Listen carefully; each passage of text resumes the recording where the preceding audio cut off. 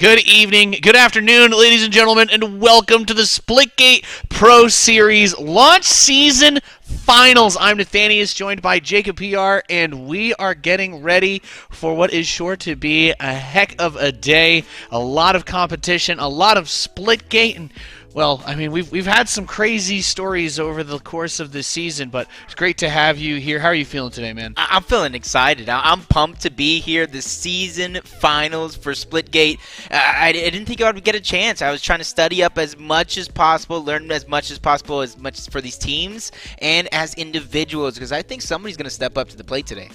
Yeah, we have a lot. There's so much to consider. We've had one team that's just been absolutely dominant throughout all of the qualifiers, WGL. If you've been tuning in, you know them. They've been an absolute terror, but everybody else will be going at them to compete today for the lion's share, that $60,000 prize pool. We're going to take a look at the format and our prize layout. So first place, Jacob, is going to be $25,000. The prize pool does run all the way down to the 8th slot for everybody that made it here, but it's still been a tremendous amount of work. All of these teams, by the way, have qualified for the Splitgate Pro Series 2022 season, which was announced, so there will be even more competitive Splitgate in the next year. But everybody here qualified via point standings. We did have the 8th slot qualify last week in the last chance qualifier. I think I've just about covered everything. We will have a grand final reset since it's a double elimination bracket if the team coming from the lower bracket wins.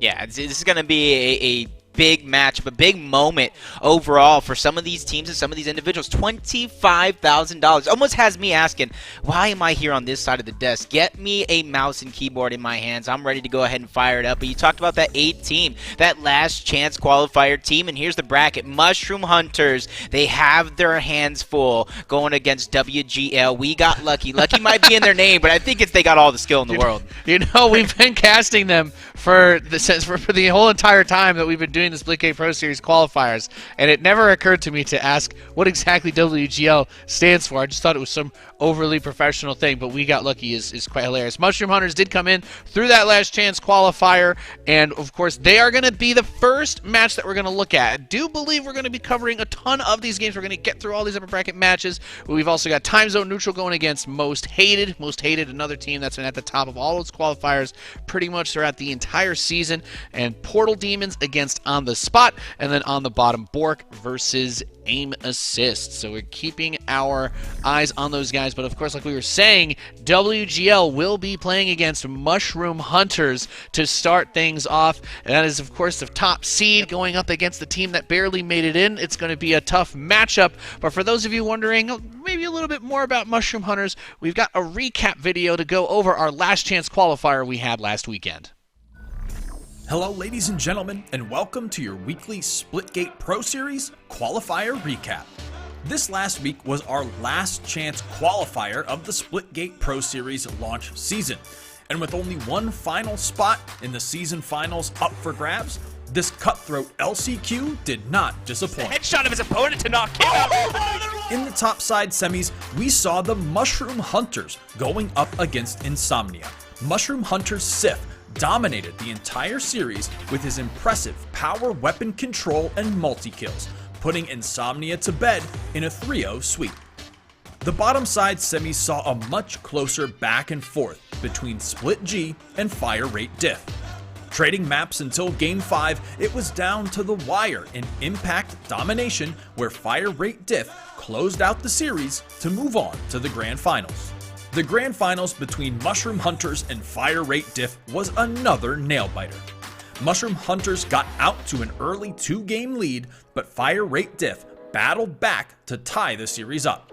Going into game number 5, Mushroom Hunters made a statement with a huge 700-317 domination victory over Fire Rate Diff, locking themselves in as the LCQ champions and earning the final spot as a pro team.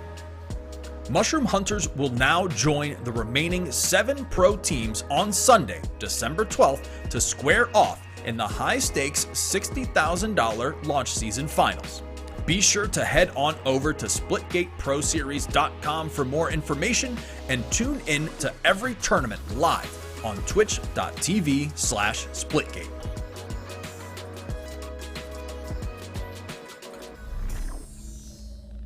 So there you have it, Mushroom Hunters. I mean, almost giving it up into what turned into a close comeback by their opponents, but they hung on by the skin of their teeth, and they've made it here. But they've still got the #1 seeded team, WGL. They've won, I think, more qualifiers than pretty much everybody else. They've won 4, I think, of them overall. I think just barely missing out on 1 in what was also a very close match. So when we talk about these kinds of games, this is, of course, it's a great opportunity for Mushroom Hunters, but for WGL, it's also important for them to kind of set their own tempo for the rest of the bracket. Yeah, I like the way you said that. On one side, WGL, doesn't matter how great they've been doing up until this point, this is the season finals. It's no time for any individual or that full roster to get content and let up off the gas. And on the other side, Mushroom Hunters, they've done so much qualifying for this event alone. They got their spot in the SP, Splitgate Pro Season 2 for 2022. So they've already got themselves $2,000 as well. But for them, they have to know that it is uphill battle from here on out, and they can't give up. Just because you have all these rewards already, you have to be hungry for more to take that championship. That's right, of course. We have the maps now for our first series that we'll be getting into. We'll start it off on King of the Hill on Lava Well, then we'll move to Domination on Crag, TDM on Olympus, and if we get to maps 4 and 5, King of the Hill, and then Domination again on Helix and Highwind. So you've got Mushroom Hunters against WGL. Worth pointing out again, I'm trying to be reasonable with the expectations we set. We want to hype this matchup, but of course this is definitely going to be a very tough one for Mushroom Hunters, but this is a double elimination bracket, so the expectation might be for WGL to get to the top of the winner bracket without too much trouble. We'll have to see if a surprise does come up, but for Mushroom Hunters, this is a great match to warm up, get into the right headspace that you need to be, because I mean, let's face it, there's nobody else they're going to play, even if they do lose this match. There's no one in the lower bracket that's probably better than WGL. Yeah.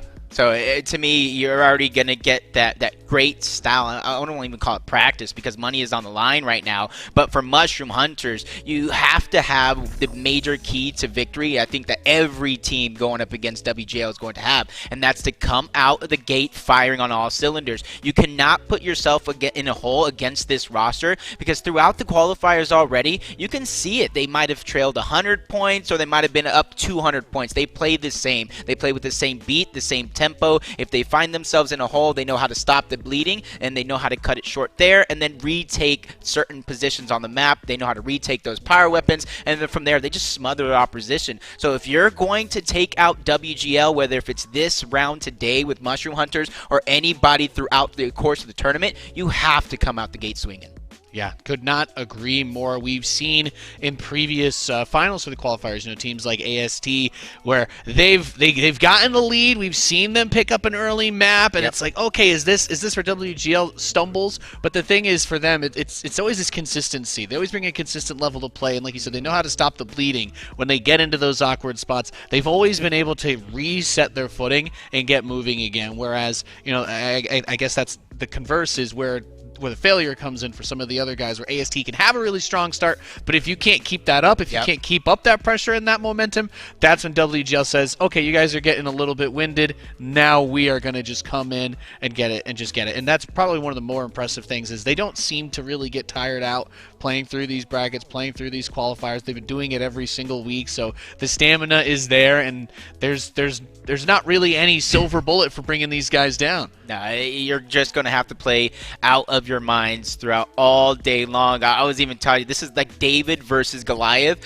but David doesn't have anything on his side. He just has to go in with the hopes and the dreams, but that's what I love about it. It's any given Sunday. We've seen so many times throughout the history of esports, these underdog stories where they sometimes pull up, they sometimes execute, and they knock it out of the park. That's what I said. There's going to be an individual today, I don't know if it's in this matchup or throughout the course of the day, somebody has to step up to stop WGL. Yeah, and we'll just have to see now as the pressure continues to mount. We believe we'll be getting into the game shortly as we're ready to start off the action today. But you have to make sure you play to that level you've been hitting all season long. As we go into it, we are on Lava Well for King of the Hill, starting off on K Jules, one of the superstars for WGL. been an absolute terror to deal with this man. Let's see how things get started off, as of course we're going to be playing on King of the Hill to that 700 mark. Yeah, that was a big railgun opportunity, taking out Maddie as well. 2 big shots, 2 big executions, and he gets casuals again, making sure to control those power weapons. I said it, coming out the gate swinging, coming out hot and not letting your opponent breathe. That's going to be the biggest key to victory for not only Mushroom Hunters, but everybody here today. And you already see 20-5. They're beginning to chain together. They're staggering out those deaths and keeping them 1-man advantage at least. Yeah, really trying to make a statement with the opening to this game. Raza Plaza on that sniper, getting it done. Does finally get picked by K-Jules, but as you were saying, he'd already taken him out a couple of times when we talk about people that draw the attention, the playmakers. K-Jules' name comes up, but pretty much everybody on this WGL roster, even Akubo, who came in on the second week, was one of the first roster swaps that we saw, but he's earned his place. He's on this team since then for a reason. We've got them going back and forth at each other. So even though those first couple of points did go in favor of Mushroom Hunters, WGL, this is what they do. This is their bread and butter. They kind of get a feel for the game, and then they start to slowly take control, and they don't let it go. But if you're Mushroom Hunters, you have to keep up that tenacity. You have to keep getting in their face, and if that means feeding sniper rifles to Raza Plaza, then feed that man some sniper rifles. And finally, Sif picking up a double kill in the kill feed. You kind of heard it there in the recap. Shout out to Frank. It was Sif, a superstar performance, putting the team on his back that kind of propelled them this far, but everybody else on the squad kind of stepping up to the plate. But you already see we got lucky, taking that lead right back, but this is still the early portions of the game, so anything that can happen, especially when you pick up a nice double kill like that. But that's Maddie, one of these superstars of the league, not just the team, the highest overall KDA throughout the course of the season. Yeah, especially in the early qualifiers, Maddie was one of those players where we talked about he'd kind of have like sometimes a quiet start, and then we get to TDM and he'd just go absolutely unreal. And I kind of like to think of him as like almost like a Hulk character, where he's got the quiet name, he's not super flashy, but then once he gets in his zone, he becomes unstoppable and runs away with it. So we'll have to, of course, keep our eyes on him, expect him to be top fragging a lot of these rounds, especially once we're on to TDMs. Sif getting taken out. Kuvo even heating up here. 11 eliminations, 5 deaths so far. Make sure to block out some portals. See him trying to aggress down the hallway, but he gets taken out by Darth, but that's just going to be a trade. Luck is there to back him up, and that's what I also like about this WGL squad. They're very calculated. If they have a player that does go in and die, it's for a trade. It's for a sacrifice. They have every move being calculated for their journey for first. And now that they've played through so many of these qualifiers, and we talk about what makes what exactly any esport looks like when it's starting off, right? We're in the first season, people kind of working on those rotations. I think Lavawell in particular gives a lot of room for these types of movements. Yeah, especially this outer area where they're all fighting right now. It's one of my favorite spots on this map. There's just so many different angles to play through. Coming down with the rocket launcher is Maddie, and he will not be able to overcome Cyber there. I do believe they actually traded out on the punches. But interesting things to note, right? When we talk about WGL and we talk about their success and what makes them so good, Maddie, of course, when we look objective point-wise, he's on the lowest end for the team, but that's because he's running around just murdering everybody. But there's a good spread on the objective time across the team. We're looking at Mushroom Hunters. Darth, he's basically on the kill hunt with Sibber. Now, both of them sub 10 points on the objective. Raza Plaza and Sif are trying to hold the hill while these guys go around and get those frags. But that's the toughest part, is if you're able to get those frags, that's great. But if you can't squeeze in a couple seconds here and there, well, those couple seconds start to add up to a 30-point lead so far for WGL. But still very early. We're not at that 100 mark yet, and again, it takes quite a few points to get through these rounds. And I do believe for the single hill mode, right, it's 250, not 700. My bad. And I like the way you brought that up, though, because look at the big kill differential. It's not a massive kill differential, but it's something. But it's only about a 24-point lead for WGL. So Mushroom Hunters, even though they're not heating up as individuals, they're doing a good job of playing the objective, trying to keep this one as close as possible. But this is where you have to start picking up these eliminations. You have to start staggering out the deaths and making sure that WGL cannot work as a full squad at any moment during the game, but they're having trouble making that a possibility here. They're catching the outward spawns. WGL making sure to block these portals as well, and just maneuvering around the map so quickly. It's one thing to watch the VODs for myself, but to see it firsthand, it just looks so smooth. Yeah, and that's one of the biggest things that we've keyed in on for WGL, and I'm going to say this a lot because there are a lot of big things that have allowed them to win pretty much every single match that we've seen them in. It's for good reason. They've earned the praise. So we have K-Jules coming down with the railgun trying to get through the portal. As soon as the enemy portal opens, as the wherewithal just smacks that 5 killing spree, he's going to get Sibber at these kinds of moves. God. He's running around, another double with the railgun, really using these power weapons. But it's when you look at those kills, everybody's at that 20 plus, and that's because they have high kill participation. It's not a lot of solo kills. They're rotating around. They're getting the kills together. They're working together, and that I mean, it's not like there's actually been 80 kills in this game yet, but they're making it pretty damn close with their cumulative numbers. Yeah, they're making it feel like there's been 80 or so eliminations as the lead from 30 at one point or another, even trailing at the start of the game to Mushroom Hunters to over 40. So already beginning to heat up, working those eliminations, combining it with the objective control, holding down those close quarter combats, and just being so aware as they pick up another 2. That is going to be Maddie going ahead and adding on to his stats and blocking off these portals, making sure to control the high ground and knowing where the spawns are at. And this is where I say it's important to make sure to stop the bleeding, and I don't think Mushroom has been able to figure that out. Now, WGL definitely feels like they've been in control for the last short while now, up to 61 points. This is in line with what we see coming in with the SMG. K-Jules on that rotation. We've been seeing him fly all over the place, and it's a fun choice. Fun choice for the observer because you get to see everything in the game when you watch K-Jules' vision. He's just all over. Does get picked by Sibber, so they're trying their best to slow this down. But as they get over that 200-point mark, as they get closer and closer, that's when you start to feel the water is rising up inside. There's not a whole lot of air left to gasp for, and this first map becomes more and more cemented for the #1 seed here in our finals. Yeah, they did a good job getting 3 down at one point. Just not a ton of hill time left, and we got lucky already getting that first rotation over. But it's going to be Maddie, one of the last players standing with a Kubo. And this is where you want to set up those portals down there to block your enemy team from being able to enter from certain angles, especially from that CQC, the SMG, the assault rifles is going to be so prominent here. And this is where Mushroom Hunters, this is where I think you have to be able to pull it through. Those wide open to where you're falling into the teamwork from We Got Lucky, this close quarter combats, this is where you need to figure out a way to pick up your hill time. Wow, now Maddie, 36 frags, right up there with K-Jules. Like we're talking about that insane kill participation, but you see Maddie can still play on the point. He's holding the hill down. He's got his eyes on the top side. I was going to say if he gets into a sniper battle with Razablaz, that would end up being quite interesting to see, but Sibber is going to be able to get him through that portal. I think that was with the railgun. Yep. That's one way to take down the top fragger for WGL.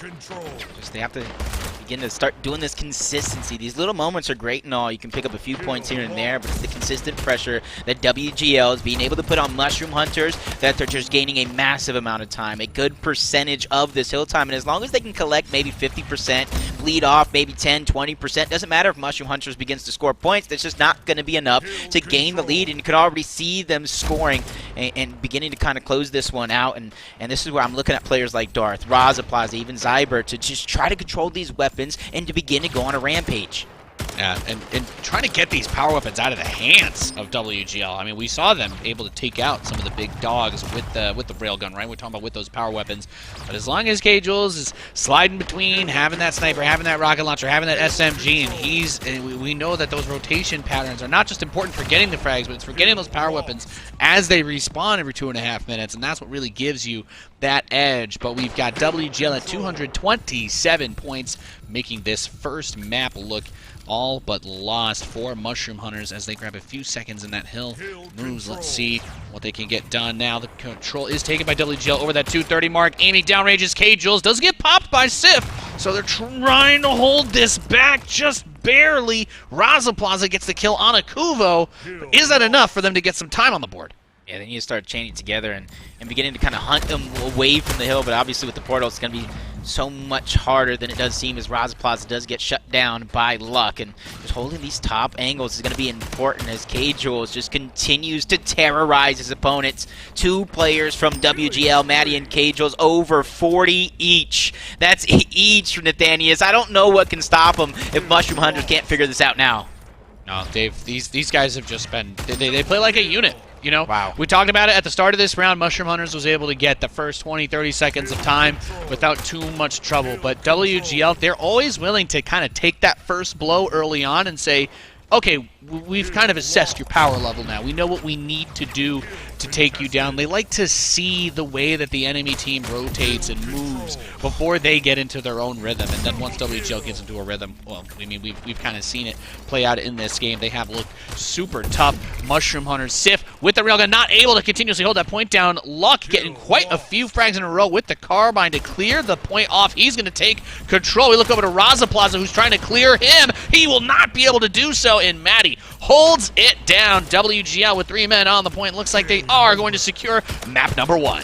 Yeah, and that's what's so hard about any team, not just Mushroom Hunters. You kind of saw it. They shut down Maddie. They finally got eliminations on K-Jules, but then Luck gets a triple kill and just turns all that hard work from Mushroom Hunters, just flushed it right down the drain. But that's just been the story of the season. Anybody going up against this team.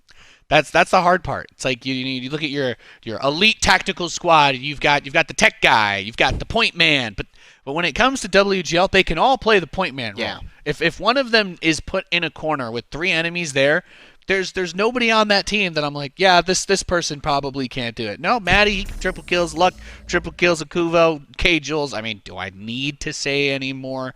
That's just what they've done. And King of the Hill, you have that single objective that you're focused on. We're going to domination next. That's where we're going to have the 3 points. That's where the 700 score comes into play. So you have a little bit more flexibility. I think everybody has to do their role a little bit more on their own because of that. Yeah. So maybe they try to knock them off here, but this could actually end up getting worse for for Mushroom Hunters if they're forced into more 1v1s against these frag machines on WGL. Yeah, I was kind of thinking that same exact thing, reading my mind at a time right now, just thinking this could be an opportunity, a little small opportunity for Mushroom Hunters, but at the same time, with the teamwork that we're seeing from WGL, the individual execution coming out from a lot of these players, this can also be bad news bears from these guys, because if they're not able to stop the bleeding that we talked about in map number 1, they could get triple cap dominated, and that scoreline can get very chaotic very quick. Yeah, and we've also seen WGL in domination take a similar approach like we saw in that first King of the Hill map, where they're not going to rush in super aggro. They don't want to get wiped at the start. They're willing to give up a few points to have that happen. And then they take control. Then they're like, okay, this is the way. These are the spots that they're going to hold. This is where they're going to move through. This is where they want to put their portals. And that slow, methodical process, I still kind of expect to see that out of WGL. If they want to rush straight in and start forcing the fights, then they can do that. But coming up, runs into 3 of them immediately is K-Jules, picks off Darth, uses the portal to kind of get that even verticality to take the shots back. He's going to jump down and make that rotation run. And we can see this is where you open up the opportunities for your teammates, because Luck and Maddie are also getting in on these kills while they've all got their eyes on K-Jules, and WGL just immediately takes a nice little dominant fight. So Bravo team, that's Mushroom Hunters. They're going to get that 8 point, but WGL, they're holding B and C to kick things off. Yeah, this is kind of why we're talking about getting dangerous. 5-0 start for K-Jules. How quickly you're able to move around this map, and because of the angles, you can get caught off guard and suffocated so quick. 3 more kills in the kill feed going for WGL. They have a triple cap already, and this score, like I said, it can get chaotic very quick. They've already got the triple cap, and I was like, look, we've been following K-Jules from the start. He finally gets picked off, but not only did K-Jules get in there on that first 3 kills and take the triple cap, but he also had the BR and the shoddy. Now we come back over where he's got a carbine SMG for Maddie, and he's holding down C-Hill on the outside. And this is what we were talking about. He's 8-1. These are all players that are capable of holding their own in these 1v1s. You need to force some disadvantageous fights, but that's hard when you have to spread across 3 hills. Yeah, and the more they suffocate him, it's almost like you can feel the Mushroom Hunters begin to get shut down. Sif not having his best start, 1-4. Zyber's going to get shut down. Great flank and angle coming through from Maddie, but he's going to stop. And as soon as he gets shut down, Luck is in there. Double 2 kill. more straight kills. The pressure is just insane right now. Yeah, they just don't let up. As soon as Maddie started to get into that fight, Luck was immediately on the way. That's a nice play by Cyber. He's going to be able to get him as soon as that portal opened up. So Maddie ends up getting a couple death timers in a row, opens up some breathing room for Mushroom Hunters, but I mean the triple cap, it's had its impact on this game. We're at 200 to 50 in terms of score, and that's I mean Mushroom Hunters, they need to at the very least get the double cap before we start talking about trying to come back into this game. And they haven't been able to get more than 2 points at any point in this match yet. And it's first to 750, so at this point in the game, it's still very, very early. But for Mushroom Hunters, it probably doesn't feel that way since another triple cap is going on. WGL, the way they're wolf packing around as well. They kind of know the spawn points. They know when to attack as individuals. They know when to group up and try to break through and just continue to put that pressure on. As One Hill looks like it's going to try to get decapped for a moment, but that scoreline over 200-point lead for WGL. Everybody looking like it's smooth sailing. That's right. We get a look over at Raza Plaza. Secures the C Hill for Mushroom Hunters, but just 1 point to 1 point is not going to get it done. Trying to aim down long through the portal with that carbine. Won't be able to land the frag there. Almost had eyes on Maddie. Teammate picked him up though. As he gets the assist on luck, he's going to move over towards that B hill, and this is where Mushroom Hunters is finally able to get a little something going. They've got the triple cap. Those frags that we were talking about on Maddie and Luck turn into some value. K-Jules and Akuvo were both brought down at the same time. Gives a huge amount of breathing room to Mushroom Hunters, and we've got over here Sif with the shotgun. Just has 2 shells left, but if he gets up close, the person takes out K-Jules. Throws the nade up. He's going to step back. 1 more shell left in the shotty. Yeah, I like the way he kind of knows his role, knows his position since he has the shotgun. He's staying down low in those close quarter combats, watching the portal so that, hey, he can pop off at a moment's notice, catching another one slipping as they finally cut down that 200-point lead. They kind of took a page out of your playbook. They said a double cap at the very minimum. Let's start there and see where we can go as they continue to hold on to 2. Akuvo is going to get shut down. Maddie in your kill feed beginning to trade off. Sif gets 2 more and make it a double as he takes out K-Jules as well. Mushroom Hunters are back in the game. Yeah, Sif on Mushroom Hunters popping off with the assault rifle. I mean, you're talking about needing to get that consistent damage across over a couple of seconds with the AR. Not quite bursting people down, but he is still making it work in a beautiful fashion. Coming up top with the carbine, trying to get through the opposing portal. But Sif putting the team on his back this last minute. They're still down 100 points, but they've got the double cap. They're closing that gap as quickly as they can. Watching his back. Very, very aware of this situation. We've seen so many players just kind of not turn around and just get taken out. And that's where it begins. Losing one teammate at the wrong time. That's when things begin to stagger as Luck gets taken out. Luckily for him, K-Jules trades it off, so it's not too much to worry about just yet. Tearing down an enemy portal, putting your own, just making sure to block it. That's one thing that you see a lot of these top players doing. Portal blocking, blocking off those flanks, blocking off those angles, and getting one of your own. Unfortunately enough, that 2v1 at the end kind of shut him down. If he was able to get at least one more elimination, that could have broke this thing wide open. This situation just getting kind of crazy. 1 pill for both teams at the moment. That's still a 90-point difference. Mushroom Hunters gets back onto 2 hills, however. We look at Luck with the sniper rifle, and it's the carbine in tow, trying to get eyes on sight, but Zibber in his face. He did grab Darth, but I don't think that's going to clear the hill for them. And go back over to Sif, who's sitting at over 21 kills. He has definitely been a crucial component for Mushroom Hunters in trying to stay in this game. Controlling back-to-back shotguns down low, taking out K-Jules, playing a little bit ring around the Rosie with the portals. Just making sure to kind of watch his back, watch everything around him. Another shotgun elimination there as Maddie gets taken down. And remember, at one point it was over 200. If they keep this pressure up, Mushroom Hunters will take the lead away in about 30 seconds. Yeah, they've closed the gap. It's 460 to 440 right now. And WGL getting triple capped on by Mushroom Hunters. And hey, it's great to get triple caps. It feels really good when you do it early, but when you can do it in the moment where it matters, it's a hell of a lot more important. And as we get closer and closer towards that 700 mark, we get closer and closer towards getting those points needed to win this map, having a triple cap on WGL has to make Mushroom Hunters feel good. They're currently up about 40 points. We are watching Darth now, who had a bit of a slow start to this round. He's beginning to pop off as well. Better late than never to show up to the party for Mushroom Hunters as another double kill can be found. And Sif, the superstar that you heard in the recap, leading his team to victory, has heated up. And since then, his team has definitely taken over. They have about a 50-60 point lead of their own with the 2-cap, and that's going to continue to grow as K-Jules. He gets shut down. Luckily for him, he took out Razapaz just seconds before. As with that SMG, he's just trying to stay alive, be annoying, find another elimination onto Luck. He gets taken down. But I think the damage has been done. They managed to get themselves into a beautiful spot. Maddie does pick off Raz there, or excuse me, Cyber, as Raz is going to trade back onto him. They're still holding the 2-hill advantage. Getting over the 600-point mark is going to really turn the heat up. And now WGL, what do you do? The whole team, they've been participating. We've seen them get the action done, but they have kind of lost their rhythm against Mushroom Hunters on Crag. I don't know if it's just the rotations on this map they don't enjoy playing out as much on, but they have not been able to regain their footing, and they are down 100 points to the 8th seed. Yep, this one's ending quick. I think they had last 4 out of 5 kills, make it 4 out of 6 on the side of WGL. So I think they were, or at least I thought they were beginning to pull it together, but as soon as they get back up, they get shut back down by Mushroom Hunters. In the ending portion of the game, Akubo starts the damage, K-Jules and him trying to bait and switch, but he gets out of dodge just in the nick of time, making him waste yet another rocket. Razapaz with the trade, Maddie gets 1, but there's still 2 hill captures to 1. Mushroom Hunters are beginning to take over the ending portions of this game.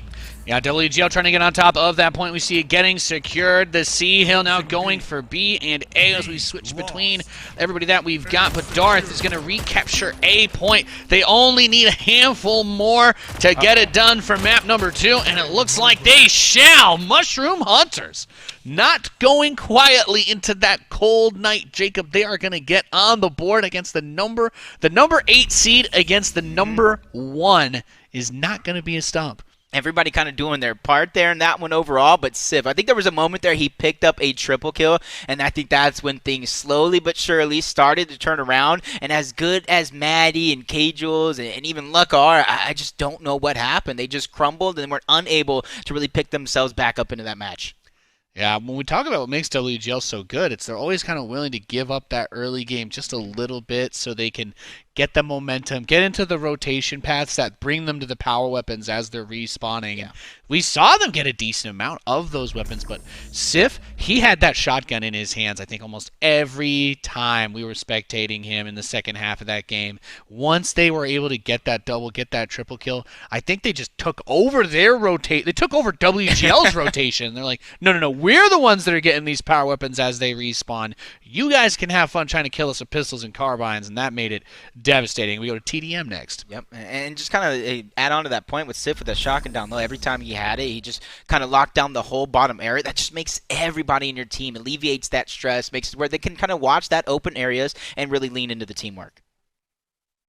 As we go to Olympus for the team deathmatch one, and Olympus is always an interesting map because we talk about the outer edges, those pillars that go way high up, being able to kind of portal to from any one point to another. This map's very open. You have a lot of drop space, a lot of areas where you can fall or use those jetpacks, but it's not the objective round. It's team deathmatch. It's just straight up, okay, we're going at it. We're going to be chasing each other, so are we going to see the same level of really aggressive rotations just for the power weapons, or maybe we get something a little more conservative out the gate from one of these squads if they want to try to, take that early control? Yeah, I was kind of like thinking that as well, because if there's no objective in mind, it allows these players kind of more focus on their gameplay, not get desperate. Oh, I got to break the hill. Oh, I got to get in there to stop the time. They can focus more on weapons, but man, just seconds into the match, K-Jules gets first blood, but it gets countered. 3 straight eliminations for Mushroom Hunters, and it swings the lead on over, and this is where they get control of those weapons, and they can get control of the map.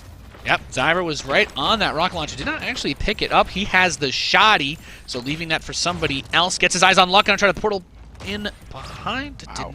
Did not quite get on top of him. I think K-Jules was right near him. But you know, as far as we were saying, the portal mobility on this map has to be one of the absolute highest that we've seen this season. The rotations, the ability to move around Olympus has always been one of the things that just makes these games crazy. Very hectic to follow. You can go from the top to the bottom relatively easily. But these portals up to the top of these little towers here, like we're seeing things where things get tough. Akubo gonna get blown up by the rocket from Raza Plaza.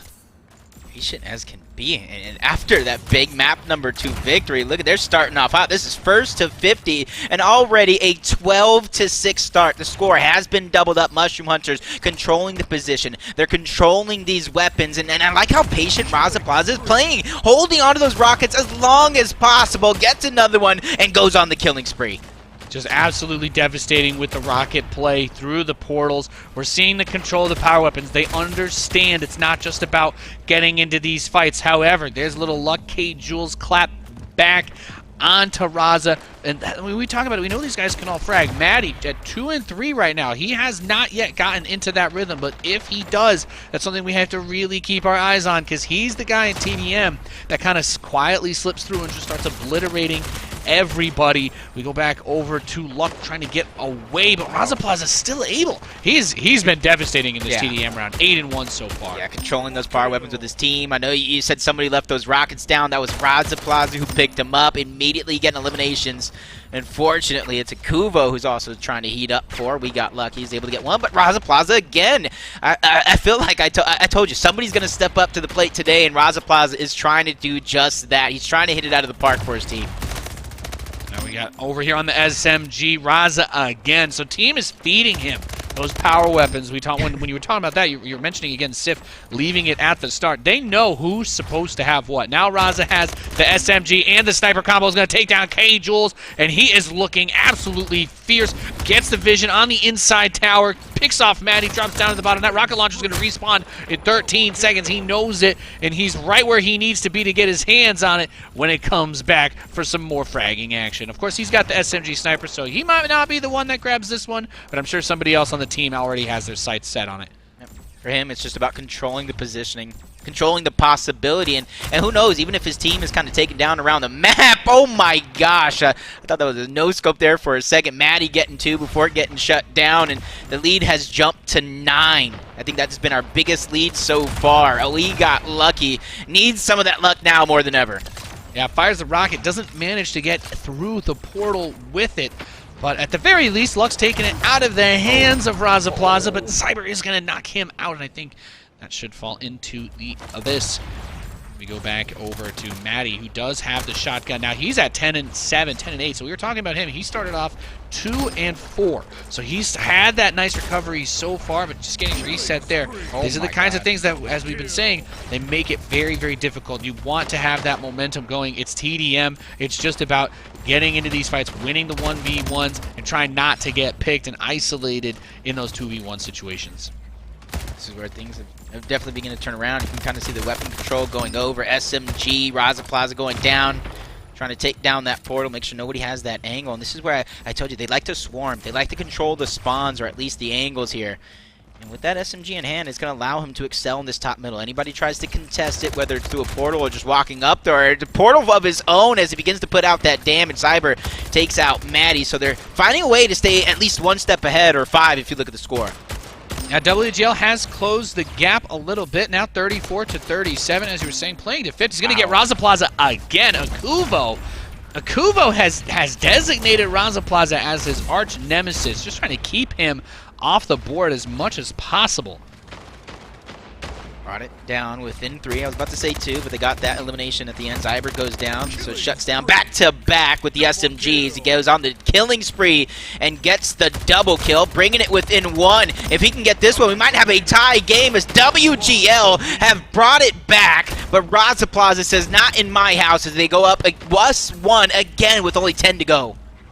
The tension absolutely mounting. K. Jules, we talk about him. He's an absolute clutch player, especially popping off. But that shutdown, I think he just got picked again. So he's been out now for a couple of cycles. You see just holding down the center position. Cyber doing a great job with Raza Plaza, putting the team on their back. Darth has been getting it done as well. Maddie's going to pick off Sif. They drop to the bottom. Rocket Launcher waiting for the respawn here. Just a couple seconds away. They kill Cagels. He was trying to get his hands on it. And Maddie. And now it's 46-42. And that power weapon's going to go in their hands. I respect it, though. I respect it from WGL. You have to contest that rocket launcher, and the last weapon's coming up if you even have a chance. But now with those eliminations, power weapons in the hands of Mushroom Hunters. They're looking to go up in the series 2-1, but some quick eliminations from WGL. They bring it back within 2, and this is where, for Mushroom Hunters, an inexperienced team, this close to the end, things could fall apart. You have to be absolutely careful. This is it, the final moment, just a couple of kills. One team wipe can decide the game for Mushroom Hunters or WGL at this point. Aiming down sights, gets 1-2 hits onto Cyber, but not quite enough. From Luck, tries to nade out. They're using the portals to block the incoming movement of the enemy team. They didn't get Darth. They're trying to go for the 2v1 on Cyber. They are able to get him. It's 49-48. Just one more frag needed for WGL. It's tied, and they get it at the last second. They pick off Raza Plaza. Akuvo at 49-49 clutches it for his team.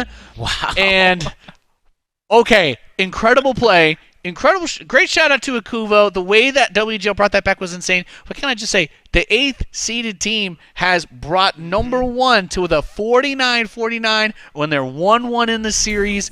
We've got a hell of a series on our hands right now, man. Yeah, I feel like if they could have just figured out a way to slow it down at the end, they already had a sniper. At worst, it was empty. They had the rockets already, and they had the lead. There was a position where if they just had a little bit more experience, I feel like they could have pulled that one through. But it's not how you start. It's how you finish. And WGL finishing strong. I think they were down 8 to maybe 3 at the end, 47-42 at one point. So in order to pull that back, man, that was absolute perfection at its finest. Yeah, no, as you were saying, they were down upwards of 10+ points, and probably, I mean, you can't really get into much more of a difficult situation than that. And we've talked about early leads, how they kind of go back and forth, but that was always supposed to be one of the things that WGL was good at. Was they weren't giving up those early leads as much, or if they gave points at the start, as soon as they got into their rhythm, they never gave it back. Just. I mean, it's still crazy. It's still crazy at the 46-47 when we were talking about one team wipe on either side. Both teams just kind of slowed down. Yeah, we rarely get to see it in Splitgate, but everybody actually did take a moment. Like, okay, the next fight is going to decide the game.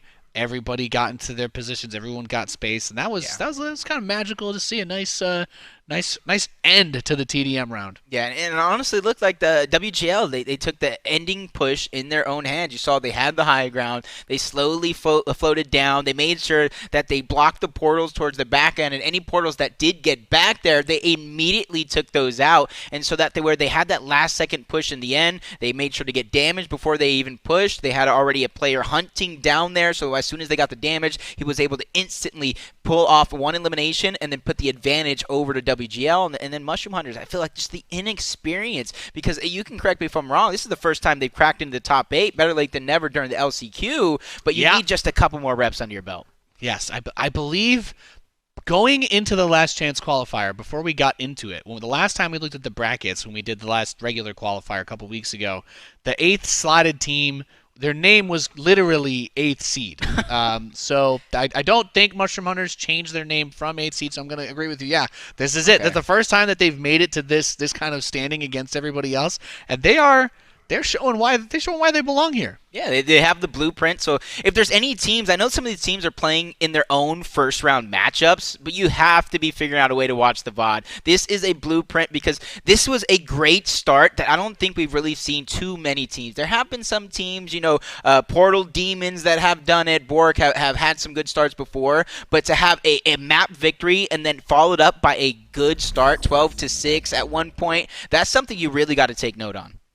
And here are the standings. So, as we've talked about throughout the Splitgate Pro Series launch season, the points have been sticking with the players and not just the teams. Because, as we've said, it's a new esport. There's a lot of new players. Of course, teams are going to shuffle players around. Didn't want to punish players for experiencing what it's like to get into a new competitive game. So, those are the standings. And we are now ready to rock and roll with Game 4.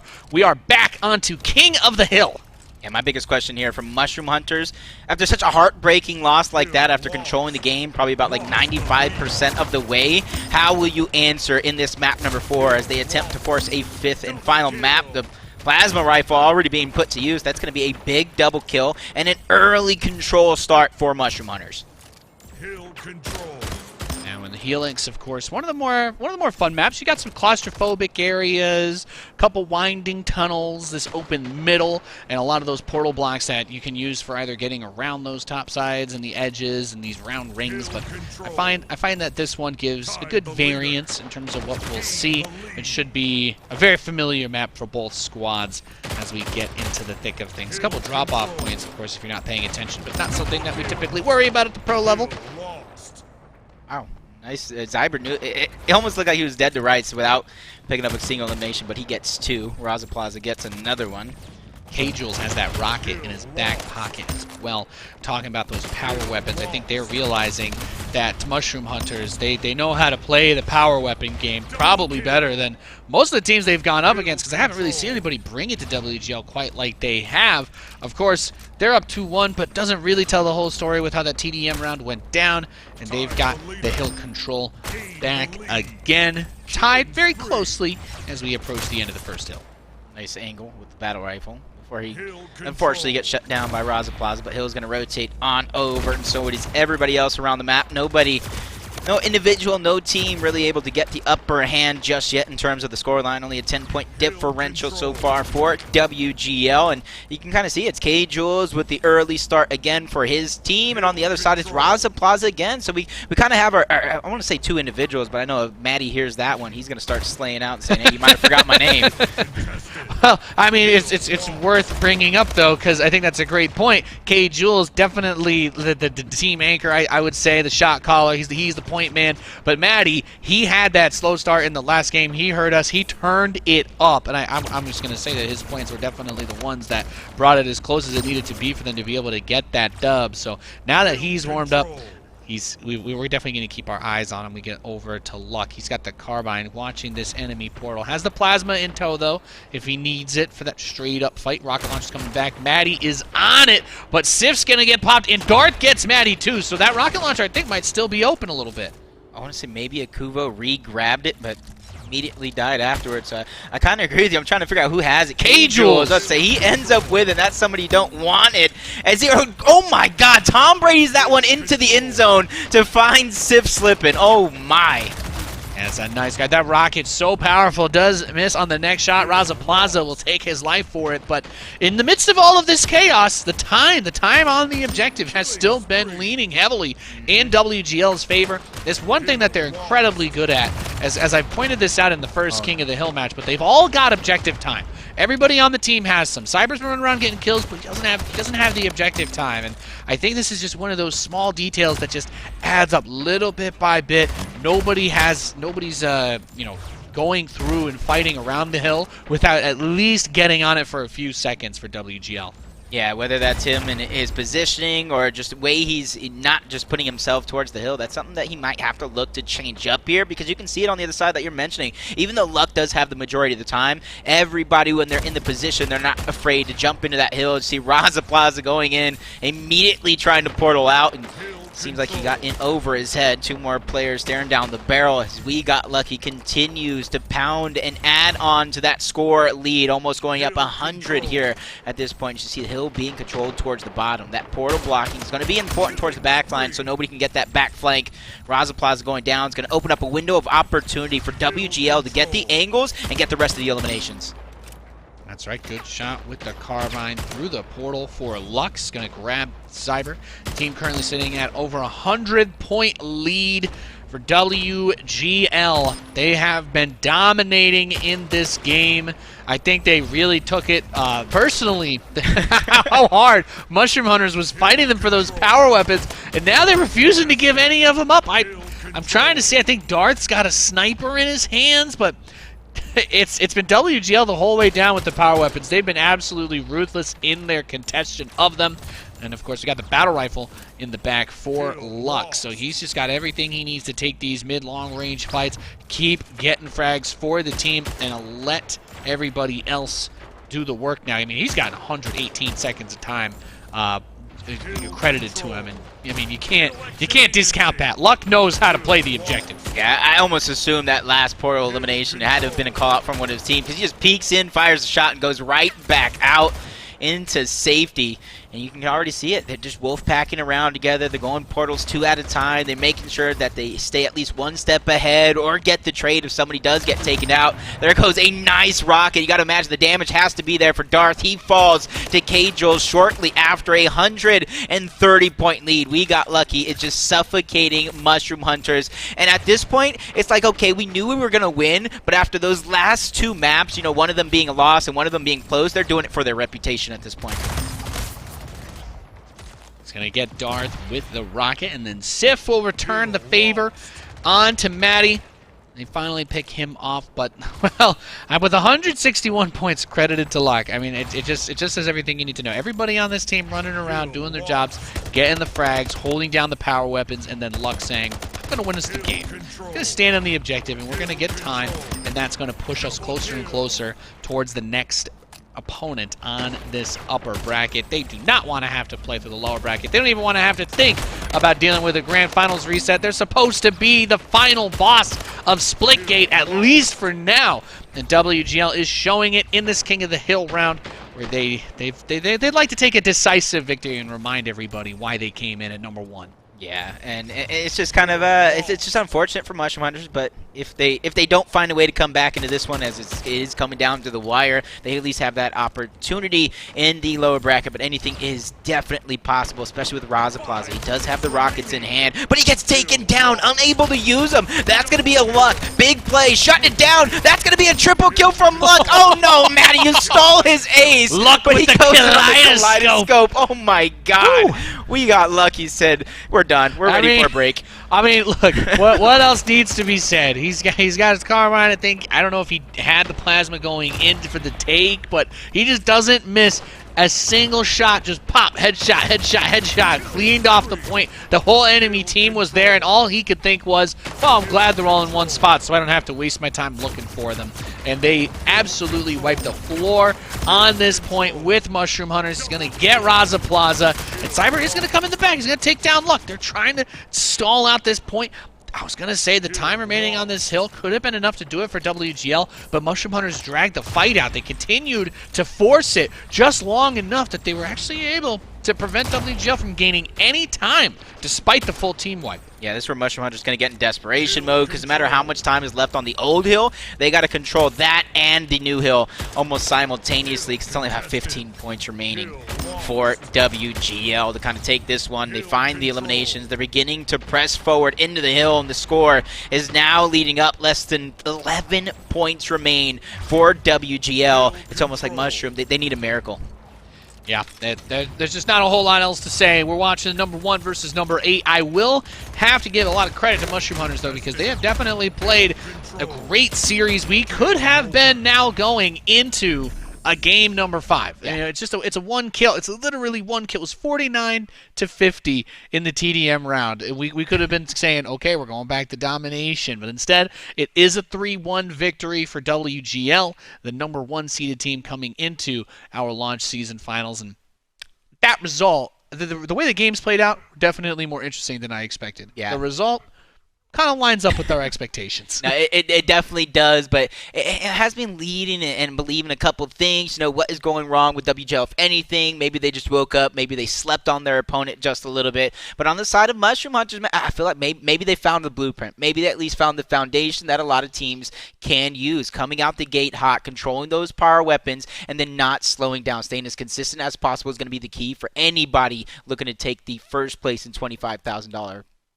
grand prize. Yeah. And hey, I think if you're any of these other teams and you saw this match, or if you hear about this result, don't sleep on Mushroom Hunters in the lower bracket, because if they can take games, if they can take maps, if they can bring them as close as they have against a team like WGL, it does make me raise my eyebrow as to how they're going to deal with everybody else. And I'm just going to say this: I can't hear you. It's a little bit quiet in my ear for what we've got next. But He said great match. he let me know that Endo has some thoughts for us, man. Oh. He's ready to break it down because Mushroom Hunters, they surprised more than just us today.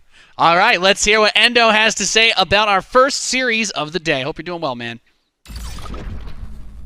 Yeah, doing great, especially after watching that series. That was quite the surprise. You know, Mushroom Hunters, they've taken the world by surprise, in fact, for even taking one map off of WGL, almost doing it twice, man. They were 1 kill away from making this entire tournament looking way differently if they were able to clutch maybe in Game 5. Helix is WGL's map. Like, they were going to win that one from the beginning. But that Game 5, man, the Game 5 was going to be on Highwind. Who knows what was going to happen on that one if they were able to force Game 5. And, remember last week? Last week I said, watch your back on these Mushroom Hunters. There's a reason why we have these last chance tournaments, last chance qualifiers. And, I wouldn't be surprised if we see them survive pretty late into this tournament. So best of luck to them going forward. But once again, this is WGL's tournament to lose.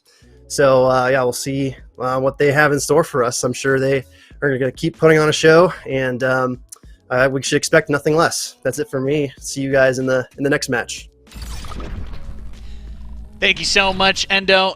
I like that. The expert agrees with us. That makes me feel a little bit smart. Mushroom Hunters definitely going to be a team to watch in the lower bracket. They took a map off WGL almost too, and I couldn't agree more. If they had actually gotten to that final game and domination, I mean, we could be there casting it right now in an alternative timeline. But it did, maybe we get our Cinderella story, and there's a rematch way down the line today. Yeah, and it's kind of like I wouldn't call it a double-edged sword, but like two big things there. From Mushroom Hunters, they've definitely not only put the world, but the remaining teams on notice. Anybody going against us in that lower bracket better not sleep on us. You better watch out. For WGL, though, that might be a wake-up call. That might be what they need to go ahead and just try every single point in the match, not catch anything off guard, make sure that the fundamentals are sound, because that's one of the things that you find that yourself as a team as dominant as we got lucky when you go against these lesser experienced teams. Sometimes you just forget the fundamentals, and that's what really costs you. So they got to go back to the fundamentals and really start to prepare for some of these teams. Yeah, I think in these kinds of situations, the last thing you want to do is play down to the opponent's level when you're already up on that pedestal. You already have that respect. Everybody is gunning for WGL, and that has not changed after the first match of the day. We have got plenty more split gate action coming up in the upper bracket, and of course we'll be bringing you the lower bracket matches as we get over towards who is going to be in the grand finals. $60,000 on the line today, ladies and gentlemen. We're going to find out who's getting it, but first we've got a break before our next match. We'll see you in a few.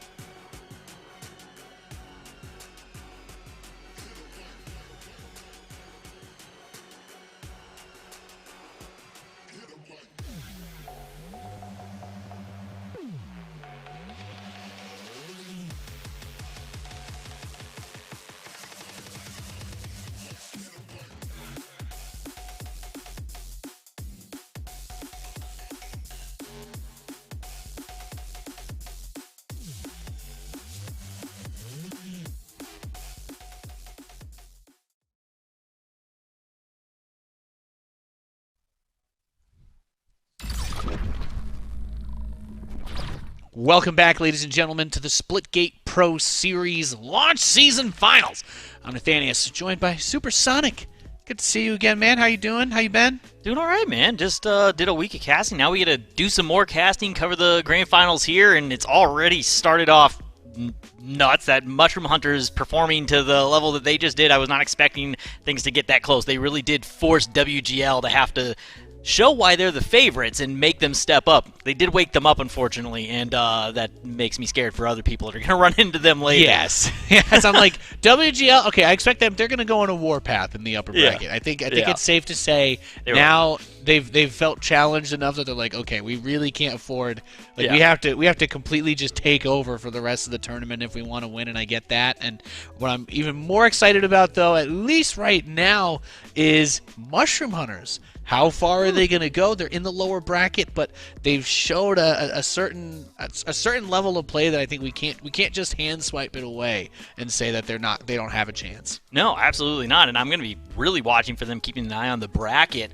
for that lower side when they do make it into when we do get down there, a little bit further in, see what their run looks like, because they put on a big performance here against WGL, and they might be able to upset some teams. Is that final one kind of coming in through that LCQ qualifier? That's what we've been saying. That's what we're talking about. So this is our upper bracket. So as you can see, we did have WGL win 3-1 over Mushroom Hunters. While that series was being played, Most Hated 3-0'd time zone neutral, so they'll be the next opponent for WGL. But we also had Portal Demons with a 3-0 over On The Spot, and Aim Assist with a 3-1 win over Bork. And now we're going to take a look at the lower bracket. So when we say the teams that get knocked out, they do still have this second chance, but this is it. Sudden death, basically. If you lose a series here, you are out for real.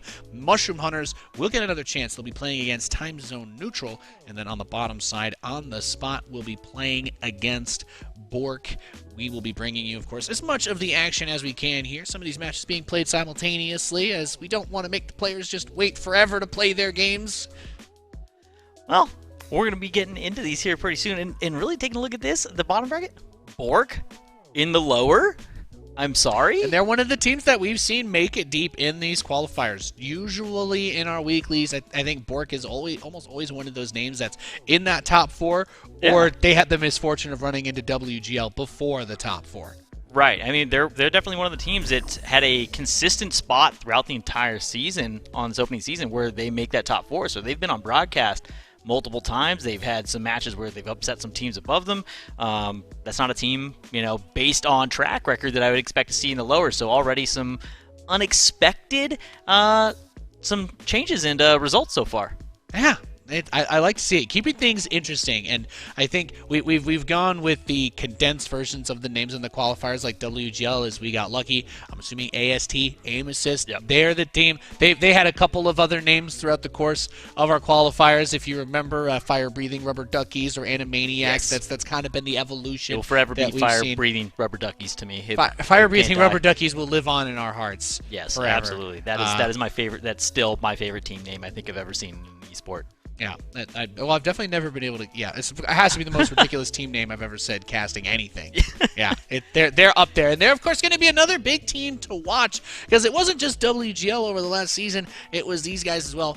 We do have a little video to show you guys though as we wait for our next series to start. We'll be ready with it soon.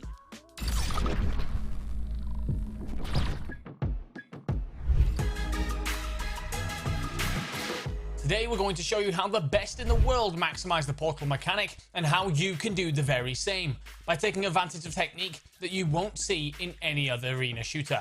Our first portal mechanic is routing. Routing is when players learn specific portal routes around the maps that allow them to transition as efficiently and effectively as possible to lock down objective zones, crucial map positions, or power weapons. Initial routing to get to power weapons is all about making sure you win that initial fight, or playing for a pick on the person who does get that weapon. It then moves to understanding ways to rotate where you're not at risk. Routing will fundamentally determine the outcome of the game because it determines how many people you have for team fights. And a lot of it is just overall game sense. Watch higher tier gameplay, watch rotations. If everybody is rotating a place, there is almost always a very specific reason they're there. Next up is blocking. Blocking is the use of portal placement to fill up walls and prevent a crucial portal spot for an opponent. This is often used to provide better defensive cover when locking down objective points, bottleneck opponents, or strangle opposition movement around the map. When you're on the hill, you're going to be the #1 target on the entire map. Most hills have multiple portal walls. If you leave them open, you're kind of just hoping people don't take them. On the lava well, 2 times in the game, there'll be a hill at the bottom of the bridge, right? One on the blue, one on the red. On the backboard behind the red and blue spawns, that backboard's really like a big threat for you, but you can also use the portal wall that you're facing on while you're on the hill to kind of peek through it and peek the other side of the map. And the final elite portal mechanic of the day is, of course, triple portaling. Triple portaling is when a player places 2 portals, then slightly crosses through the first opening to instantly place a new portal elsewhere and step back through. The best players can do this at incredible speeds, and this allows them to make insane plays. It really allows you to move the map fast because you can get to the other side of the map in like 2 or 3 seconds. It lets you rotate like really late on King of the Hill. Really good way to get the power weapons fast. Like once you get the mechanics down, you need to learn where all the portal walls are and how to use them properly. That's like the main skill gap of Splitgate. So there you have it, 3 of Splitgate's elite level portal mechanics explained by 3 of Splitgate's top players. The question now is, how will you step up your game?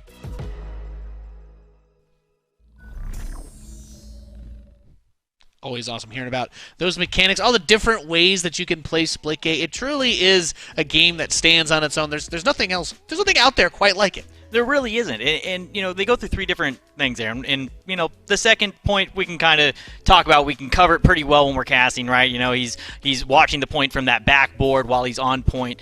The other 2 are ones that are a little bit harder to kind of convey, and it's not something we get to talk about quite as often. That first point, really talking about the initial routing and then what you're doing after that and using those routing to find safe pathways through and the most efficient ways through, really is something that's kind of hard to capture, and it's something that's done so well by these players. And then obviously triple porting is just almost impossible to keep up with at the speed that these guys go. I get in, I can do a triple portal. It takes me about an extra 5 seconds than it should, but I can do it. These guys do it at such a speed that it might as well just, it's second nature. It's so quick, it's so fast, especially when you see the guys on WGL do it. Yeah. And the routing's really what comes into play for me with them, because you see a lot of the times in that Slayer, we've seen them go down early in a Slayer before, where they give a bunch of points, but the second time those power weapons come up for respawn, you see the routing and everything come into play, how quickly they pounce on those, and once they lock down those power weapons, that's when that team starts to come back, and they ended up making that comeback in that Slayer against that Mushroom Hunter. So a really close one, 50-49. It can really make a difference in the end and bring you back from very close to being defeated.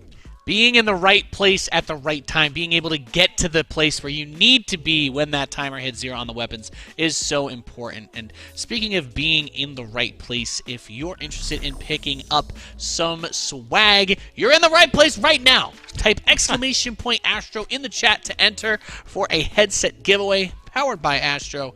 And of course, they're sponsored for the Splitgate Pro Series. We appreciate them greatly. And now you too can perhaps win some swag for yourself. Not too bad. Swag.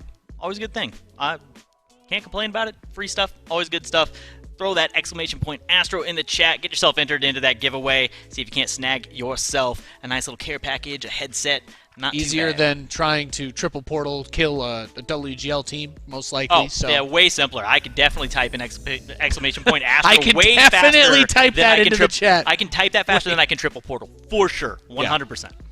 Same page here. So, of course, so some folks may have been wondering, there are some bans and stuff is being taken care of in the backside. So as we're playing this out live, we've just making sure that everybody gets their opportunities to go through the process, and we can have everything all clean and sorted out. And I do believe our maps are ready, so we should be getting into this one shortly. But here we go. We're going to start off on Abyss with King of the Hill. For domination, we'll go to Atlantis, my favorite, and then map number 3, TDM on Helix. My favorite.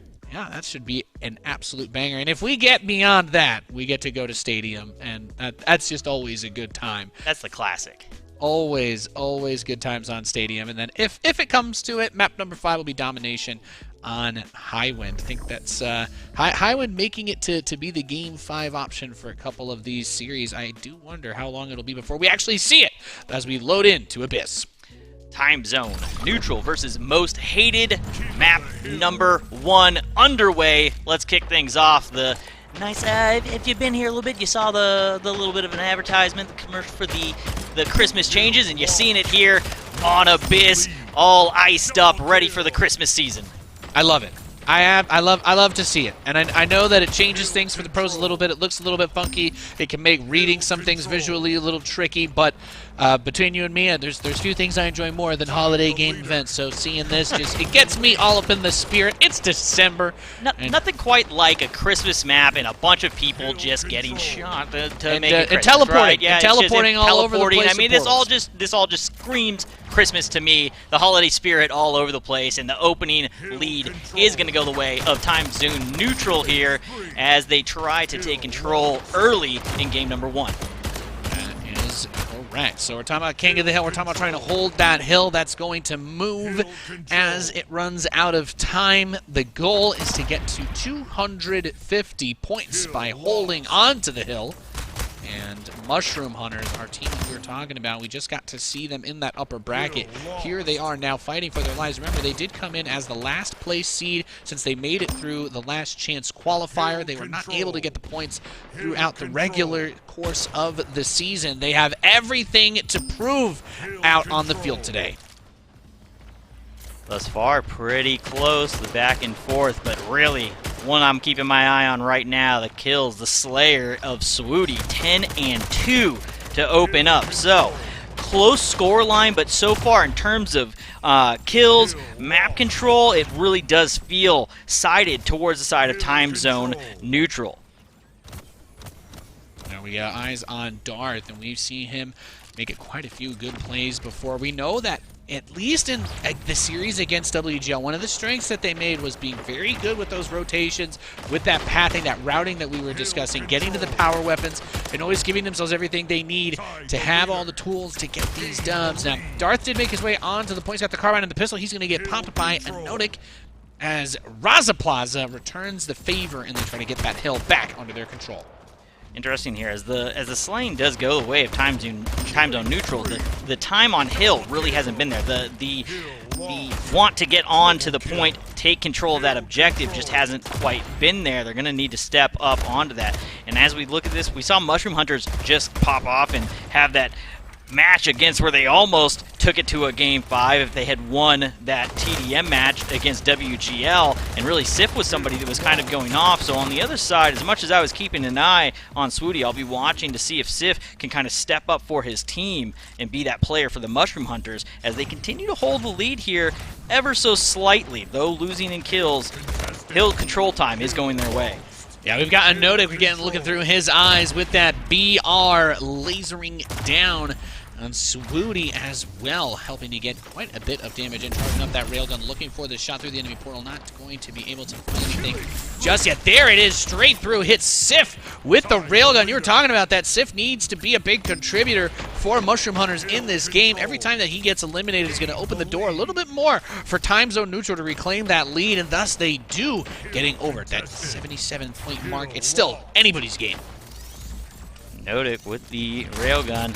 Portal open, look for the shot. He's going to fall behind on that one, and Zyber will take him down. So big kill there. Picks up a power weapon for the team, but 2 drop on the side of Mushroom Hunters. That'll give the advantage for the moment to Time Zone Neutral. Can they get any hill time out of this? They are going to pick up a few points and take that lead. We have eyes back over on Anotic, down long with the carbine towards Darth. Swooty grabs Cyber on the backside. Mason, portal launching behind him, keeping the flank clear, but Darth is going to be able to land the shot back with that carbine. I've seen very little of the power weapons come into the fold just yet. Tanner, don't sleep on him though. He's got the bat. We're going to see if he gets a chance to use it. Unfortunately not. He is going to get punched out. Here. That will go over into the enemy hands, and that's going to be Sif looking for it, trying to find one. There we go. Can't find the second. Swooty will get him down before getting taken out himself. It looks like he traded on the kill feed. It was a full wipe on time zone neutral. So Mushroom Hunters, if they can't use this opportunity to settle on their feet and get a little bit of something going, that's when you start to get nervous. Raza Plaza, he had the bat, not able to get away from Mason though, trying to rotate out of that spot, but they still managed to hold the hill for a little while longer, and we are within a 4-point difference of these two teams. Sif is trying to hold control of it. He's going to put the team back ahead for the time being. Coming in the back was Anotic. Looks like Raza or Darth traded him out as he picked off Raza. Yeah, Anotic gets the kill there coming through on that right side, and really both players looking the same direction. Need to make sure that you're covering all angles. You've got to keep an eye everywhere. If there's any game, any shooter where you've just got to have eyes in the back of your head at all times, this is the one. The portals just make everything so quick. You've got to make sure you're covering all the angles or you will get caught off guard like that. Yeah, it's the most crucial and unique mechanic to Splitgate, playing around those portals. There's no guarantee that any one spot doesn't have an enemy player there, because these guys know all the angles to get those long distance portal jumps in on. It's not super clear or obvious where they're going to be coming from. You need to have your head on a swivel at all times. We get a look over at Zyber, currently rocking that carbine. He does have the bat in his back pocket, though. He's going to pull that bad boy out. We'll see if he can knock some heads. He's got his eyes on Tanner. He's going to try and get close, turns around, not able to get away. Not enough room, could not make the escape. Gonna drop that bat. Nobody comes through to pick it up though, so the bat gonna be hanging out this lane there for the moment. The hill currently under control, but Mason gets taken down. Darth will come in to get a little bit of hill time and have to exit. Control now taken over. Mushroom Hunters trying to get a setup, starting to fill those portal walls, make sure that they can lock this down. Shots from all sides are gonna come in onto Zyber. He's looking to try and figure out where it's coming from. Bat goes for the chase, comes through, swing and a miss. It's actually kind of crazy. There's a couple of players now that are holding on to the bats, Anotic and Mason. There's the SMG on Anotic, though. I mean, he's got a great combination. We talked about the power weapon control, the power weapon usage. Now it's finally starting to get a little bit back more into play. Of course, it's hard. The bat is, you know, naturally you need to be very close to someone to get the most value out of it. So it's a little bit trickier to get those big sprees of kills. Tanner is going to be able to knock at least one, however. But the plays like those SMGs, that's really what we've got our eyes on for those close quarters fights. Trying to get set up here. Neither team really been able to get a long run of time. This might be the longest stretch of time we've seen in control of one team or the other here. It's been back and forth, people getting mesmerized, lost, looking through their own portals, getting caught from the sides. But here comes the bat, and it does nothing as Sif going to take him off of the map. And back into control is Mushroom Hunters of the point, trying to make up the ground that they just gave up to time zone neutral. Down by 18 now, and the battle on the point continues. Yeah, the bat almost feels like it's been a bit of a trap in this round. Yeah. Every time we see somebody pull it out, we're like, okay, there's a couple kills in the kill feed every once in a while, but generally whipping the bat out means you're about to get popped. And Cyber's going to get swooty with it on the tail end there, but he immediately gets picked by Mason. Here's that rail gun in the hands of Mason. We're talking about he doesn't have a whole lot of energy left, so maybe one more shot on somebody's going to get Sif. That's a big one. Sif, he's a lead fragger for Mushroom Hunters in this game. That's a huge pick for Mason. Yeah, Sif, if you're going to take somebody off the map at any point in time on the side of Mushroom Hunters, Sif probably the one that you want to take out. Had that big couple big games there against WGL. Wasn't quite enough to win the series, but he was definitely going off, keeping his team in those battles. So Sif, a good removal, and Swooty just going off right now. 43 and 18. Yeah, that's pretty crazy kill participation he's got going on there. Just being able to be involved, Swooty, with pretty much every single fight that's been happening. And there's no discredit to Sif, because I'm like, okay, well, you know, being 32 kills, top fragger is not that bad either for the total length of a King of the Hill game that we get over here. But time zone neutral, their rotations, their movement together, getting that kill participation as high as it is really speaks volumes to what they've been able to achieve in this game. And it's not a WGL 100-point lead, but it is enough of a lead that they are getting closer and closer to closing out this first map. It It does feel like as this has gone on, they've slowly gotten better and better at controlling that hill, pulling a little bit more time out of each hill as it's gone on, and that lead is starting to open up from time zone neutral, and that sleigh power that they have is really what's been making the difference when you take a look at it. It just gives them more opportunity to get time. They're trying to secure it through just, it's almost like they're playing a TDM, and then when they get the full team down, they're like, okay, we can grab a few points now. Yeah. If I have to give some compliments, though, as we're going through this one, it's been a tough round for Mushroom Hunters. They did get the point distribution across the board a little bit more even. As far as making plays for the hills, we saw in that round against WGL, a couple of these guys, Darth, Cyber notably, weren't really able to hold the hill down much. They've definitely corrected that in this game, but as you were saying, time zone neutral just seems to have gotten into a very nice rhythm. We're looking at Swoody again, who's about to hit the 50 bomb for this round on the next frag. Will be huge. Picks off Raza Plaza in the face with a pistol, and that moves like that are exactly why time zone neutral have just been crushing it in this first map. Looking to miss two ships past the night in that portal. One of them comes back through, gets the win again. Person with the bat down, and once again, person with the bat down. I think that it's more of a curse than it is a blessing to pick that thing up. I think you hit it on the head early. Yeah, it's like on some of the maps, like when we see it on like Bat on Highwind, then I start to get a little bit more excited. But on Abyss, it just feels like everybody's moving around a little too much to really get that opportunity to take the big swing. And it's made things complicated. I mean, both teams have tried to use it too. This curse is equal opportunity. As we've got a 20-point lead for time zone neutral. Kudos to Mushroom Hunters. I don't know how they've all of a sudden gotten it within 15 points, but they're going to need to turn into a true iron stand on the hill if they want to complete this comeback, because it's just now 10 points to go for time zone neutral for map 1.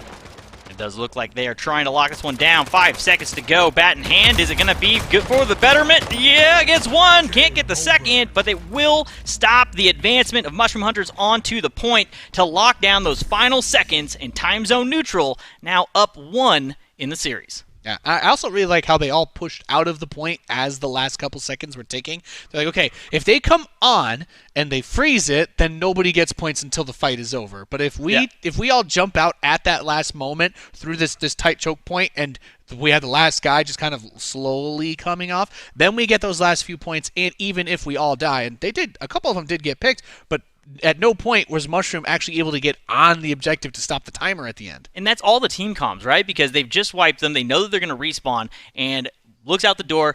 Teammate makes the call, says, hey, I got 3 this side, and they instantly all turn from their points and go to make that push and hold that choke point. That stops them from being able to get through, get a clean line of sight to put a portal on point.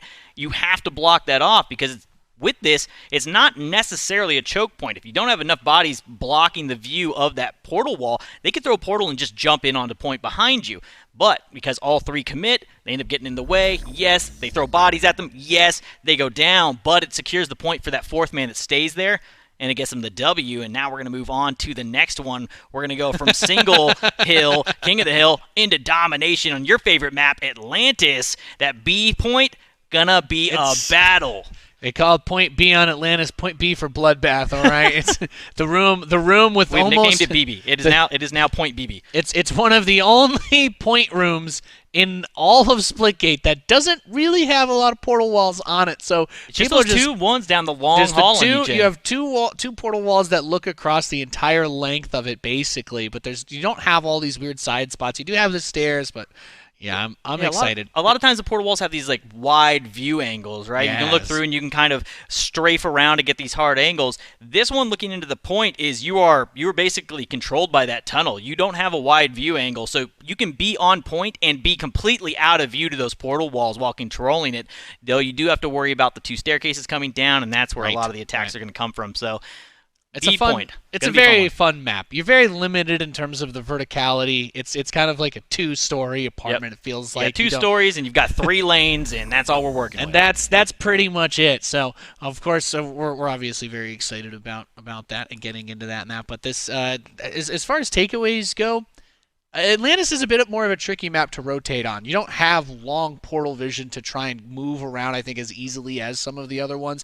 You can leave one on a corner, turn around, and use it to go back, but Atlantis is a map that does have to be played out a little bit differently than most of the normal ones. And all the points are really right down, basically like right down the middle, right? You've got the right and the left side lanes that you're going to be able to do your portals down and rotate down if you don't want to go through the midpoint, but it's all very centralized in that straight line, which allows these off-axis fights. It's not quite like, what's the other one I'm thinking of? Foregone, where it kind of has the back corners and then the midpoint that's off to the side. It's not staggered points. It's right down the middle, so it really causes those outer lanes to be rotation points for when the power weapons come up, and that's when you're going to start seeing people do those routing and making those quick plays. Power weapons are going to be huge, and those battles will occur on those side lanes when they come up. Yeah, and a big thing that we'll be keeping our eyes out for, of course, once we get into that is just those corners. It's a lot of tight hallways. You turn, boom, shotgun in your face. Like, okay, well, so those power weapons I think become even more important. Is you don't have a lot of places where you can sit and just see everything. Vision is very limited, so the movement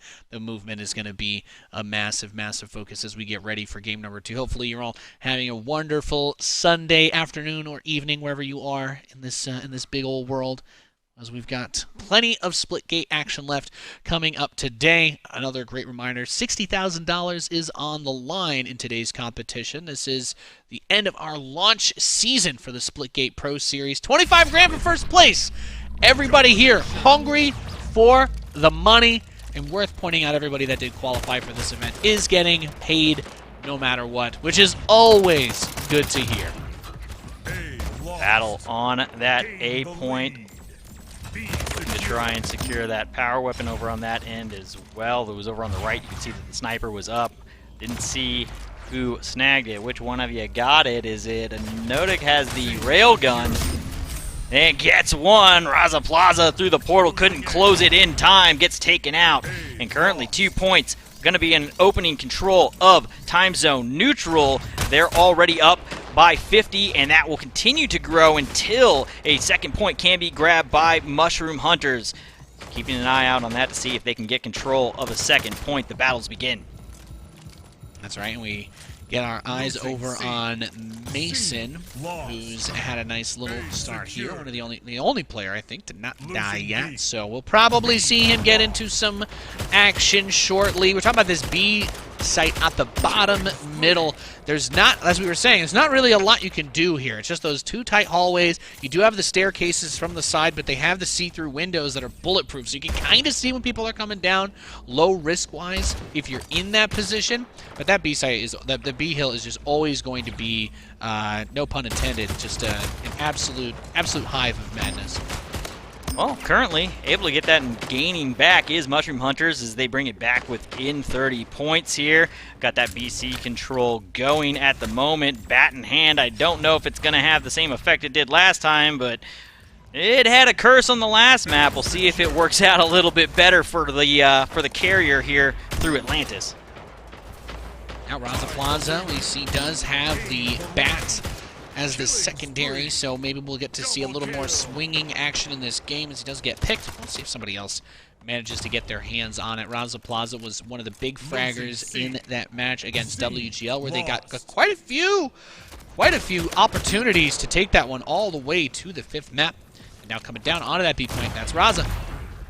It was a good team shot there. You can see that he only had to get a tag on him once to get that finish.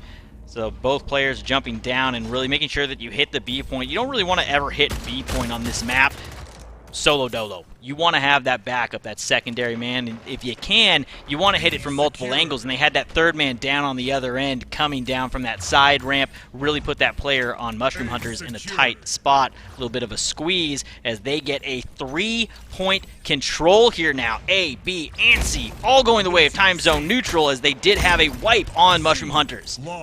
Yeah, and we get to see a Nodik with a nice peg on Darth, using that sniper rifle coming down. There is Sif right in his face, gonna try and trip. Is that the triple portal coming through to get back down towards the basement, and then moving over towards the stairs, coming up once again, has the AR in the secondary, swaps over for the railgun with the sniper though. Okay. So you switch the sniper back, got the last bullet out of it. Railgun, AR, not a bad setup to have for Anotic, who's trying to help control this space. Comes over onto Darth, gonna be able to rip him down, but Sif is on the other side. Anotic can't get Sif. Sif will get that kill onto him. Anotic always seems to have either a sniper or a railgun in his hands thus far. Through map 1 into map 2, that kind of continues to carry through for them. So Anotic going to be the one that seems to be the power weapon user here for time zone neutral. We'll see if that continues throughout. Swooty, though, going to be that main slay still here. Now 13-8 as he gets taken out by Raza Plaza. They still control 2 points. Bat coming into play, able to get one, gets a shot off, and able to get away. I think that might be the first time we've seen some, never mind. I was about to say, I think it's the first time we've seen somebody with the bat able to make a safe escape, and no. Not gonna happen today. Absolutely target on your back. That can't let you get away. I need that bat so I can have the target on my back. Anybody that wants to play around with the bat, it's the bat is cursed here. We'll see. Maybe Zyber can try to turn things around. He's gonna get Tanner dropping down now towards the B point. Checks on it, says, okay, well, we've still got that locked. Portal back on the other side was taken out, moving his way back up towards the spot. Power weapon has not respawned just. Okay, he's got the SMG, so feeling good. Tries to get up into Tanner's face once more, but this time doesn't go his way. That's going to be both the SMG and the bat dropped at his feet, so those will go over to the side of time zone neutral. Tanner now going to be the one that picks up that bat. He's currently 8-12, but holding the point for the team, trying to get the most important part of it. Although the slaying is there, you do have to be able to control the objective, and he's going to have a pretty high objective time here. Trying to grab B now. Comes in, gives a little bit of support, and a battle through the portals. Shot from behind, taken down by Zyber. And we get our eyes back over on Raza Plaza for Mushroom Hunters. Doing his best to try and get these frags, but Swooty on that sniper. Devastating as always. And this one, I mean, the Atlantis games, they always get messy. For all of the things that we were talking about for 20 minutes at the beginning of this game, where it was just, you know, we talk about the long hallways, the kind of claustrophobic spacing. You don't have easy wide angles to launch those portals across the map and just get to the other side super quickly without playing these corners. It always leads to some level of madness, and we're at that 450 to 435. Couldn't be closer, Supersonic, as we haven't seen anyone manage to really break away just yet. It keeps going back and forth. That B point continues to be contested back and forth. They keep swapping between who holds two, and that has kept it just ever so close here. This is, I mean, 15 points, 16 points really isn't a lot here. We're going to, I believe, 700 or 750. So I think it's actually 700. Why did I say 750? 700 points. So we are starting to get into that later back third of the match. This is one where we need to see somebody try and get that lockdown. This is one of those ones where we usually see a team like WGL start to really crank things up. One of these two teams is going to need to do that here. Great sniper shot is going to take down Anotic. And good use of the portal there. Just, we're seeing that teamwork. Sif kind of had him covered on the side. That opened it up for Zyber to get that shot on Anotic like you were talking about. He's got the bat out. Zyber wants to get some heads rolling over here if possible. And this is a room. You know, he's looking around. There's not a tremendous amount of portal space. He's going to be able to just step right outside. Bam! Slaps Anotic down. He's got Mason in his face. Takes the shot, switches back. Has that sniper like we were discussing. Not quite able to get into bat range just yet, making sure he's not going to get pushed by Mason again anytime soon, and he will not as he pops that dome.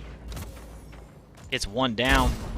Looking for one in the middle now. Sniper, first shot hits, second shot not there. Doesn't have another weapon to follow up. Out of ammo in that sniper is going to leave him with just the bat in hand. And he's going to get one with it. Needs to swap out the gun. Gets himself a carbine. Right back in it.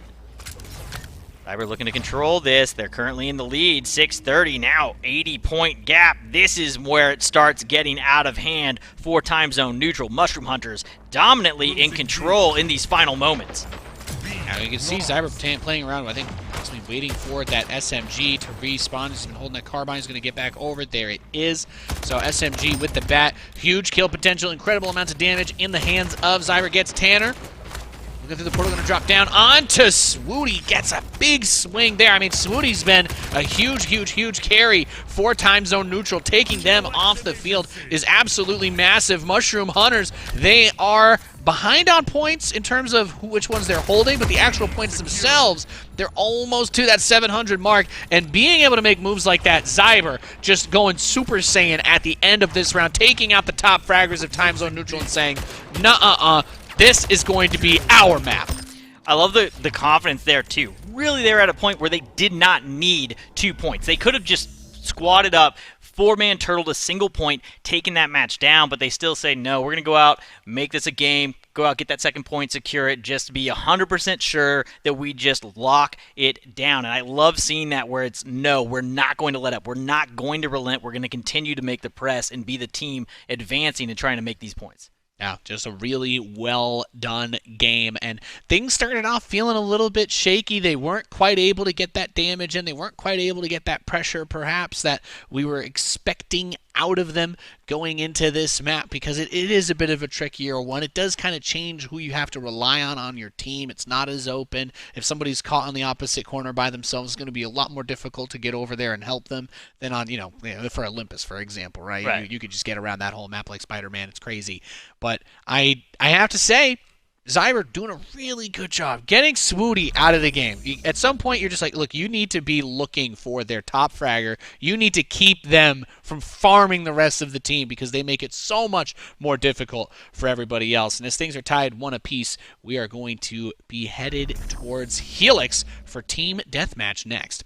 TDM, this is one that was so close in the previous series, and they've been so close throughout this entire opening season thus far in the Splitgate Pro Series. I think we've only had maybe 1 or 2 on broadcast that ended up being, I wouldn't even necessarily call them a blowout. I remember there was one that was maybe a 12-kill lead, and I think that's about as bad as it got. Everything else has been within like 3 points max. We've had so many 49-50 finishes, and I wouldn't be surprised to see this one end up in very much the same. Helix, TDM, underway.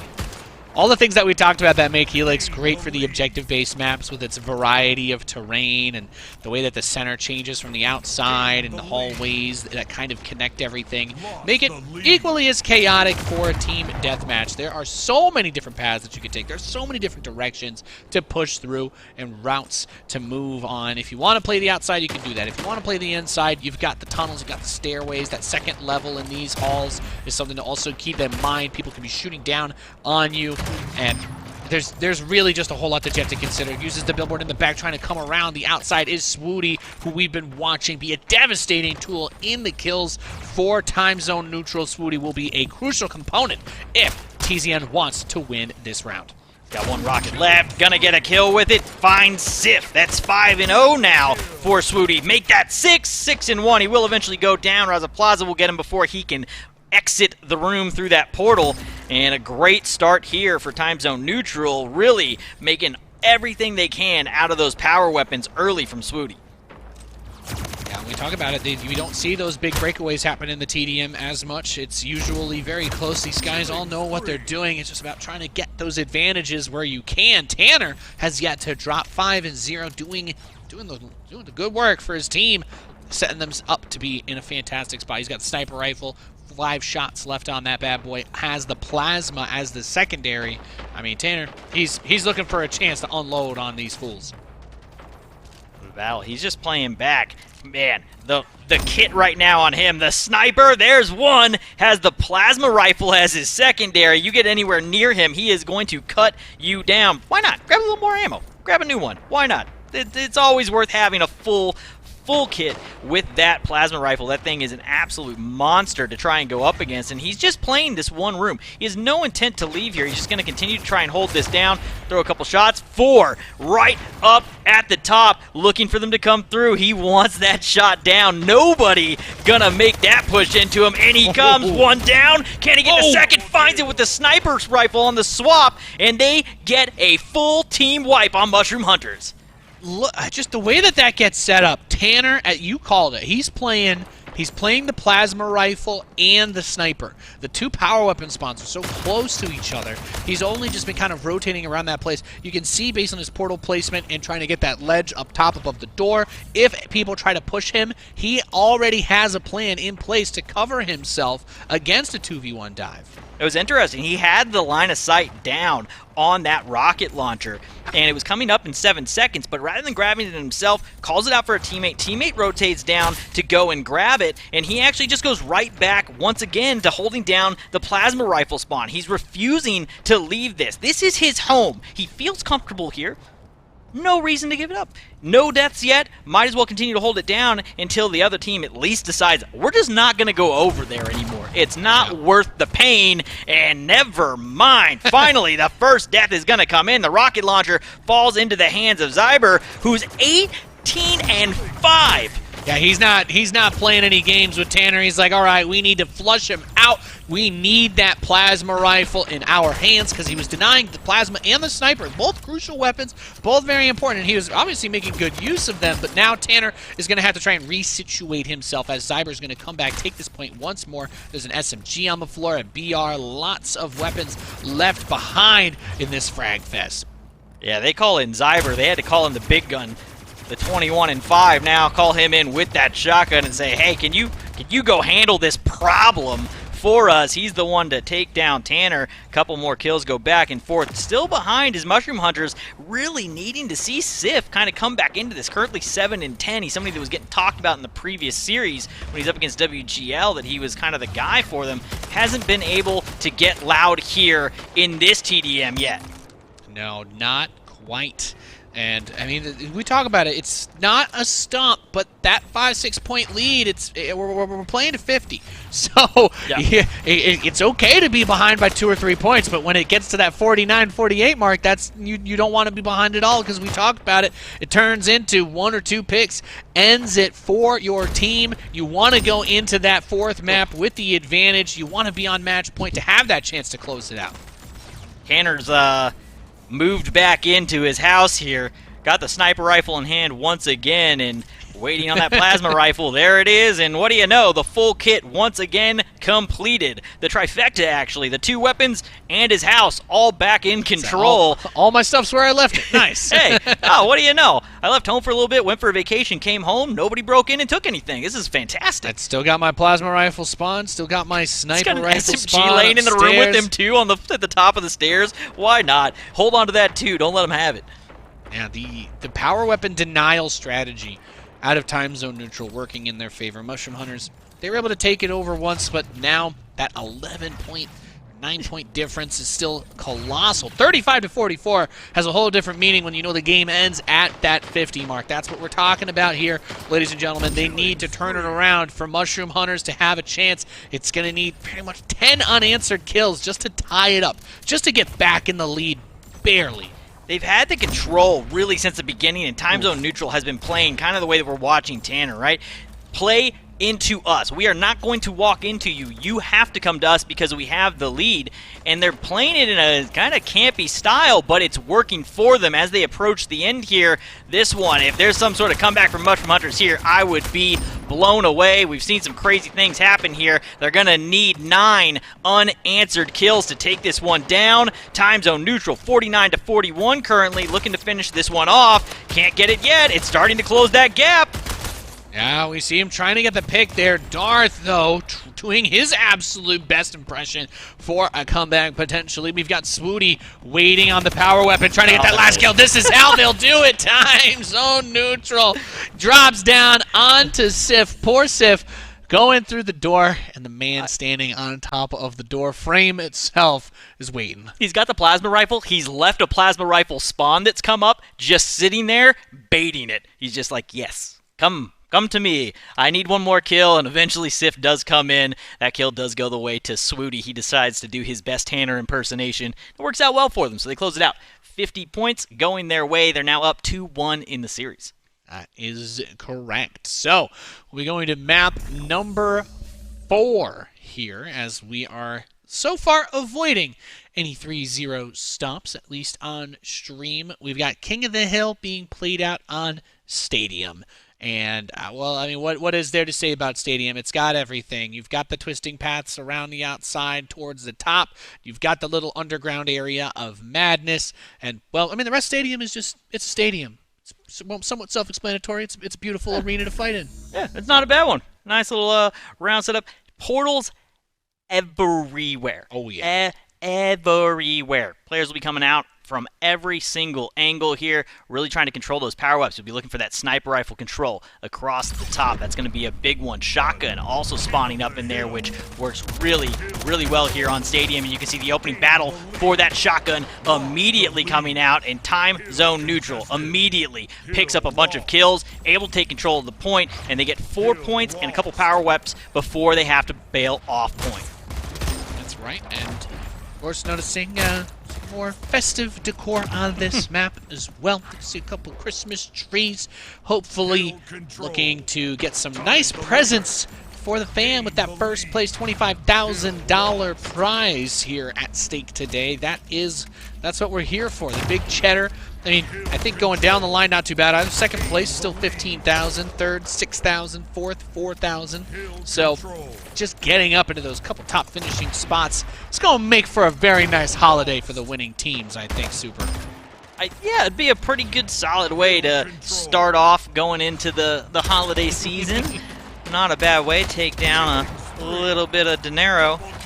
It's always nice to have a little extra spending cash during this time of year, and battle here continues. Mushroom Hunters, though, the time zone neutral had that solid opening, have been back in control ever since they had that respawn wave come back out, and Raza Plaza has been the one leading the charge, 6-1. Sif also showing up here after having a rough showing in that TDM match. He's currently 7-2, so those two players really getting things done here for the Mushroom Hunters.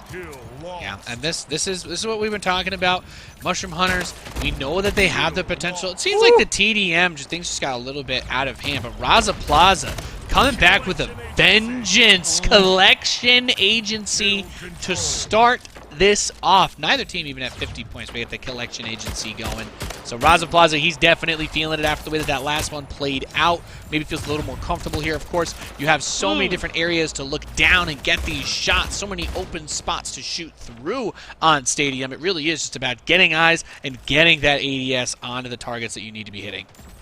Still on board with Raza Plaza, see if he can get something going here once again. Finds a kill on the Tanner, going up top, looking to get control over this point. He will be the first one on. They need to get a setup start denying some of these portals. This is a very open, exposed hill. This is one where if you're on either side in those upper floors, you can get an angle. Even if he goes to the backside and crouches, you're going to be able to shoot and then being able to bounce back and forth. There's just never a safe place. You have to be winning the kill race when trying to control that upper hill. Sometimes it may just be better to try to deny it more often than not and wait for that hill to get to the next point unless you get up on kills. Once you're up in the body count, you can go up, collect a few seconds. If you're just standing there, though, you're going to end up getting picked off.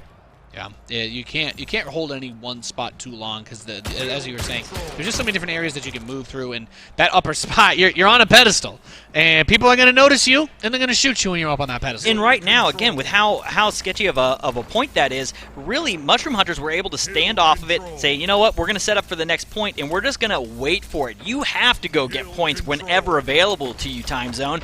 Go ahead, jump up there, try and grab it. We're just going to pick you off, not allow you any time, and you can see the sketchiness coming out from them when they were trying to get onto the point, kind of slow going. I don't know that I want to get on point, got taken out. Now the battle's moved to a little bit more of a controllable point here. Still going the way of Mushroom Hunters, having a great start here to this map.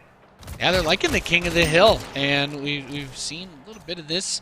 Man, a little bit of that earlier, but I gotta say, it's definitely a really nice start. I was worried that we'd see this is where like it starts to slip, right? You know, you have that kind of close-ish, that tough TDM match, and then things you're just like, okay, well we can't really bounce back from that, but so far Mushroom Hunters looking good, and absolutely full credit to guys like Sif over here. Crushing it. Raza Plaza starting with that Collection Agency and getting the team that lead to begin with was massive as well. Sif does eventually go down. I think he only fired 3 shots off of that, so still some ammo left in that. We'll see if anybody tries to go back and recover that weapon from the team. And can't get that one. Sif is immediately coming through a portal, trying to work back. My guess is he's trying to make a play for top to get that sniper rifle back in hand. It was doing work for him.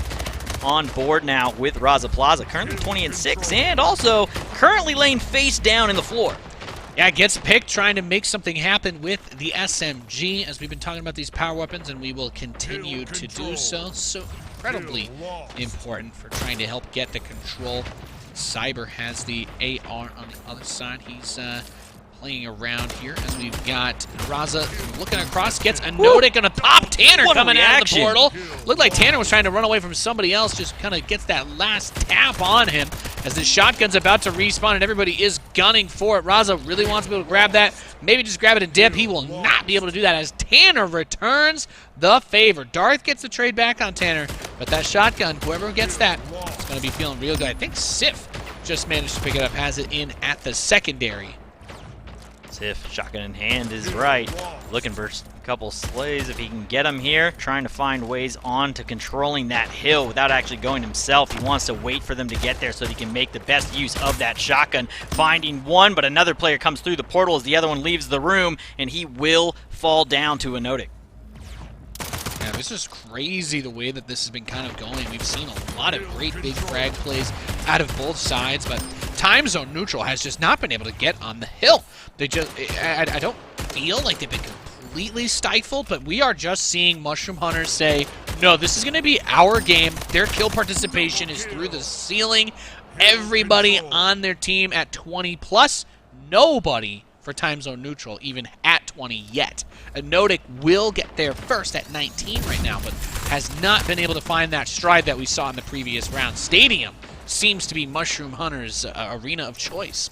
Yeah, this looks like this is just a really strong map for him. The team comms here, the call-outs have to be on point. You don't see that evenly of a split on the kills unless there is team shot going down, and that's really what's getting it done for them. None of them having to put all the shots to get an elim in. They always have support fire, and that's huge here.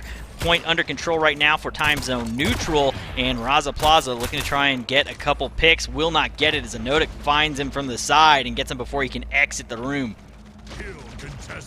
And big picks that we've been talking about. Smoothie not able to get that pop-off going that we were seeing before. Tanner doesn't, and unfortunately Tanner's house is not on this map, so he doesn't have that spot to lock down. Everybody has to constantly be moving, and maybe that's where we see a little bit of the weakness of Time Zone Neutral come out. If Mushroom Hunters is able to close this out, as it seems they should be able to do, I have to ask what kind of adjustments they're going to make going into Highwind for the final map on Domination, because that's where things definitely got a little bit tougher for them again earlier on, as that first Domination map was very close earlier. So these are the kinds of things I'm already thinking about. They've still got this 90-point lead. Time Zone Neutral have a lot of work to do if they want to come back in this map.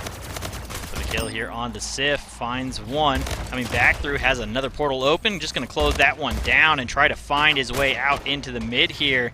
And that's Mason, currently 19 and 18, trying to get something to go off. Going to get shot from that left side portal. Darth going to be the one to take him down. And Mushroom Hunters giving up some ground, though it looked like they were going to be unstoppable. It does start to feel like we're in a moment where momentum may be shifting back into the side of Time Zone. They have a lot of ground to make up, but Mushroom Hunters back in control of the point.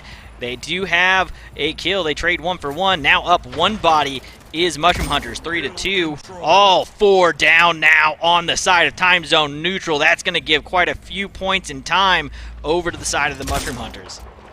Yep, and that is where it starts to get even more difficult. Mushroom Hunters, were they held at their point count for a little bit? Sure, but Time Zone Neutral were not really able to gain points as a result of it. So they created this window, they weren't able to move through it themselves, and now Mushroom Hunters gets over that 200-point mark, playing for the 250 goal. We see Zyber get picked off by a Nodic, who has been the top frag this round for Time Zone Neutral. Swootie's been trying to catch up, hasn't really come online here in Stadium. We get to see that double kill. Sif on the railgun grabs Mason as Darth is going to snipe a Nodic out of the air. And, you know, again, lots of fighting, but neither team going up in the points at the moment. Stadium it's just turning into a bloodbath. These guys can't resist the temptation to just bring it to the endless Slayer match. Yeah, they're waiting for the right hill, a hill that they feel comfortable they can go and take. There's a couple hills on this map in particular that are just really dangerous and hard to get control on unless you are up big in that body count. They're not making the moves onto the hill until that situation occurs. I respect the fact that that's the way that they're going about it. There's hills that you want to lock down, and then there's hills that you just kind of want to use to bait until you can get some kills, get them on a bit of a staggered respawn, and then start making your moves. And there we see Sif doing some great work with the AR, trying to make a move onto the hill as they're going to get over that 211 points. And I'll be honest with you, with how much this game had been stalling out, I was really starting to ask myself if time zone neutral was going to slowly claw that time back. But Mushroom Hunter seems to have realized, like, okay, we do need to get points off of these kills that we're getting. Raza Plaza 40 bomb, Zyber 40 bomb, and Sif not too far behind either. Gets the shots on Swooty, and that's what we've been seeing all day.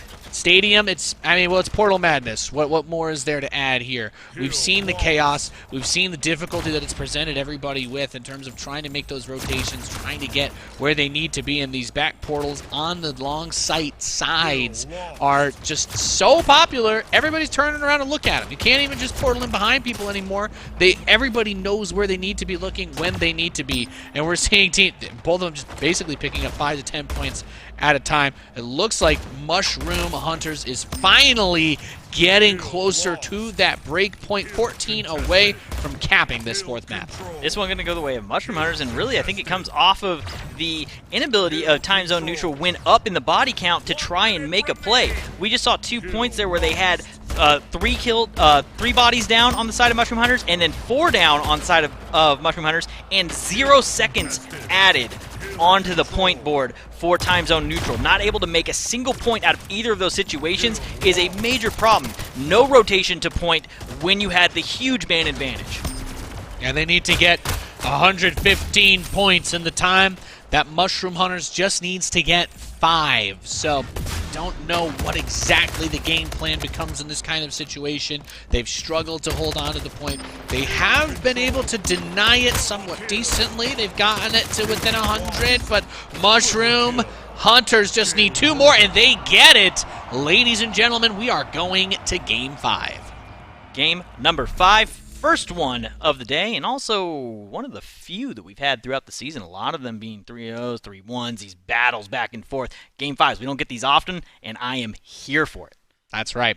We have a lot of teams that can really tower above the rest. You have someone who has a really great series. They pop off. The team ends up winning 3-0 or 3-1. We see it all the time, especially in the Wild West of Splitgate that we're in right now, with all these new teams coming into play, all these new players working together, kind of building that camaraderie. You can really see where the individual skill sets people apart. But when that team play comes together, and it looks so good, a dominant performance from Mushroom Hunters, and they lost the first King of the Hill round. It was kind of close, but domination is where it will all be decided here on Highwind, which again ended up being somewhat close. That Atlantis game was very close the whole way through, but I think it's fair to say that domination on Highwind is a totally different game from domination on Atlantis.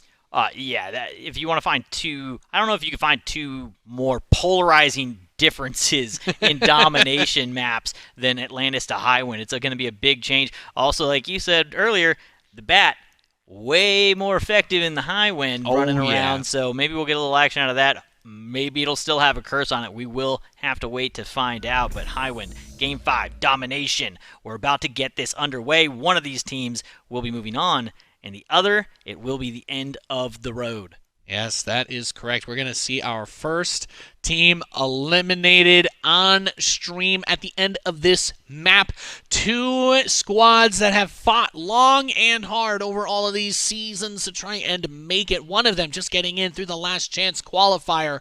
Will they meet the end of the road at Highwind in this domination match? There's going to be 3 hills to be controlled by either team. First to 700 points stays alive and moves on in the lower bracket. Well, I believe they will face the loser of that next top series. So players will be falling down to meet them, and they'll continue to have those chances to fight their way back for that shot at the grand finals. Well, this one gonna be a battle. That high side with the sniper rifle gonna be highly contested. We'll see battles throughout over that point, looking to try and control the high ground. It may be Highwind, but the high ground is the key to victory through this map. Opening capture for B is gonna look like time zone neutral makes an early push on, and the battle starts out immediately. That's right.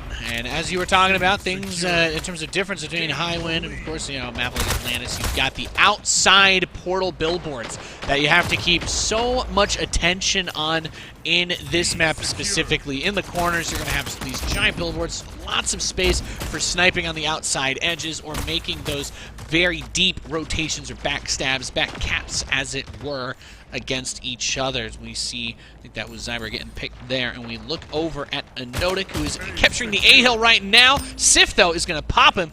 Mason ready to try and finish securing that point.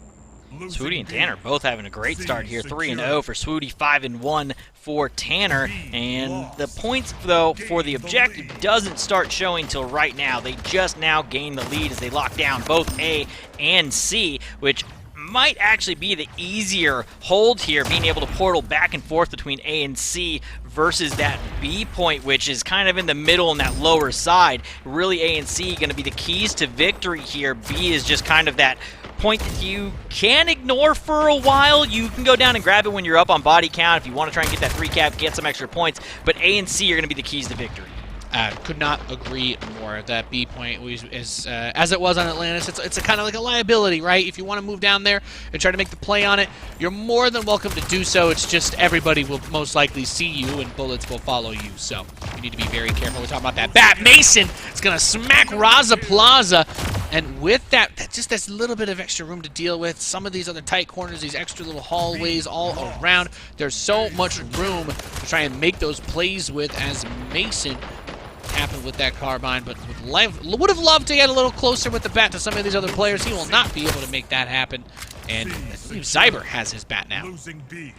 Hanging out, waiting to see if anybody comes through the room to give him a chance to use it. No one going to come through. He's making a play onto those billboards you were talking about. Now, looking into point. Just can't find anybody to use it on. Now having to take the shots at Tanner with that carbine. Shots coming up, bat in hand, waiting to see if anybody tries to portal into the room to come through and clean him up. He knows they know where he's at. And nobody going to come and make that chance. 1 kill, 2 kills. That may be the first clean double that somebody's gotten away with a bat in hand so far in this series. That is correct. I mean, we've been wanting to see the bat action all day. Finally get a little bit of it. Always a good time. And Sif holding on to it now as Zyber's got that carbine and plasma rifle. Obviously a very deadly weapon up close and personally do not want to get shredded by it. He's just trying to hold this spot, maybe covering the rotation paths for the team. Mushroom Hunters does have the triple cap at the moment, so as that B point does get taken down, he's going to reposition. Sif actually coming on the side, so working together here with Zyber as they are getting some work done. Darth coming around the other side there too. Sees Sif get another pick with the bat, and we're kind of like watching Zyber there for a little bit, just trying to find something to do because the team has been cutting through him like a hot knife through butter. Sif gets a couple more of those bat kills, and he's content to switch over to the AR. That was a 4-down situation for time zone neutral, and that leads to the 3 cap for Mushroom Hunters as they start making up ground. Gain the lead, and they are off to the races, just building points right now, trying to set up, making it very hard for time zone neutral as they get another double kill onto them, and now back up again, not trading out well, and then time zone neutral is finally able to get the body count. Can they get a point back? It looks like they will secure point C. They're going to need a lot more than that.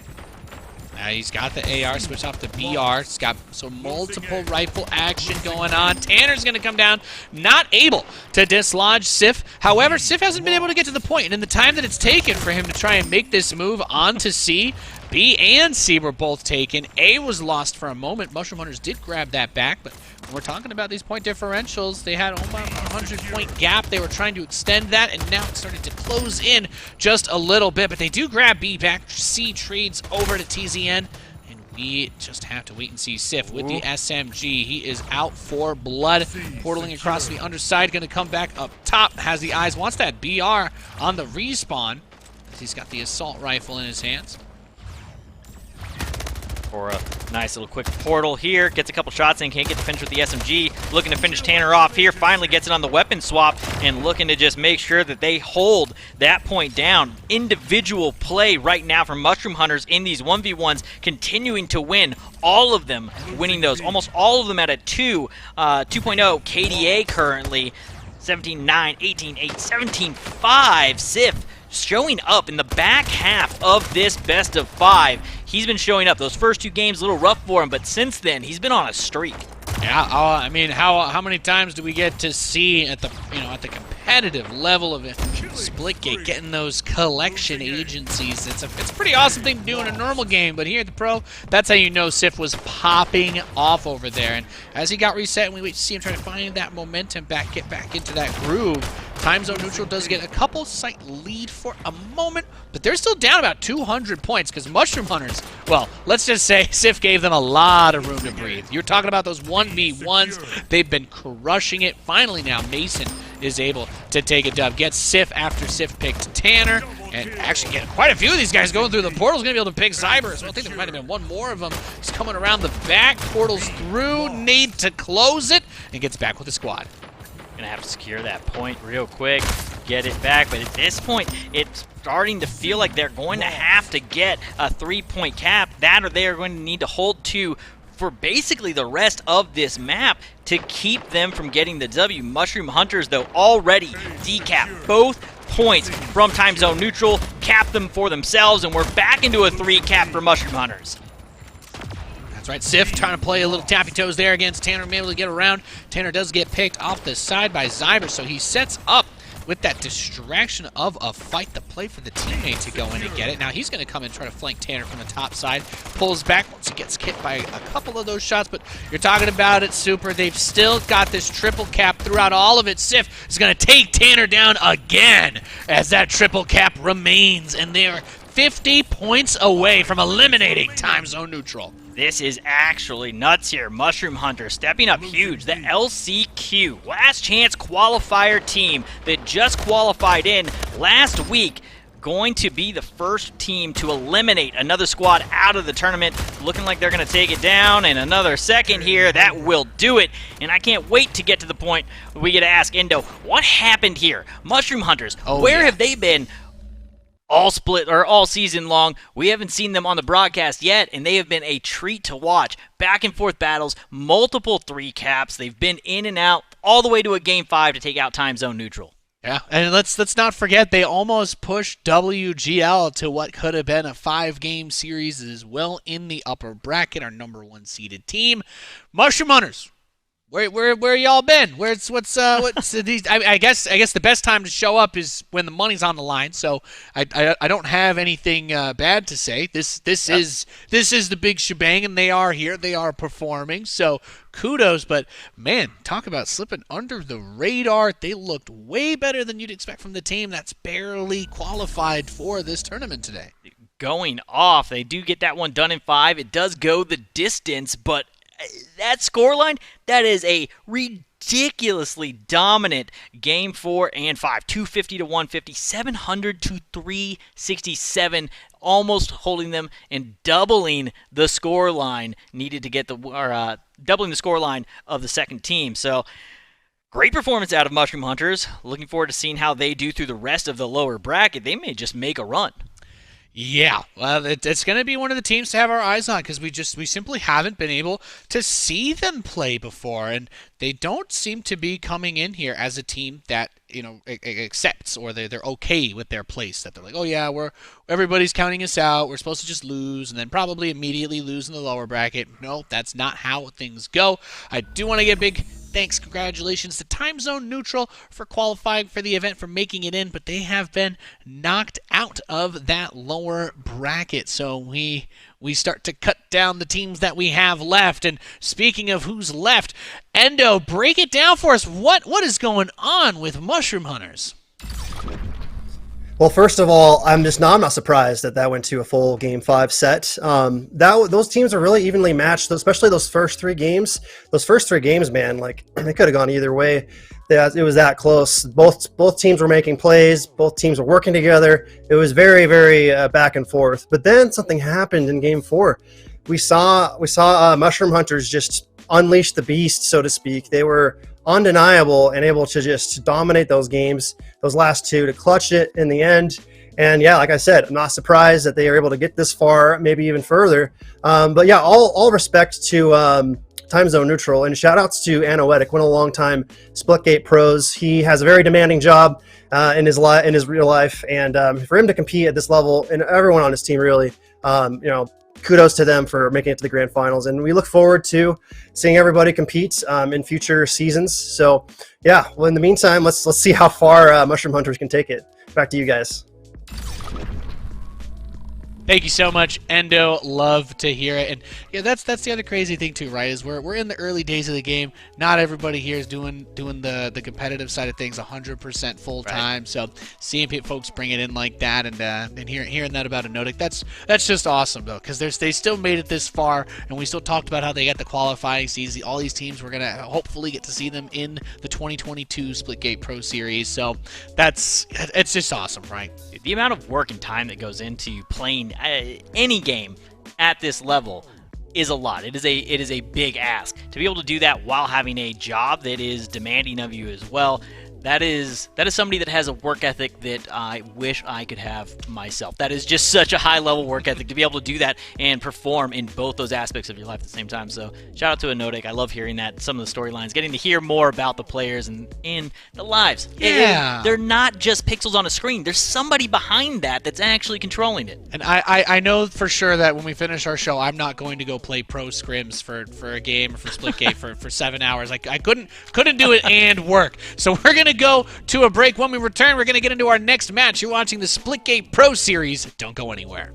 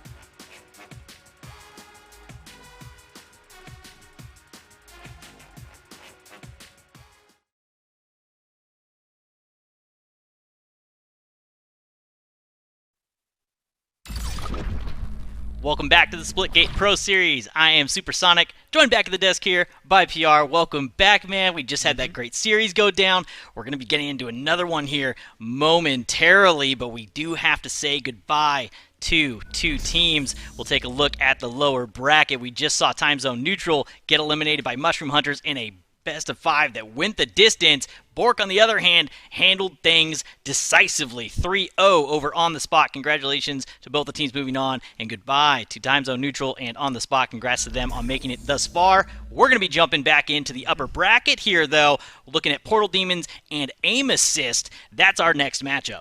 Yep, and Portal Demons, AST, one of those teams that actually, they got a win during the qualifiers, so I wanted to put them as the number 2, maybe below WGL, but I feel like WGL is just so far ahead against a lot of these teams. They know how to put that pressure on. We're going to get to see a little bit from this AST squad as you see kind of the maps on screen. Is there anything that kind of screams out for you that kind of benefits one roster particularly? I don't know that, and it's so hard to tell with how fast-paced this game is with one leading to the other. I think that we'll be able to figure that out as we get through. We're going to be opening this round on High Wind, which is the map that we just closed out on. A little bit different gameplay, though. We're not playing Domination. This time, we're playing King of the Hill. Single hill, going to be battle over it. We're going to hop right into the game here, and I think we would probably give the edge to Aim Assist just on paper, but I'm throwing paper out the window because Mushroom Hunters have been showing up, so I no longer trust the papers in front of me.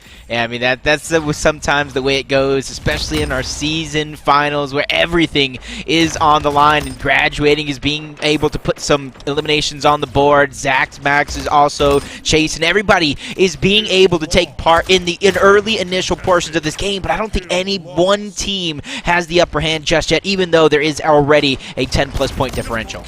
Yeah. Jalen going to be the guy that I'm looking for here on Portal Demons. He's the guy. He's got the most wins on this AST roster, one of which, interestingly enough, done with his previous team, WGL, in Week 1. So he's got a little bit of knowledge on him too. So if they make the run all the way through and they get to go up against WGL, a little bit of a grudge match between ex-teammates there, but bat to the face there on Huffy. Hypnos gives him the 1-2. He's taking a page of The Walking Dead. Negan with his Lucille. He's just going ahead and already putting it to work. That's the moments I was waiting for. Just watching this one from home, listening to you, Nathanius, Veli, and Blue. That BFB is just one of those weapons. It just brings all the hype and the excitement. And if you're trailing a little bit, a big elimination with the BFB could turn the tides. The BFB is so much fun, especially when somebody gets hot with it. We didn't really get to see anybody go off too crazy in that last series. It was more of a curse than it was a blessing in that previous series. Always a target on your back. But this is one of those maps where once you kind of get that staggered respawn going, if you've got somebody with the BFB that can really route themselves properly, you can keep them stuck on that staggered rotation or that staggered spawn, just continually getting those beatdowns. Yeah, and especially you're able to kind of control these close rooms that people are going to have to rotate through. These are some great positions in terms of holding it down and controlling the good portion of the map. And as you can see already, flanks coming in with those portals. Great place, but no one team still able to get the lead. I'm just trying to see when each team or any individuals are going to break, and then somebody can go on a run here. As you see Aim Assist beginning to pick up those points, but Hypno's going for a little bit of flank that is going to be on Graduating, trying to escape out of there. So he brought the attention onto him, so hopefully his teammates can use that as an opportunity. Yeah, Graduating doing really well here too. One of those things to kind of talk about is how hard it is to hold a point, generate time on point, while maintaining a solid kill-death ratio. Currently sitting at 8 and 5, and the most time spent on hill in those contested areas, and how easy, or I don't want to necessarily say easy, but how often there's going to be somebody breaching that point through a portal. That's a really hard thing to pull off. So he's able to not only get points on the board, but also get that slay power to make sure that his team's not getting overwhelmed. Nice cross-map shot, destroying enemy portals, and and just not only using your portals, but denying your opponent those portals, whether you're blocking it yourself, just kind of leaving your portal there, or just destroying it with a grenade. That is going to be crucial here as he takes out one, trying to hold down that center room, accumulate the score, because right now Aim Assist does have just shy of 20-point lead here, but overall, it just throughout the matches today, these matches have been so close to each one of our competitors. Making some great swaps there between the two, making use of that SMG and that sniper rifle was Jalen. And the quick swap, that's one of those things that you see happen a bit more often here in Splitgate, where that weapon swap time is so fast that a lot of the times it is worth it to just use that sniper, body shot, and switch. If you get a hit of any kind, swapping to that second weapon and protecting the ammo, conserving as much as you can, really a big way to play your way through here in Splitgate when you have it in hand.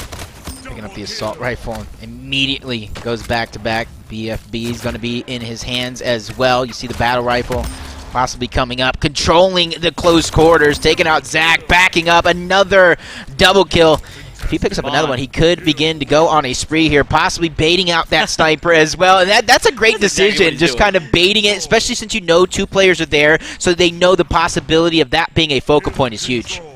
Yeah, this is one of those control areas on this map that we were alluding to at the end of the last series. This high point with that sniper rifle is a highly contested point. These back billboards, something you got to worry about. But if you leave somebody up there with that sniper rifle for too long, they will start taking control of that map, and they can also just start kind of taking the wind out of your sails, really kind of get down if you can't get that player out of that point. Yep. Jalen with Lucille yet again. BFB taking out one. That high ground is so important, especially when the hill is towards the low point. It's easy for to dodge in and out and still control that high ground and put shots up and forcing team or the enemy team to kind of deal with you. As you see, the hill is going to change hands. Portal Demons once again have taken the lead away from Aim Assist, but it just goes to show how close this match is so far. Neither one of these teams able to go on a run. They're not getting the squad wipes. They're not holding on to the positions and getting consistent power weapon control like you have seen in some of the earlier matchups.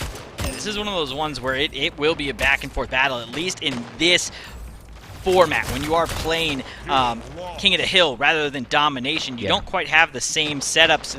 The movement isn't quite the same. It's a little bit more chaotic in nature. And the battle's back and forth. That one's going to be a kill there for Huffy. He's going to pick up the double, gets two of them. That plasma rifle just cuts people down. Just an absolute axe of a weapon. Yep. Lead's going to change hands yet again. As you see, Aim Assist, 4-point lead. Trying to hold down those side angles. I gotta ask, what do you think of the power positions right now that no team is really utilizing?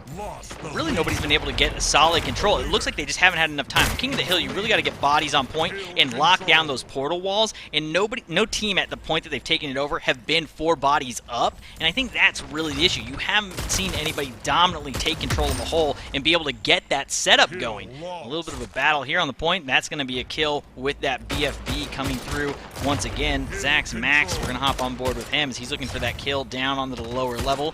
Can't find it. Turns around, finds Chasen. Wow, and this fight continues still. Nobody able to get a real setup, but Aim Assist starting to net more points than Portal. They are up by just over 30 points now. This is going to be the biggest lead we've seen thus far. Yeah, you can already see what Zach Max is doing right now with that plasma rifle control. Not just the plasma rifle itself as he immediately puts it to work, but the location, that positioning. He's able to kind of interject and interrupt all of his team fights to make sure that they stay victorious. And it actually leads them to a 36-point lead right now over Portal Demons. I can't say it's the highest in the game so far, but it's definitely the highest that we've seen in quite a while as he's continuing to hold down that positioning, finally breaking in. Only gets one onto Jalen to get shut down. That was a great opportunity with the plasma rifle.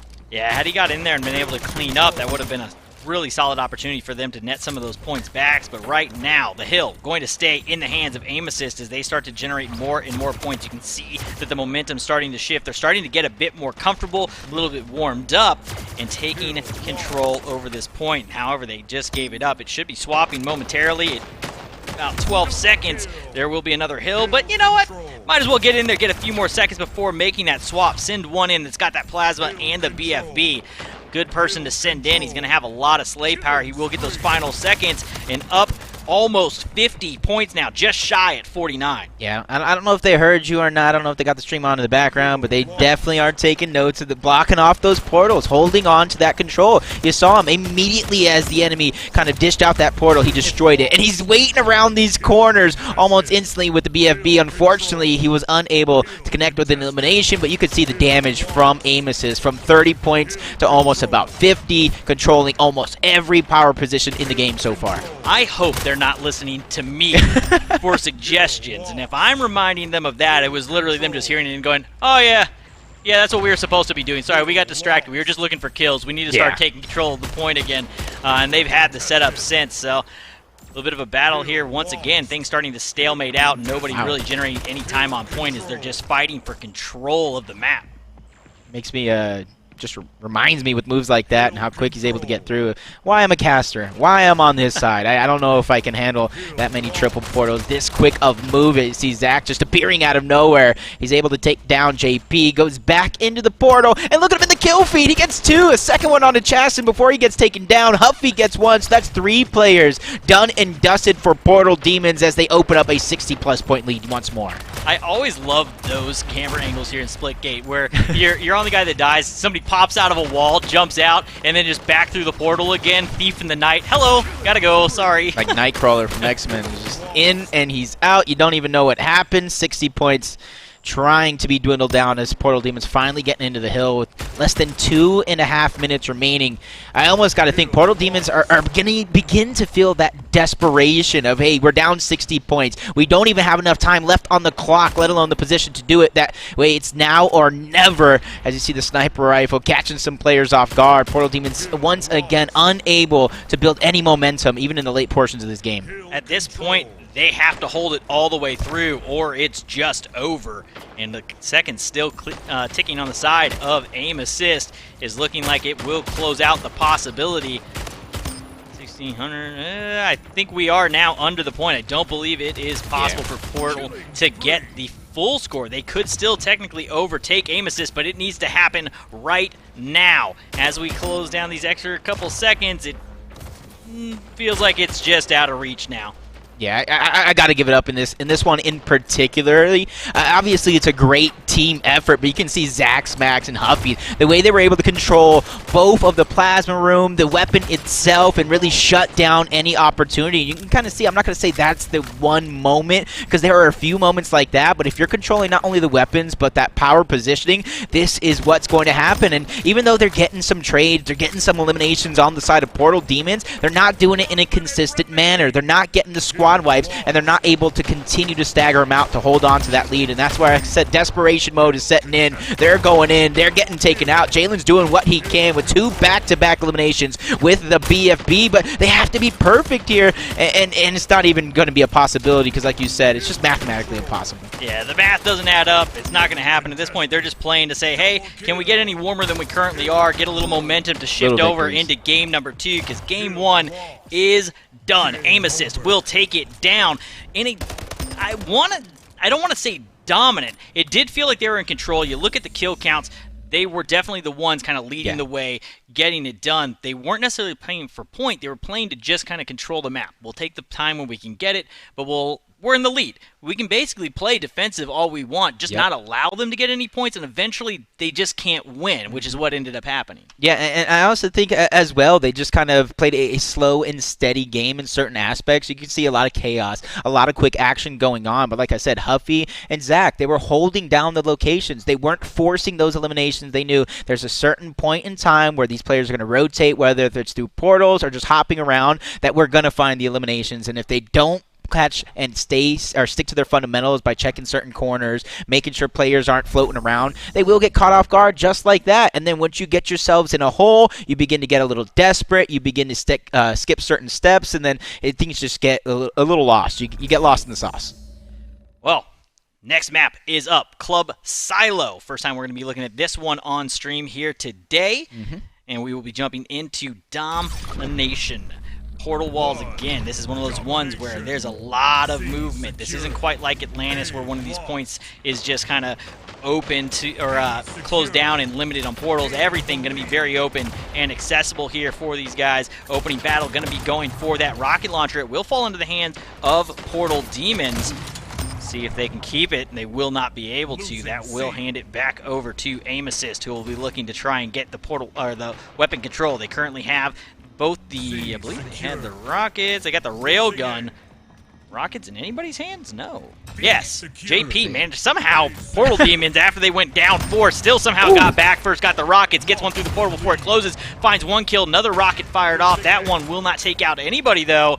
And the fight back and forth for early control thus far has gone the way of Aim Assist, but the points really close here. It's just been switching back and forth. Decap, recap, cap them all, lose them all. We've had just about everything here in the opening 30 seconds to a minute. Yeah. Here's the rematch. JP basically going 2-0 against One Tome. First time it got him the railgun. Second time got him the elimination.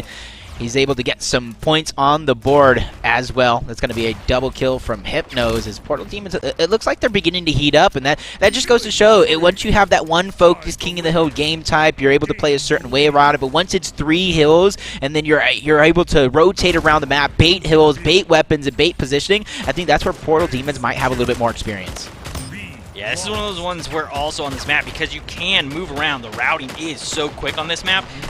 Once a team can lock in 3, if they can lock in 3 with 4 bodies up and then group to get squad shot going, the rotation, you can basically just bounce around the map and hold those 3 and lock it down. It becomes kind of scary. We've seen WGL do it once or twice on this map before. I don't know that I've seen another team quite control the map the way that they have, but it's possible. And knowing that it's possible makes me excited to see if anybody else can pull it off.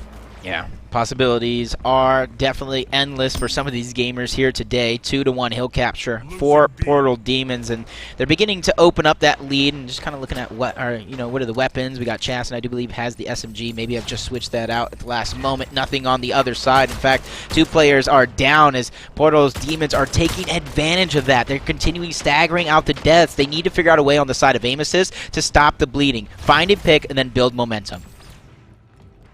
See if they can do just that right now. Again, a little bit of a lead here opening up for Portal Demons. They do have an 80-point lead. Nobody able to get control over B. It's just been a constant battle over A and C. Eventually, Portal Demons will lock down B again. In those moments that they do get B, we're not really giving up B to the other team.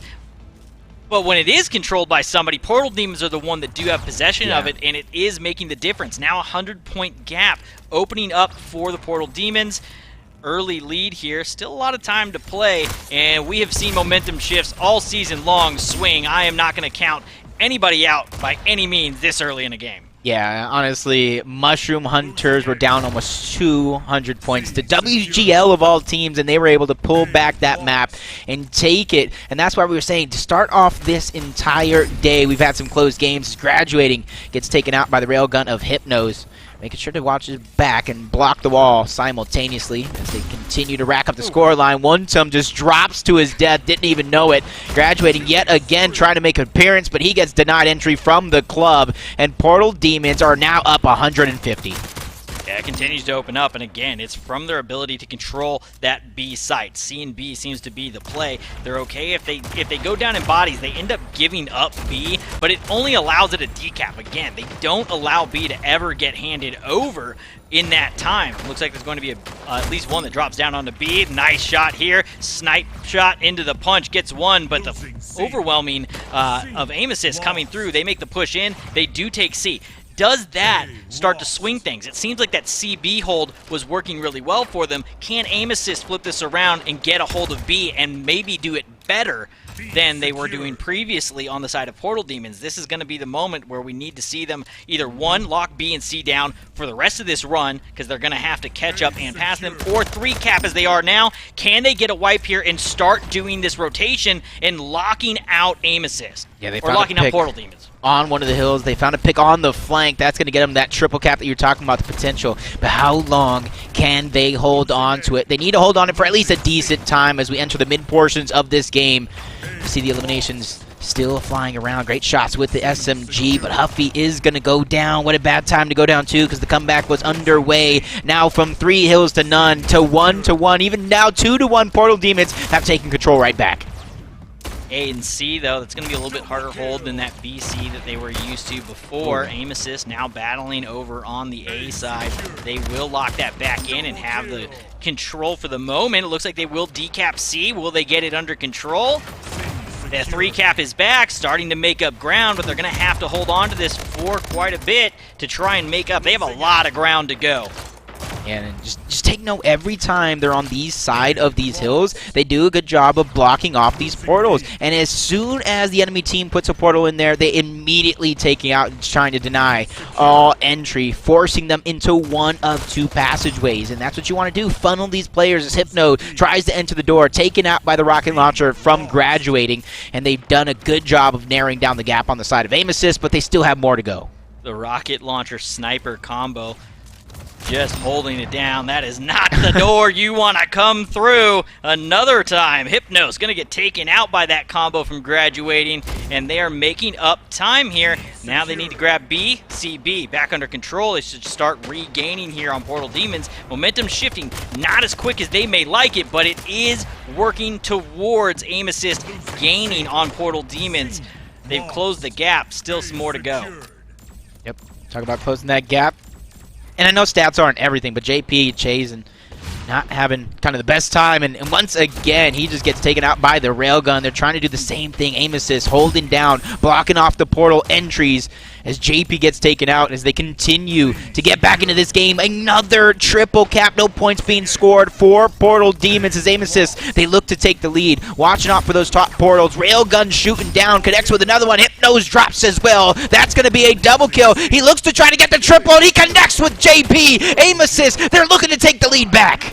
4 in a row. Huffy going off 23 and 12 now. I was about to say something about Zach's Max, been the one kind of keeping him in it, but Huffy wants the lights on him. He wants the camera here. A, B, and C all controlled. Finally, A going to get taken back over after aim assist takes the lead. Wow. Portal Demons now behind. They're the ones that have to play into the players of aim assist to try and take control back of this map. BC again, still that hard stronghold of this map thus far. 20-point lead now opened up. B currently being contested.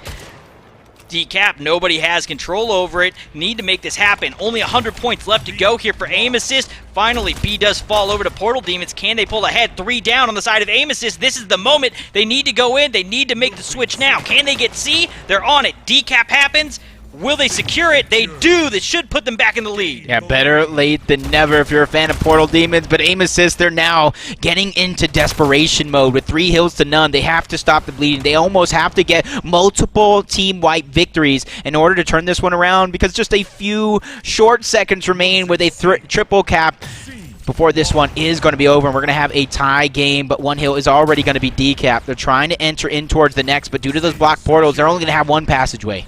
They're going to have to triple cap at this point. They need all 3. All 3 currently still inside of Portal Demons.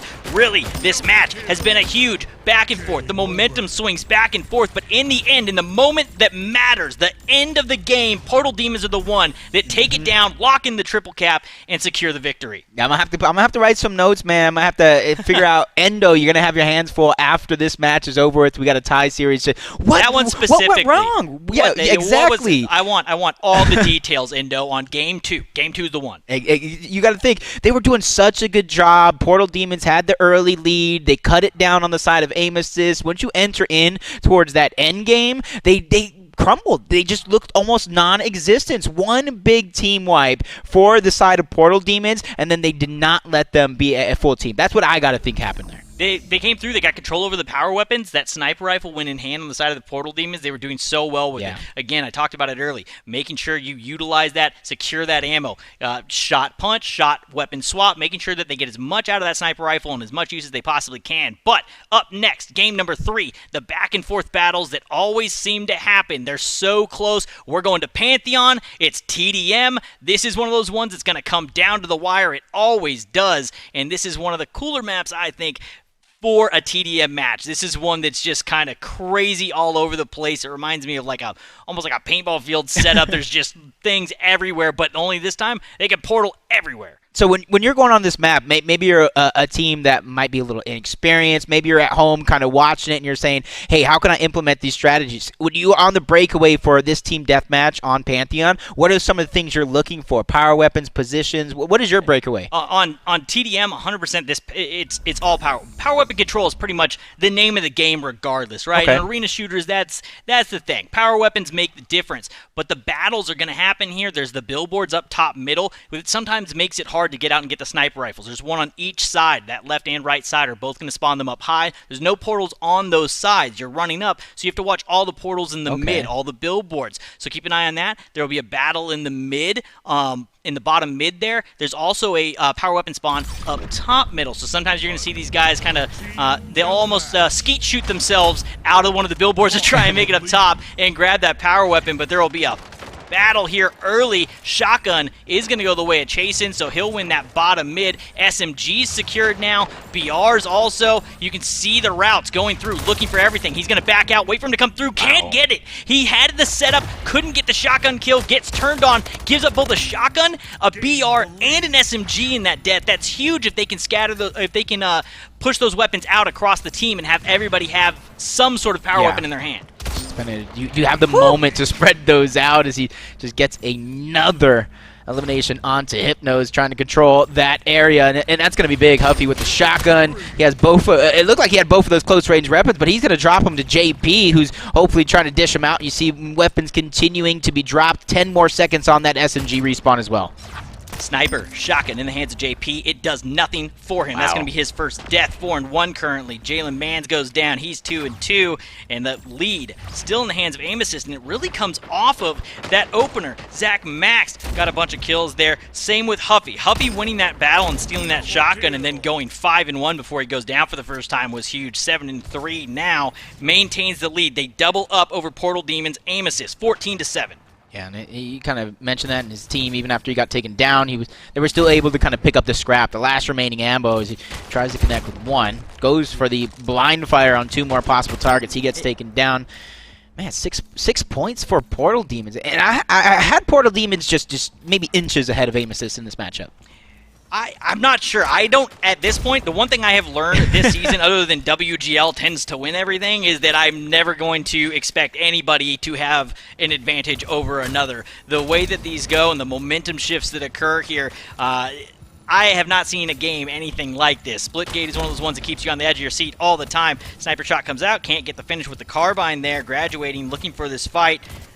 Decides to wait it out, doesn't make the press early, so this will allow him to come through. Opportunity to take a shot. Looking for Hypnos, who's not going to go. Up top now. Still can't get the shot. He's just kind of watching that hole, hoping he'll come through, but Hypnos gets a kill. Actually, that's JP on the Overwatch that gives him the save. Yeah, you're talking about that second sniper already. Trying to put it, it's put it to use, goes back to back, and that's a big one. That's basically a 2-for-1. You get the elimination point, you get the sniper out of the hands of graduating. Well, you watch that kill feed, too. A lot of blue coming up as they start to make up ground, bring it back within 3, make that 4 now, though. And Portal Demons made use of those snipers. They got a few kills out of them. JP came in real clutch, also denying a couple kills by being the savior of his team. Shotgun, waiting for Wotum to come through, see if he can take him down. Chasen just waiting this one out. He's having a bit of a rough start here, 3-7. See if he can get something going, waiting to see if anybody will come through that portal. No one going to show up.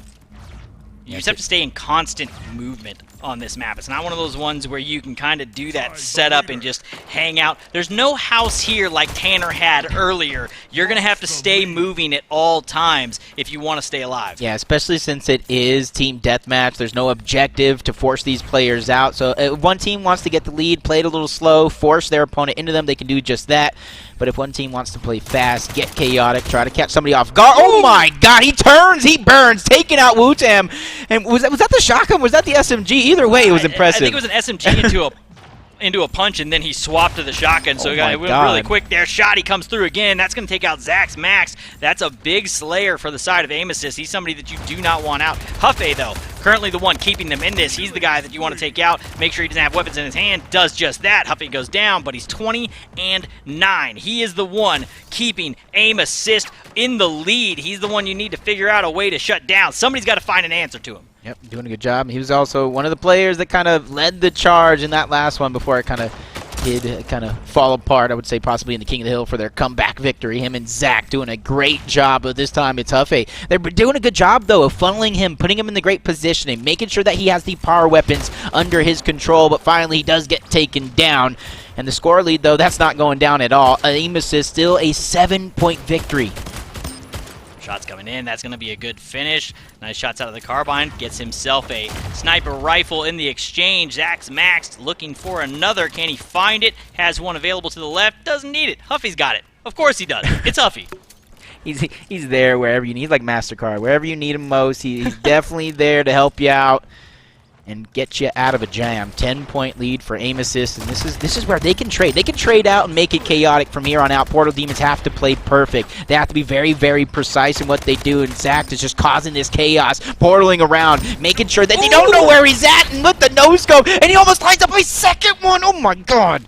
The face just got ripped off there on the turn with that sniper, and the control is in the hands of Aim Assist. They have been dominant throughout this one. Huffy just absolutely leading the charge. 3 points to go, 15 needed on the other side. Make that 2 and 14. This one looking like it'll go the way of Aim Assist, and we should be seeing a game 4. Should be. Let's say should be, I barring guess we're any gonna- miracles there. Yeah, actually, now that my brain's turned back on, we're going to see that game 4 either way. But the setup, back and forth. Aim Assist, take game 1, lose game 2, win game 3 in dominant fashion there for Splitgate, for the Splitgate Pro Series thus far.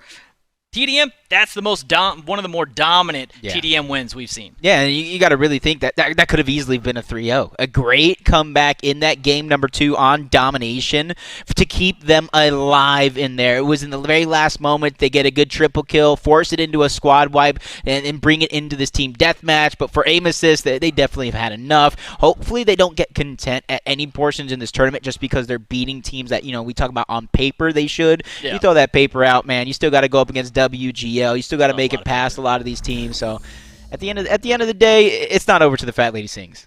Well, won't be singing in this one unless Aim Assist takes it down. We're going over to Olympus. If you want to talk about a map that has a ton of movement and portals going on, I don't know if there's a map that has more than this one. So many levels, the verticality here, everyone all over the place, and we're going to be going into King of the Hill. This is going to be a tough one. You've got to watch every angle. I don't think that there's enough portals that you could put out to possibly fill all the portal walls to even protect a point.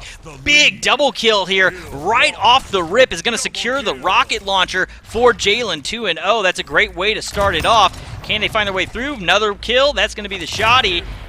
Or the Shoddy. The rocket.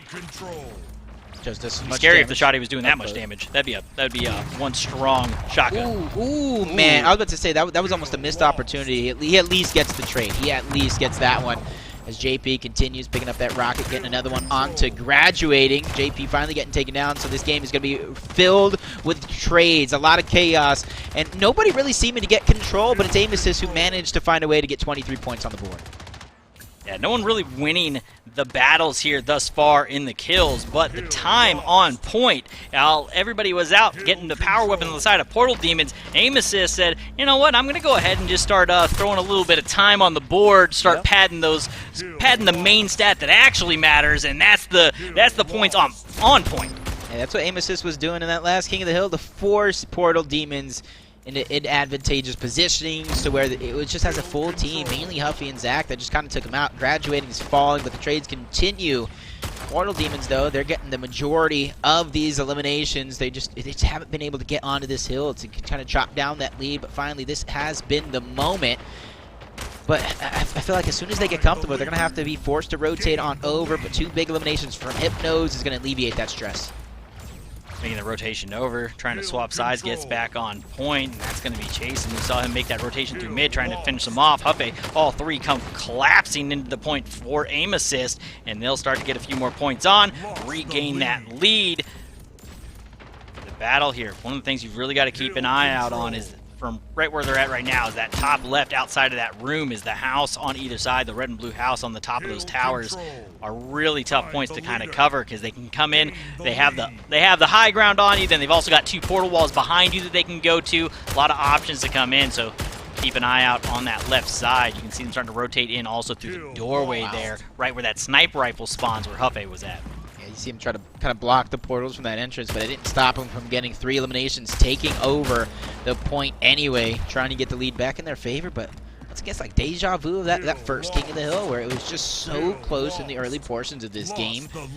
Just trying to see who am I looking at? Trying to look at one individual. We've seen Zach, we've seen Huffy go off, Hypnose, Jalen, everybody really trying to take their turn as rockets are going to be up, and it's going to be in the hands of Jalen here. With 2 of his teammates falling, that's going to put more importance. He misses one of those rockets, but he's at least trying to stay alive. Even if you miss a rocket, staying alive and live to tell another day and use those rockets later just like that, that's just as good. One of the things to note also as this matchup continues on is that no one really on tournament life here too, so the pressure, the stakes haven't hit maximum for these guys yet. Regardless of who wins or loses this series overall, they will have another life. They'll be able to play through that lower bracket, but obviously you like to go through the upper if you can, as long as you can. Again, that bracket reset's going to be important. That advantage from the upper side.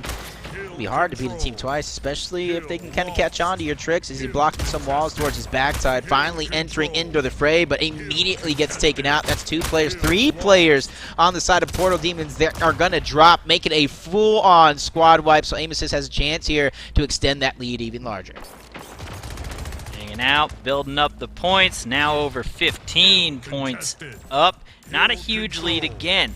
They're kind of just working their way through, getting points when they can, not really looking to just try and set up. A lot of these points are really hard to just kind of set up and say, hey, I'm gonna pull down the full timer off of this one. They're so open to the open air, just portals everywhere, no real safe spot to get to. So you got to get the points while you can, while you're up, man.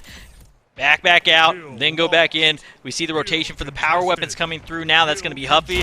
If there's anybody on the side of Aim Assist you don't want to have a sniper rifle in their hand right now, it's probably Huffy because he's feeling hot. He's got an SMG as well. Gets low and bails out. Take note, they've been controlling the last couple of snipers. They've been controlling that SMG as well, and that's got them almost about a 26-point lead. But for Portal Demons, a couple of quick eliminations, one of them being on that power weapon player. They're doing it the best they can to keep this one as competitive as possible. But you got to give it up to Aim Assist, man. With pressure on, the brightest lights of them all, the season finals, they're really stepping up to the plate, up 2-1. A chance to shut down Portal Demons and advance farther in our upper bracket. Jalen's going to fall, continuing to stagger out the desk, holding on to the high ground. And once again, look at it, gets more SMG ammo. Of course, the SMG, always gonna have it. I think that's actually probably my favorite gun to use, and it's probably because my aim is just so bad and I can just throw out so much lead at once, right? Just kind of spray and pray in a direction you might get somebody. I'm a big fan of things that allow my poor aim to get me some eliminations. Gonna find that kill onto Hypnose as he comes through the portal, and Huffy starting to heat up here, 21-7. If he can keep them on these staggered respawns, that will allow them to continue to get more and more points on the board. Was it 26 at one point? They're doing a good job extending it little by little.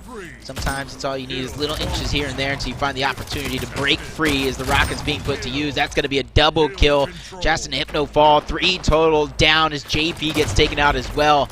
Everybody is just getting staggered out right now. I need to see Portal Demons give up a few seconds here, get up as 4, and figure out where you're going to get the pick from. Because as long as you keep going in desperate mode, one by one, getting picked off, you're just making the game harder for yourself. Battle continues on the point here, still going the way of Aim Assist, 156 to 112 now, and they are doing a great job. Couldn't get that portal wall closed up before one opens, and Chasing gets the shots through. You got to do that just a touch quicker, but it's so fast-paced, sometimes it's just hard to get it done. Sniper being put to use here. It's gonna be Hypnose trying to close the gap here. 40 to below 40, about 30-something and counting here. Just trying to keep the enemy team guessing. Great shots with the sniper, but that's only going to be a body shot as he's trying to get out. I like that he didn't necessarily turn around and try to finish it himself. Keeping that power weapon in his hand is so important at this stage of the game. Make sure you secure it as long as possible if you are going to get taken out. Try and die off map so they can't have it, or expend all the ammo. Neither of those two things happen as he tries to go into point with it. That'll allow somebody an opportunity on it. So, Portal Demon chasing. Currently, sniper rifle in hand, is going to die on the point with it. Jalen's going to jump off, gets the kill as he backs out. Should be able to land and work his way back up. You see him come right back through the portal and immediately fall back over. So, doesn't turn that into any points on the point. No hill time as it does fall back over to aim assist. They're back in control for only a moment. Man, it just keeps going back and forth and slowly working their way back into this is Portal Demons. Yeah, Portal Demons doing a good job, especially Chess, and they're heating up. We talked about them, not the best performances. Some maps here and there to start off the day, but that's been the story. Better late than never as he's beginning to kind of put it to use. Plus 12 or plus 11 at this stage in the game, but on the other side, you can kind of see graduating. Plus 9 for himself, trying to hold, watch out the high ground. He gets shut down, shotgun in Jalen's hands. And this is where Portal Demons, almost 40-point deficit. They brought it back down below 10. Waiting to see what is going to happen on this next hill. Couple kills with the shotty. A lot of red portal walls there. You need to get out. Woodham going to be able to find him through the window. Gets the finish, and aim assist now 4 bodies up until Woodham goes down. They lose 2, 3 down on the other side, though. So, again, so many trades back and forth that nobody's really able to put up all that much hill time. Currently, aim assist does have control for the moment, but it's really not been opening up the lead or closing the gap. It just seems to hold this 20, 30-point difference continually as we move through. Yeah, you see Mushroom Hunters, they had a great lead, but as soon as WGL were coming back, that's when they began to crumble. Aim assist, they have control. They still have control throughout the majority of this matchup. I'm just hoping for them they don't fall into that same trap. They don't start to get deflated here, as Portal Demons are doing a good job of keeping this one respectable. I wouldn't say coming back, because the scoreline has not dipped below 20 in quite a while, as they're inching themselves closer. 32 eliminations for one time. Wow. Really, it's just been the effort when you look at it from aim assist to get onto the hill, to get those points when they can. That hill time ever so important. When you start looking at the kills back and forth between the two teams, it's very even. This has basically been an even exchange. If you called this one a TDM, we'd be coming down to the wire right now, 49-50 type matchup.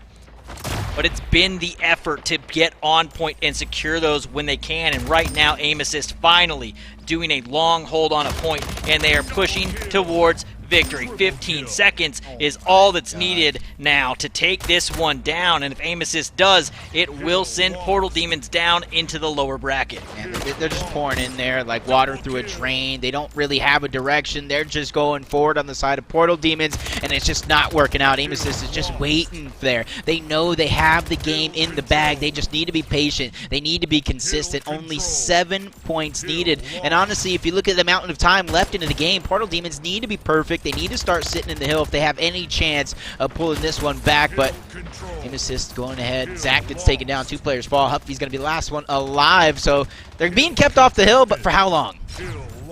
Not sure if they can hold it now. 2, 1, up, holds at 249, switches control. 1 shot with the shot, he finds a kill, finds a second, but the third one there? No, it is Portal Demons in control now. They need to hold for a solid 47 seconds now, uncontested. They cannot give up a single second on either hill. It is going to switch hills before this ends. Aim assist will be able to make the press. They take it down, and with that, they are going to send Portal Demons down into the lower bracket. Yeah, I like the way you were going with that one as well. When you hit 249 and the hill is going to switch, yeah, you can win off of that one, but you need to be perfect. You need to be in every place at once while simultaneously getting those eliminations, whilst not stepping out. There's so many factors going against you when you let your opponent get to that 249 mark. It's only a matter of time before they achieved it. It's so hard to do that, and really the option for them is that aim assist could have just gone and set up on the next hill, right? Yeah.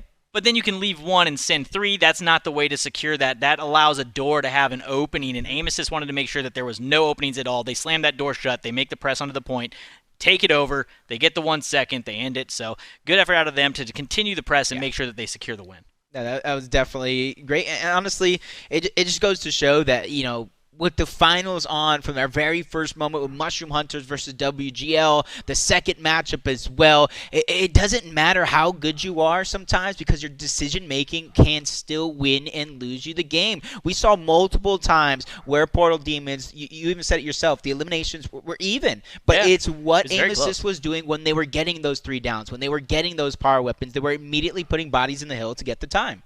Yeah, and you need to make sure. At the end of the day, slaying out feels great. Slaying out on stream looks good. Right. It's cool. You get to feel great about it. But if you can't get on point in those moments when you do get those trades, unfortunately, you're not going to be able to lock down the map. You have to get the time on hill. And Endo is now going to jump back in with us. Endo, what did you see out there? Break it down. Let me know what happened in this series.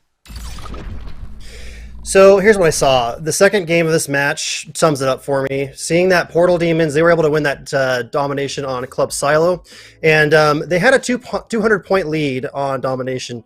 And that's no small lead, right? You have a 200-point lead, you're expected to win that game, and then they completely lost that lead to Aim Assist. I think they were down at least 50 points. Then they were able to come back for that triple cap at the end to secure it. So what that tells me is Portal Demons, they're a team that plays best when they're desperate. When every single game, when they were losing or about to lose, I saw their desperation just accelerate forward, and they were playing better. For some, I don't know exactly why, but I could tell they were taking more risks. They were trying to make bigger plays, and it was starting to pay off for them. And that very last game on Olympus, they held on to that last point as long as they could. It was just, the odds were just against them. It was too little too late. And, every single player on all these teams are capable. They're like, no one's putting any question in their skill, but, it's all about strategy. And today, Aim Assist had the better strategy over Portal Demons. So best of luck to both the teams going forward. But, those are my thoughts. Back to you guys. All right, so basically what we need to do is we need somebody in the ear of Portal Demons going, hey, you need it right now. Just build the tension. You need some sort of tension that just kicks them into that extra gear and has them playing a little bit faster. Yeah.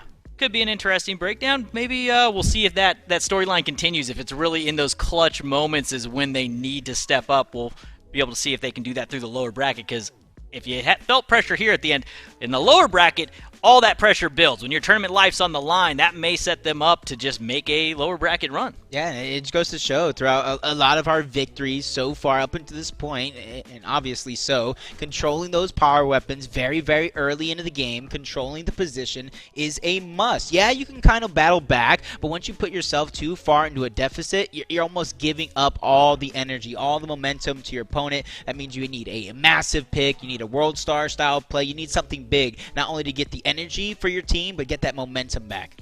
Yeah, when you swing that momentum, you kind of want it to happen somewhere in the mid, and then you want to control it from the midpoint of the game on. You can't have it swing and then have it stop. Once that hard stop comes through, it's so hard to then get that momentum shifted back in your favor. Whatever team is able to get that momentum and then hold on to it and ride that out, typically going to get the win. Aim Assist, having that battle against Portal Demons, and I do like what Endo was saying there. It was a 200-point gap, and that got closed down, and that became a scary match there for Portal Demons. They did lock that one out. That was their single win, but the fact that they gave up that much ground is a little scary. So we'll see if that continues for them down into the lower bracket, but 3 down. We've still got some more games to go. We've still got another upper bracket match. We've still got a grand finals. We've still got 2 more eliminations to go on down on the lower bracket, and we're going to continue with all that action here in just a few moments. We're going to go to a quick commercial break while we get the next game for stream set up. We'll be back with you guys in just a few.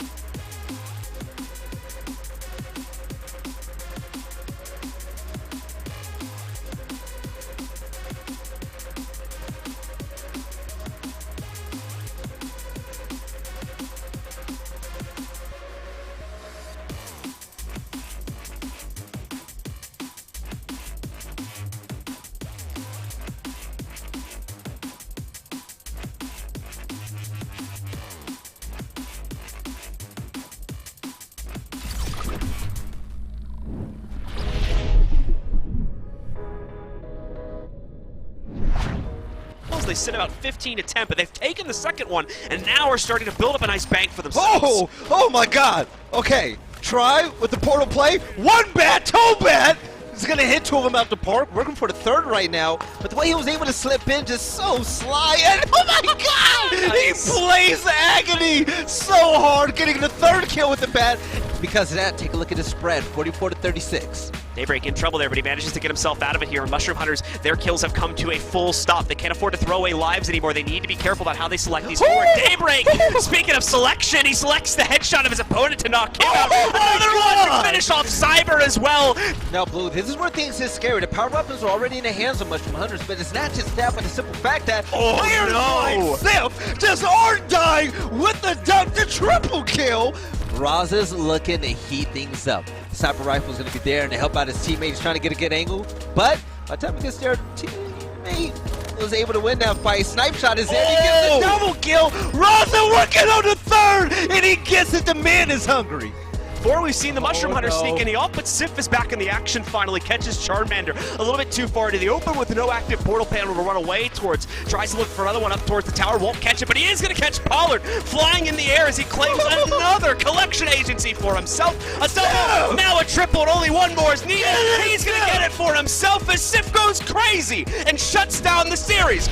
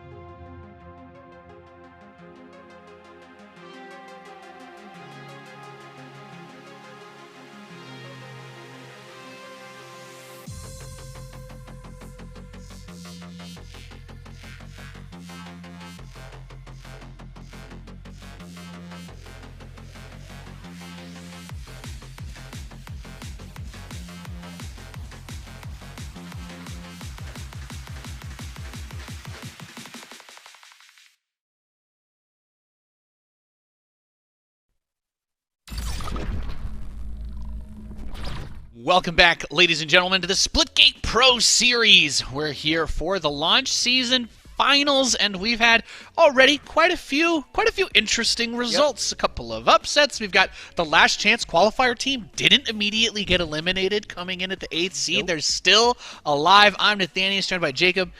How are you feeling, man? We've had some pretty fun results so far. I mean, if you ask me, I feel like, it's a dream come true. Back in the studio, casting Splitgate. It's almost like a Cinderella story. No pun intended, because right now, Mushroom Hunters, they're their own Cinderella story. Like you said, That's last crazy. chance qualifiers weren't even in the top 8 before that last chance qualifiers. Now they qualified. They got some prize money. They got their spot in season for next year. So they have everything going for them. And now they're just upsetting teams. They're bracket busters.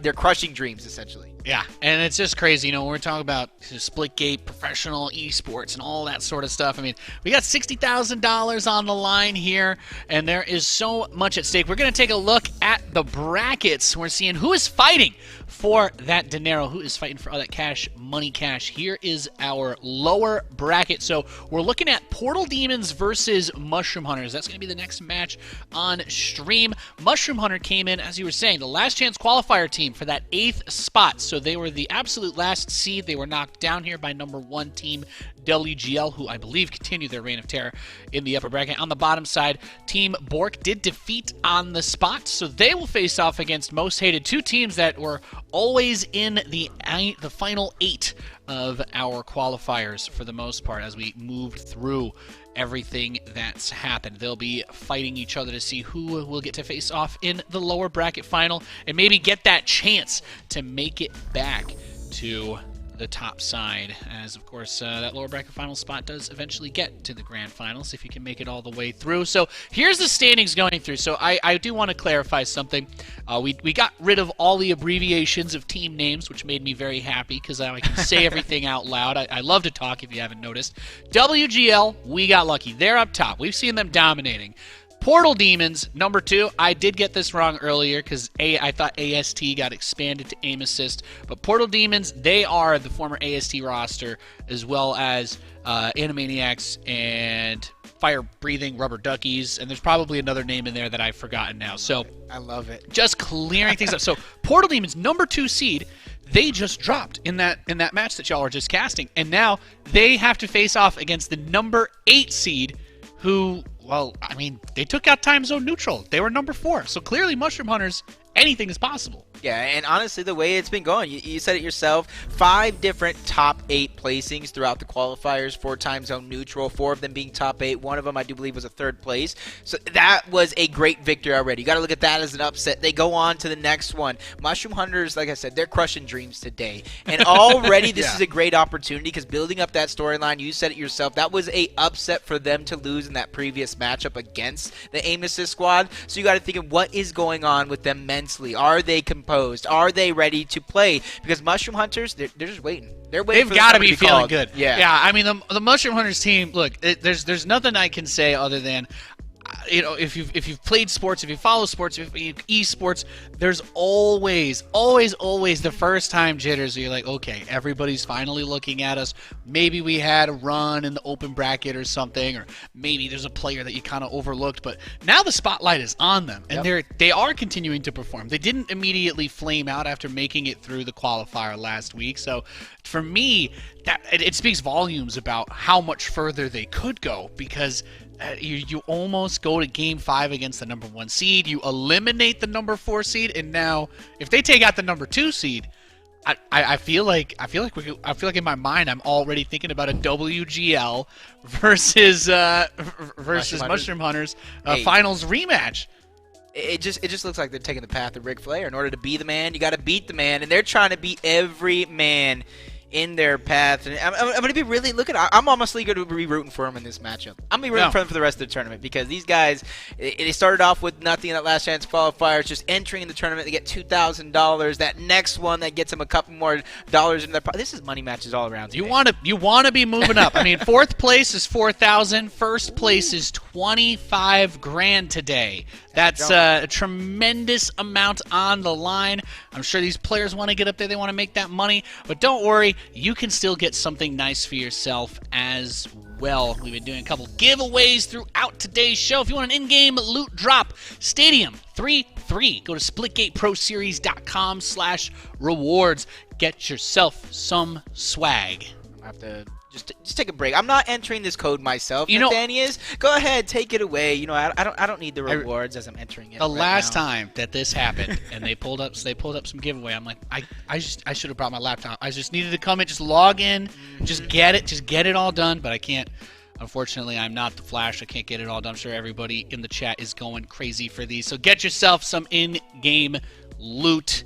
We're spreading the love here. It's not just prizes for the winners. Although, of course, I mean, 25 grand still pretty nice. That's a good job. I was telling Superstar, I'm like, why am I on this side?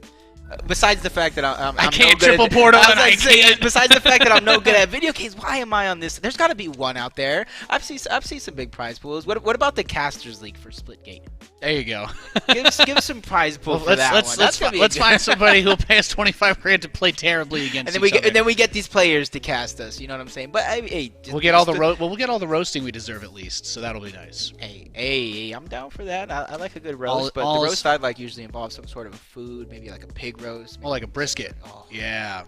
I'm hungry, just like these guys are hungry for the competition. We're focused on the important stuff here at the Splitgate Pro Series as the team's still going through the map veto process, etc. So making sure that we are ready for the match when it is good to go. We don't want to rush anybody or push anybody. I have been notified. We will have the maps shortly. Yeah. So just hang in there, and I hope that you've all been having a nice time watching and seeing people in the chat having some fun. See Endo's in there getting his love for his nails, breaking it down. He's a character. He's definitely a character, and sometimes you need a big brain like that. But as we go ahead and look at these maps, so I want you to kind of like break it down for us from King of the Hill to Domination to TDM. Whose map do you think these favor? Do you think Mushroom Hunters can continue on their journey? Well, it's such a hard question to answer because I have loved watching Portal Demons, and I know that there was a little bit of a change. I don't know if it was just a name change or a player change, but Hypno's coming in. I don't know as much about him. I'm interested to see. So he was getting a lot of love in the chat during that last series. I was watching over in the lobby area. But Atlantis is just such a messy map, right? It's claustrophobic, tight spaces. You're not playing around with verticality. No big open spaces really outside of the center. But that's also like the kill box. You don't really want to walk through the top middle center of Atlantis. And I think that it's going to be all about the speed and getting into a rhythm here, because this is just a map where you get picked too easily if you're standing still in one spot. You have to make sure your teamwork is definitely on point. The call-outs, the communication are just as important as the shots. You see the early breakaway. Sniper is going to be watched over, and it looks like it's immediately going to go over to Portal Demons. That's right, we got Chasen over here. He's got the battle rifle, immediately getting that 3-tap. And because we are playing King of the Hill, it's not quite the same situation as we had the Domination on Atlantis earlier. So because it moves around, that's nice, but anytime that the hill is in this bottom middle area, it's just a bloodbath. As you can see, there's only the 2 portal walls that look through the tight hallway, so you don't actually have much field of view if you're looking through a portal into this downstairs area. So the only way to really partake, you gotta just run in, either straight down the stairs into the gunfire with whoever's waiting, or you run through the hallway and hope nobody's looking at you when you try. So this game immediately starts off with big kills on both sides, lots and lots of limbs, but those early points going to Mushroom Hunters. Keep in mind, that's a number 8 seed right now up against number 2, and it's in the lower bracket. Whoever wins this best of 5 moves on, but whoever loses will be eliminated. You guys saw the highlight, that recap to start the show. Frank's beautiful voice breaking it down. It was Sif and superstar plays that got him through that LCQ and got him this far, and it's honestly Sif again. You got some great control to come through with Razaplas and Cyber to open up the map with those early points, but since then Sif has been doing a job facilitating the deaths, keeping his team at least +1 up in the advantage. Yeah, Sif's absolutely been a monster to watch today. I think Zyber has also been just absolutely crushing it as well. Been one of the other players we've had our eyes on quite a bit. Here he is in the bottom right, got that carbine, pistol in the back. Hasn't gotten the power weapon, but we can see he's still getting it done. He's going for that plasma on the bottom side. And as Chasen is going to get the assist for that, starts to move towards that next hill. And let's just see, anybody that gets in the way of this plasma rifle is going to be having a bad afternoon, but he does get shut down by JP before he can pop off. Yeah, that was a big kind of shutdown there because that was back-to-back plasma rifles in control of Mushroom Hunters. So Portal Demon shutting them down, doing a good job of getting the points on the hill as well, taking this lead right back, and already a chaotic opening between both of these teams. And it goes to show it takes a lot for one team to really convincingly gain control, but Zyber, with the help of his teammate, gets a double kill, 17-3 to start off the game. He is going on a terror. Just having a great game so far as Zyber. He's got the SMG in the back holding that rail gun, and you don't have the big open space, but there are the long tight hallways, and if someone puts a portal on one end, you're just, all right, just send it. Send whatever through. If there's somebody on the other side, great. If not, whatever. It's Atlantis. You're not making the long drawn out plays here. You're moving, you're grooving, and you're keeping the feet churning 100% of the time. 19 kills, 3 deaths as we watch this man continue to wreak havoc with that SMG. I mean, SMG, man, I'll tell you what, as somebody who can't aim, getting up close and personal, it just feels so good to let it rip. Oh my god, a triple kill for the Aegis, almost getting the fourth, but it just goes to show 22-4. We're talking about how he has taken the game over as an individual. The scoreline would tell a different story. The team is not able to get in the hill like they should be, and it goes to show that even though it might be a scrappy one, Portal Demons are doing a good job of keeping it contested, or at the very minimum neutralized, and trying to take the lead right back in that small room. It does look like a trade is going to continue. Hypnos with the railgun this time. He gets shut down by Zyber again. Yeah, Zyber's just absolutely carrying team through this. Sif obviously can't dismiss the rest of the gang, but, you know, it's King of the Hill. It's that 250-point game that they're going towards. That hill is moving every 60 seconds as it runs out of its time, but the points, they're still very close. So Mushroom Hunters haven't really been able to turn it into a big lead just yet. You want to make sure you can hold that objective down. I think Portal Demons, throughout the duration of the Splitgate Pro Series, through all our qualifiers, the one thing I always thought they did a good job of was holding the objectives. They were a very objective-oriented team. They know what to do. They work together very well as a unit. Usually their biggest weakness was just people who could do the same thing as them, but a little bit better, like WGL, and they struggled against them. But we're seeing Mushroom Hunters bringing out the crazy frag fights, but not quite able to capitalize. We see a lot of high kill counts on their side of the leaderboard, but it hasn't translated into an actual lead in terms of the game points. Yeah, Jalen doing a good job of shutting down that pulse rifle about 30 seconds ago, and that's big. 3 for 3 when it comes to the pulse rifle in the hands of Mushroom Hunters, but I will say Portal Demon's doing a good job controlling that BFB. I just think the impact just a little bit different. Regardless, Portal Demon's able to get the lead, shooting through some portals. This is going to be Hypnos trying to control it. Gets the call out from his teammates. The shards are there, but Sif go ahead and ends the life.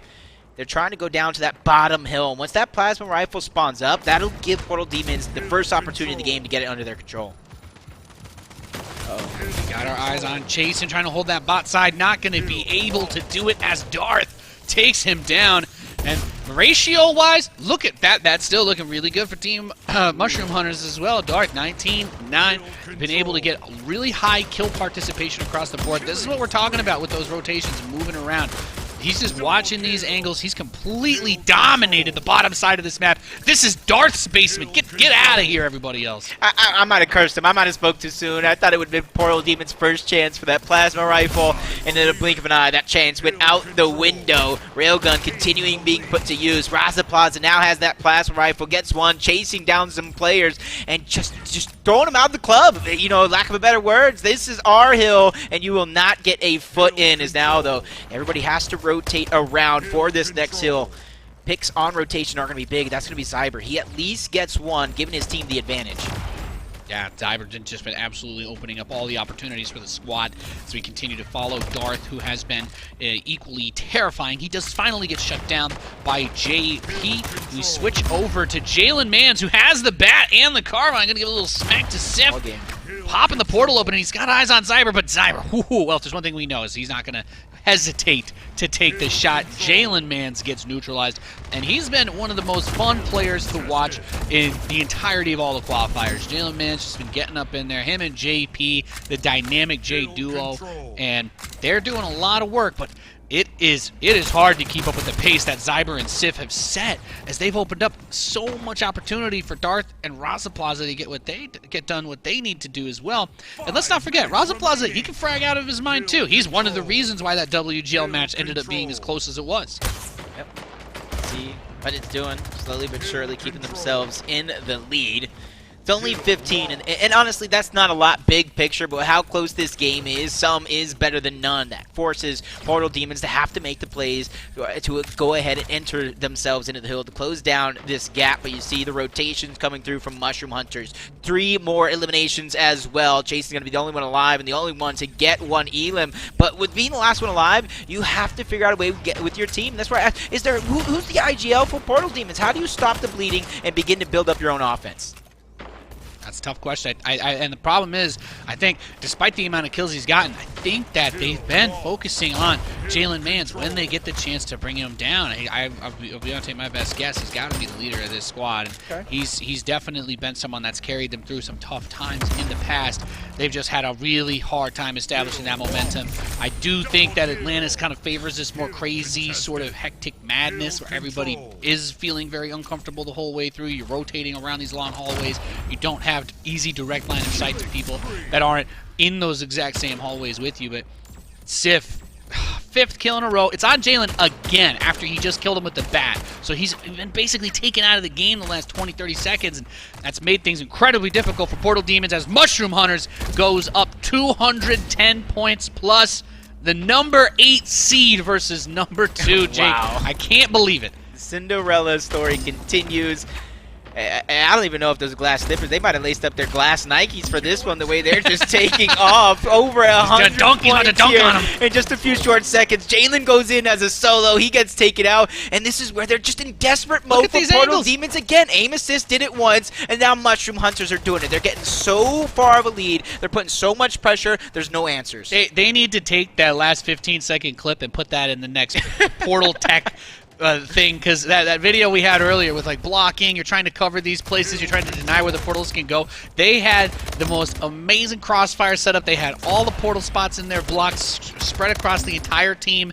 No way that it was possible for Portal Demons to make a good engage onto that hill. And now Mushroom Hunters, I think they're about to do it. 248, 249, and that's map 1, baby. The number 8 seed coming out swinging. Yeah, and honestly, hopefully Endo's kind of paying attention for that one after the match. It was so even throughout the majority of that game. And I go to wonder, it's very, very similar to that last matchup to where something clicks, something goes wrong, whether it's a wipe, and then a team, they just feel the pressure. They feel desperate, like they have to flood in. When you don't, you're just giving up a few short seconds, make a big retake as a team, find that pick, control the weapons. It sounds a lot easier. Let me tell you that. It sounds much easier. But just click on the other person's head before they click on yours, and you'll definitely win. But just going in one by one, I can tell you that is 100% not the answer. No, absolutely not. And I want to give a little MVP shout out on that map to Darth, who I think things derailed when they tried to get that hill, the second hill that was at the bottom.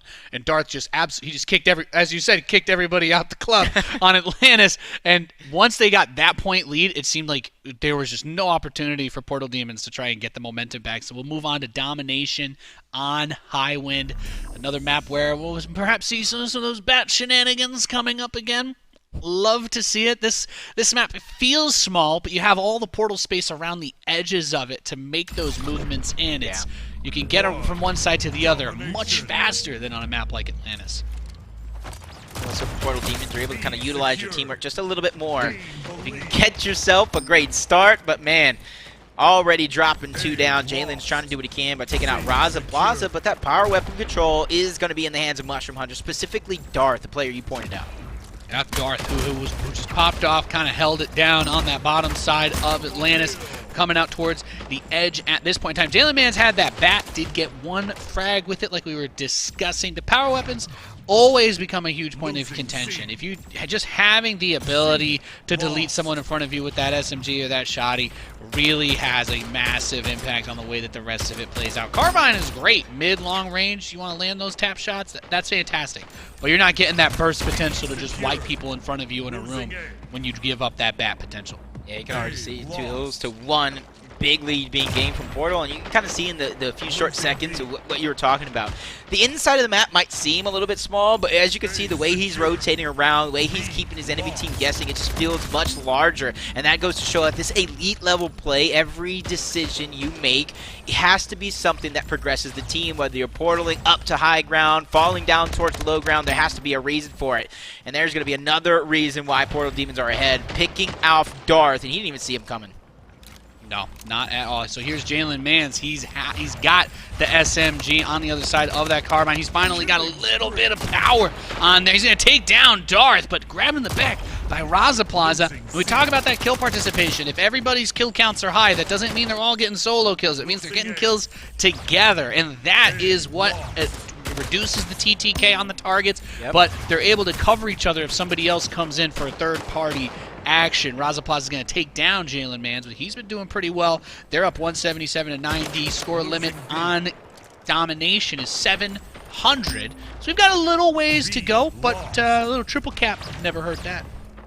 I can already see that, you know, Darth's having a little bit of a slow start. I don't know that Portal Demons kind of putting the pressure on, trying to take him out of the game, same way they just did to Jalen Mans in that map number 1. So already trying to take a page out of their opponent's playbook. But when it comes down to the score, it's about an 80-point lead for Portal Demons, which isn't too much to worry about this early in the game. But they need to make sure, on the side of Mushroom Hunters, they keep this one close as the eliminations continue to fall in way of Portal Demons. 2 more is up for grabs. But I would say the silver lining is there's no triple cap domination just yet. No, but Portal Demons, they've got A, B. There is the triple. They've got C now under their control. They're already leading by 100 points as they've managed to get into this position. So they've got to be feeling good there. We've got Hypnos over here with the carbine and the pistol. Looking outside, and we're talking about these. I'll always bring it up when we're on this map because the billboards on the outside, I feel like, give you the most view and opportunities to shoot in on the other players than most of the other maps in Splitgate. So you have to constantly be aware. Anytime your back is towards the outside, there's usually some spot you can get hit by, and it's so difficult to just look in on the center. As everybody's always playing for the outside because of that on high winds. See how it really kind of helps you because you can just get flanks in an instant as Cyber tries to go in with the bat. Looking like Negan, who finally got stopped. No spoilers, though, because right now Mushroom Hunter's not looking like they're going to get stopped. Hypnos with a double kill. I appreciate you avoiding the 2016 Walking Dead spoilers on me. It's sometimes you just don't have the time. You know, there's too many video games to play. There's too much food to eat in the world. Sometimes you have to skip an episode. Fair enough. Fair enough. The teriyaki chicken comes first, if you ask me. We got JP on the carbine. No power weapons, but he's up top. He's waiting for that respawn on the sniper coming in shortly. Darth picks off Chase and goes to the portal, not able to get anything done there. Zyber shoots back through the other side and takes out JP. We go back. Now, that sniper that we were talking about does get put into the hands of the man with the AR in the secondary slot, Hypnos, but Sif is going to move in on him. And we have 2 points capped right now for Mushroom Hunters, so we're starting to see, it feels like Mushroom Hunters are starting to put that pressure on, starting to gain a little bit of a second wind. They are at half the points of their opponents, though, so there's no room to let up on the gas pedal here. Oh, wow. Nice shot by Sif there. That was a much-needed trade because his team had somebody on respawn, so they were down a man for just a few short seconds. As the trade continues, it's going to be a 2v2 for just a few short seconds. Everybody rotating around. You see A getting decapped, 2 cap going back on over towards Portal Demons, but Mushroom Hunters, man, they've been doing a good job of keeping hope alive for all us underdogs. Hypno's going to try and shut down the portals behind. Zybert picks him off with the carbine, so not a bad grab there. Reopens the portal, tries to get back up towards the top portion of the map, back where the action is. I think Raza Plaza and Jalen Mans in a bit of a duel, and Raz will take that as we have him trying to hold on to the point, but Zyber comes back, gets revenge, and the clock keeps ticking in favor of Portal Demons. Raza Plaza with that plasma rifle, at least they have some control of the weapons, and I think that's a thing that Portal Demons is doing a good job of this game than honestly their opponents in the last one against Mushroom Hunters and this one as well. Is they're keeping the weapons out of their opponent's hands, or they're at least trying to. Raza Plaza has a chance to go ahead and try to make something. Hypnos has a chance to shut him down. There goes that plasma rifle. There's going to be another double kill, make it a triple for the team, but JP picked up that plasma rifle off the ground and avenges his teammate. Now with the bat in his hands, it's Darth, 16-3, 13 this game. Not then having that same level of success is kind of what I was talking about, though. Is Atlantis is like a map that you have to strategize very specifically around. Some of the general principles in terms of the mechanics of the way that you're going to play, you just don't have as many of them available to you. For Darth, that might have given him the edge, but it hasn't translated over to Highwind, and we start to see Portal Demons. And I'll be honest with you, Portal Demons, they have actually struggled specifically on the Atlantis map previously in some of the qualifiers. So we're seeing them bring out their A game now, getting it done. Jalen Mans popping off. Got that. Is that the assault rifle? Oh, he's got the plasma rifle. Yeah, ripping and tearing through the opposition. Triple cap. And now just 100 points away from securing game number 2. Yeah, triple kill for Jalen has definitely turned the tides. Because I was saying, I wrote down 400, 175. That's when Mushroom Hunters got a triple kill of their own to begin their momentum and their journey for the lead. But that's completely been iced by Portal Demons. 2 hills to 1. This one is definitely in the bag. Barring any miracles coming out of Mushroom Hunters as we're looking to kind of tie this series up. C is being lost. Finally, the hills are going to be decapped for the Mushroom Hunters, but 1-1 is still not good. You need a triple neutralization. You need to figure out a way to continue that pressure and a triple cap. Everything, basically. Yeah, you just gotta completely outplay the other team for the next 3.5 minutes to get the points you need, and you can't let them take another hill for even half of a minute anymore, and that's becoming a bit too tall of a task to ask. However, Mushroom Hunters, they actually do have the triple cap right now. Their points are going up. Portal Demons are not. The issue with that being they need to hold all 3 points again for about 2 more minutes if they want to bring it back to even. There's a big opportunity taking the chase there, but still everybody's just getting staggered around. Once again, 2 hills to 1. You can already see it in your kill feed as well. As long as these trades continue, Portal Demons should win this matchup. As you see, it is coming down to the final seconds, and we have ourselves a tie game. And I think the day continues to surprise us. Yeah, Portal Demons looking good, and like I was saying, I've always felt that they were a really solid team, much in the same way that WGL was. They just, I specifically against WGL, it's like being rated at an 80 and you're just up against someone who's a 90, and it's like, okay, you can't really feel that bad that it's like, okay, obviously everybody's going to struggle against WGL, but Portal Demons, they do stumble a little on Atlantis, which I think is always going to be a trap map for competitive Splitgate, but going back towards something a little more normal, getting into the domination, worked out very nicely for them. And that's a very decisive victory that they picked up 700 to 412. Result does not end up being that close. Yeah, it does not. But now we're going to go to Team Deathmatch on Olympus. And you can correct me if I was wrong. I do believe this is the map that close game to start off the day against WGL with a 50-49. One elimination away from forcing a game number 5. So this is either going to be a map for Mushroom Hunters that they can take away due to the confidence of almost beating the #1 team, or they could find even more problems because they can try to second guess themselves with the things that went wrong. I just hope that they stick as close to their game plan as possible because they've already made a fan of me, and I hope some other people in chat today. Oh, yeah, for sure. And you're totally right. Yeah, we had on Olympus, that was where the Team Mushroom Hunters got into that. They were ahead of WGL by a couple of points towards the end. It was 47, and it ended up boiling down to 47 to 46. Then it became 48 to 49, and then all of a sudden it was 49, and that's when WGL, of course, was able to make that last. I think it was a Kuvo got the final kill to save the team there on that map, and they were able to take the 3-1. But it was very close. It was very close. Olympus is a crazy map, and if we see Sif and then pop off, I gotta be real. I think they're looking for some revenge being back on this map for TDM again. Wow. A different turnaround since the last time we saw Mushroom Hunters on this map, where they kind of started off doubling up the score line. It's this time in Portal Demons, they get that first couple of eliminations. Nothing to worry about just yet for Mushroom Hunters, as everybody's still trying to fight for that positioning and fight for the weapons. Darth tries to sneak one out, but it costs him his life. 2 more eliminations fall for Portal Demon. And of course, for TDM in our competitive circuit, the score cap is 50, where our players will be headed. Jalen Mans is going to get picked for the first time here by Cyber, and I'm going to tell you what, man, my eyes are on Sif. I want to see him get it done. We've got Chasen, however, here on the rocket launcher. Big opportunity to grab the frags on this one. Takes the first shot. not able to hit pay dirt just yet. Of course, even if you're just denying the rocket from the other team, that's never a bad thing either. Switch back over to Carbine, not able to get those hits he needed. So Jason goes down, not able to get a whole lot done, and that 6-1 quickly becomes a tied game. As Mushroom Hunters are here, and they're not here to mess around. See on one side, Jalen Mans, another phenomenal start. Cyber with another phenomenal start for him. Jason trying to land the shots, taking out Raza Plaza, blocking the portals, or at least taking away from the enemy. And you can kind of see Mushroom Hunters trying to do the same exact thing to figure out a way to gain entry on towards that hill. The angle is going to be there, but the shots are going to favor Darth, and he gets a double from the kill feed, finally shut down by JP. But overall, this is still that close game we were looking for. Yep, Sif's going to get Jalen Mans through the portal. He will be traded against by JP.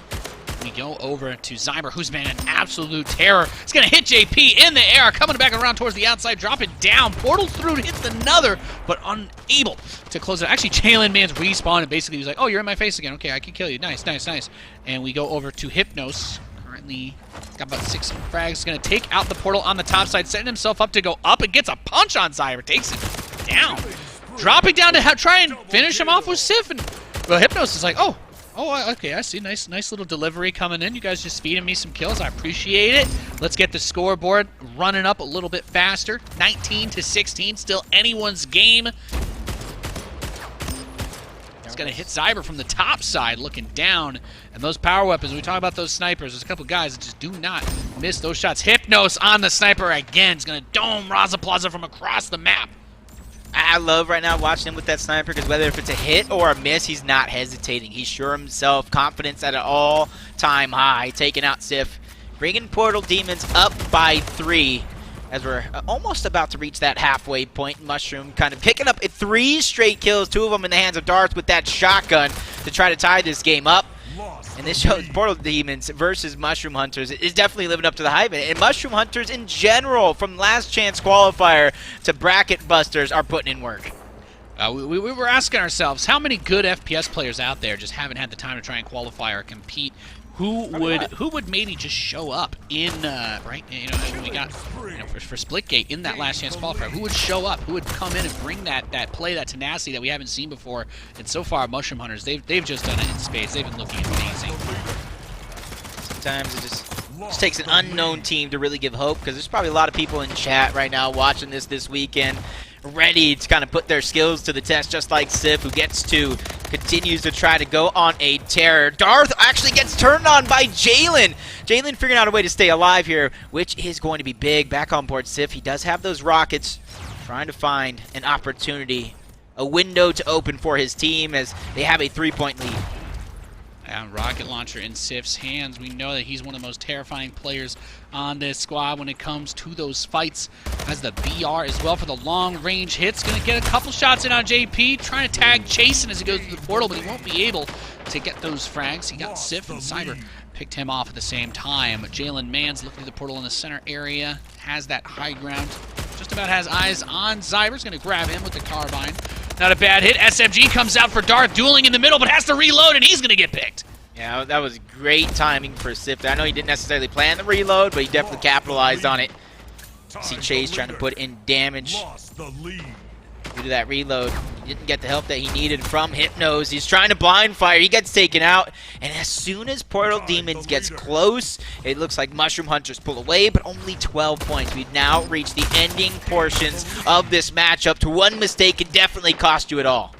And it's still dead even, 39-39, just barely trying to create some distance as Portal Demons, but still just within a single point as we cross over the 40 threshold. Less than 10 kills to go before this one is decided. Ladies and gentlemen, the pressure is on. If it was ever on, it's maxed out now. Raza Plaza, carbine drops down, gets a good shot on JP. Not an easy shot to make. He goes towards the bottom of that rocket launcher spawn.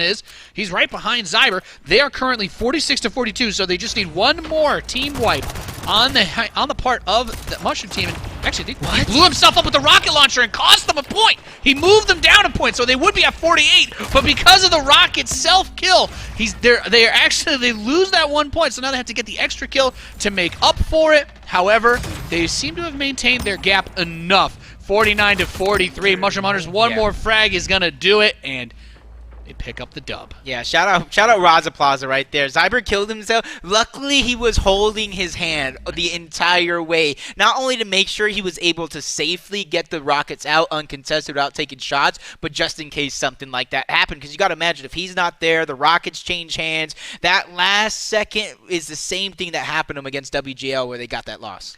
Yeah, and it's also terrifying because in any normal game of Splitgate, if you're like, oh, I blew myself up, we lost a point, like, not really that big of a deal in the grand scheme of things. But when it's 47 to 43, and then all of a sudden you go down to 46, you're like, oh, this could cost us the game right here. And thankfully for Mushroom Hunters, it does not. But a 50 to 43 victory, that's really impressive. I've always thought that Portal Demons were pretty strong in TDM. They cleaned house on this mode against basically everybody that they went up against in the qualifiers. Really just another reminder how much potential Mushroom Hunters seem to have as we get ready for Pantheon King of the Hill next.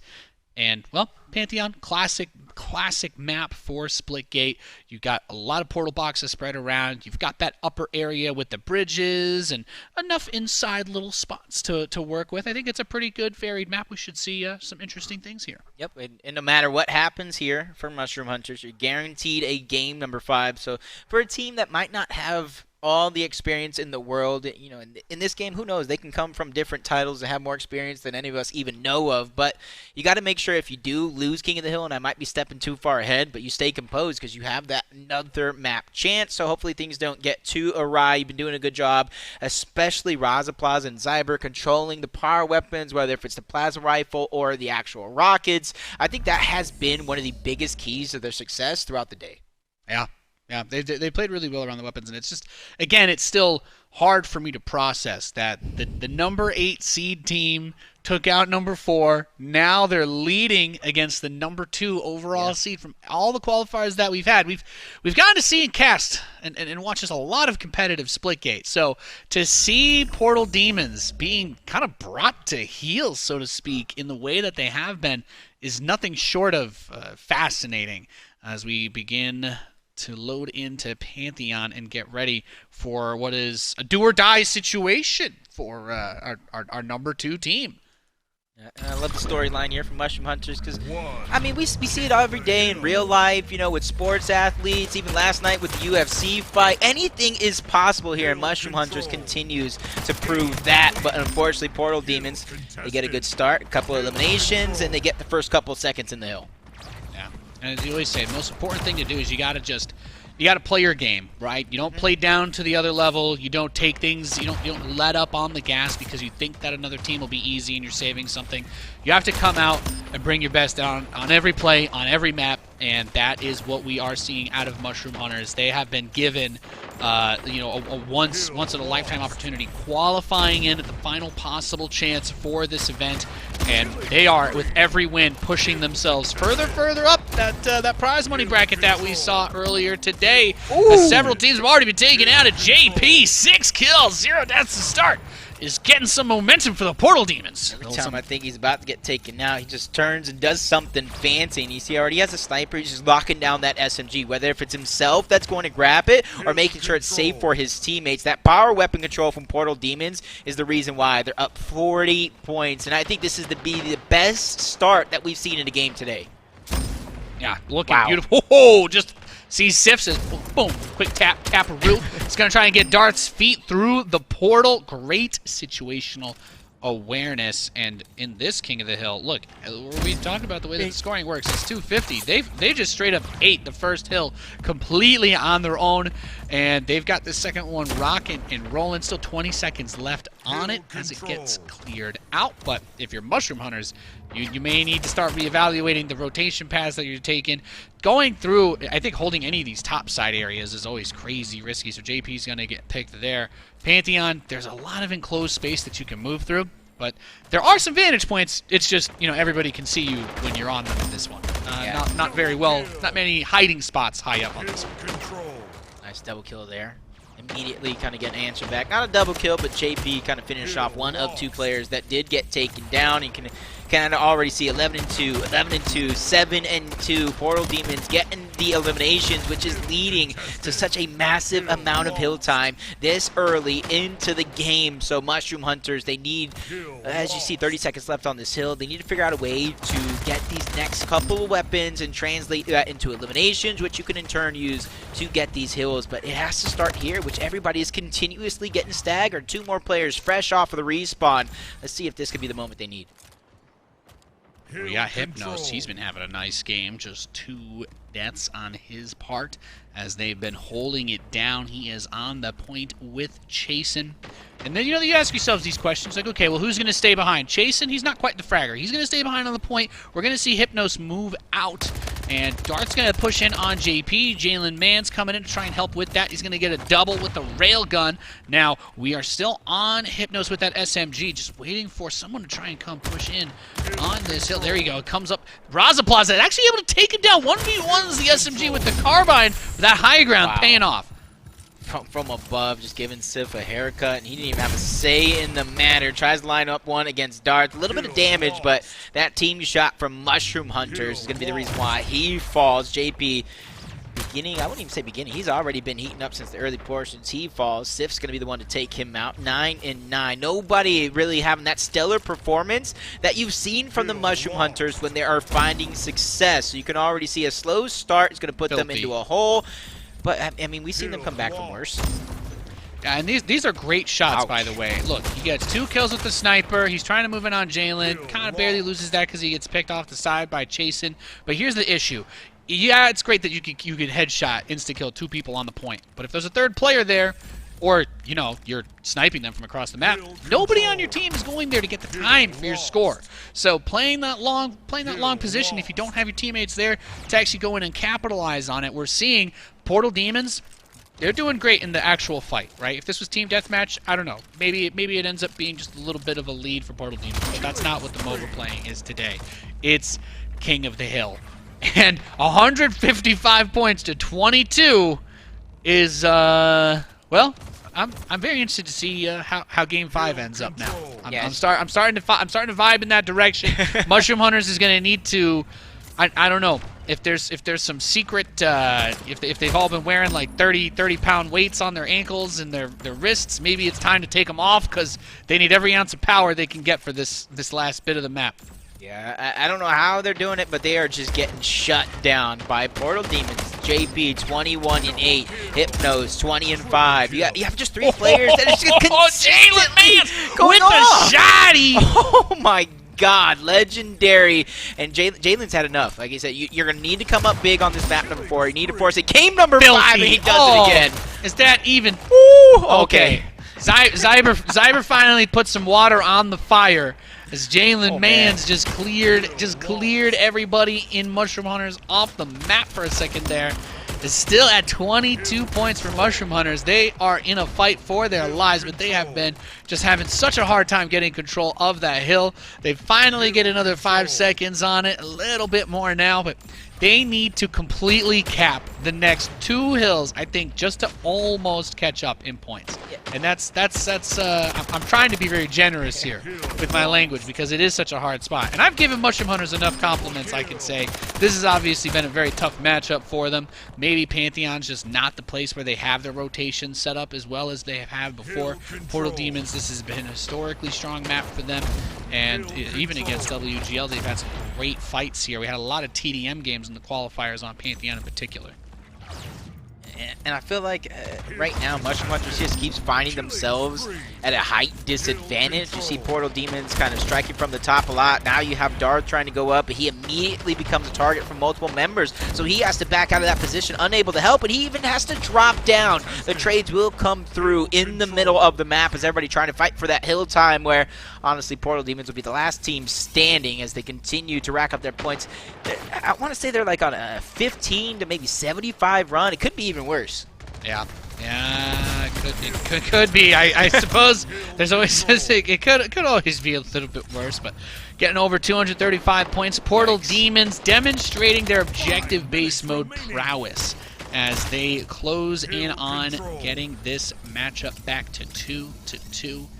and they will not be eliminated. Not yet, anyway. We're going to have to go to game number 5 to find out which one of these teams is truly on top as Portal Demons take game number 4. And obviously, there's a few things that they did right, but they just really shut down Raza Plaza. They shut down Cyber. They didn't even let them enter any of the weapons. You saw they set up great portals. Jalen specifically with that shotgun, baiting out these power weapons. They did not give them an inch, so they did not let them take any miles. Yeah, that was just a really crazy game because, as you said, I mean, Jalen popping off towards the end there with the shotty, getting the triple kill, and it's not like Mushroom Hunters didn't make good plays. We saw those sniper hits go in on the hill. He cleared almost everybody out. The problem is Jalen was still there to kill him, and nobody else was there to capitalize and either flank Jalen or at least try to back cap the point behind him, stall out the clock.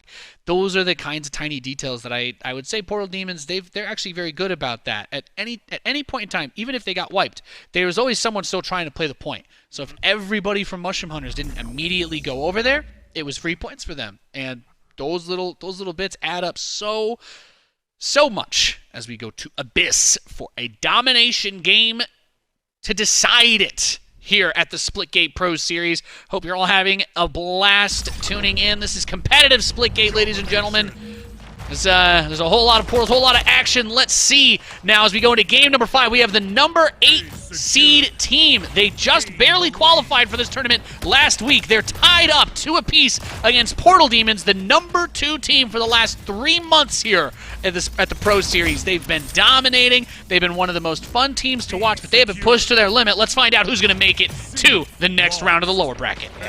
See an early start for Portal Demons, but Mushroom Hunters, they have to have that pitcher's mentality. You might have gave up a grand slam, but the game isn't over just yet. Now it's the bottom of the 9th, and it's your turn to bring us home. Score is going to be tied for a few seconds as Mushroom Hunters have gained the lead, and a big turnaround. Like I said, coming out flat in that 4th map, that's not something you want, but coming out hot in game 5, that's exactly the position you want to be in. This is it. If you win, you're still in it. We talk about it, that prize money, even if all you can do is get up into 4th, 3rd place, that's thousands of dollars to be gained in placement.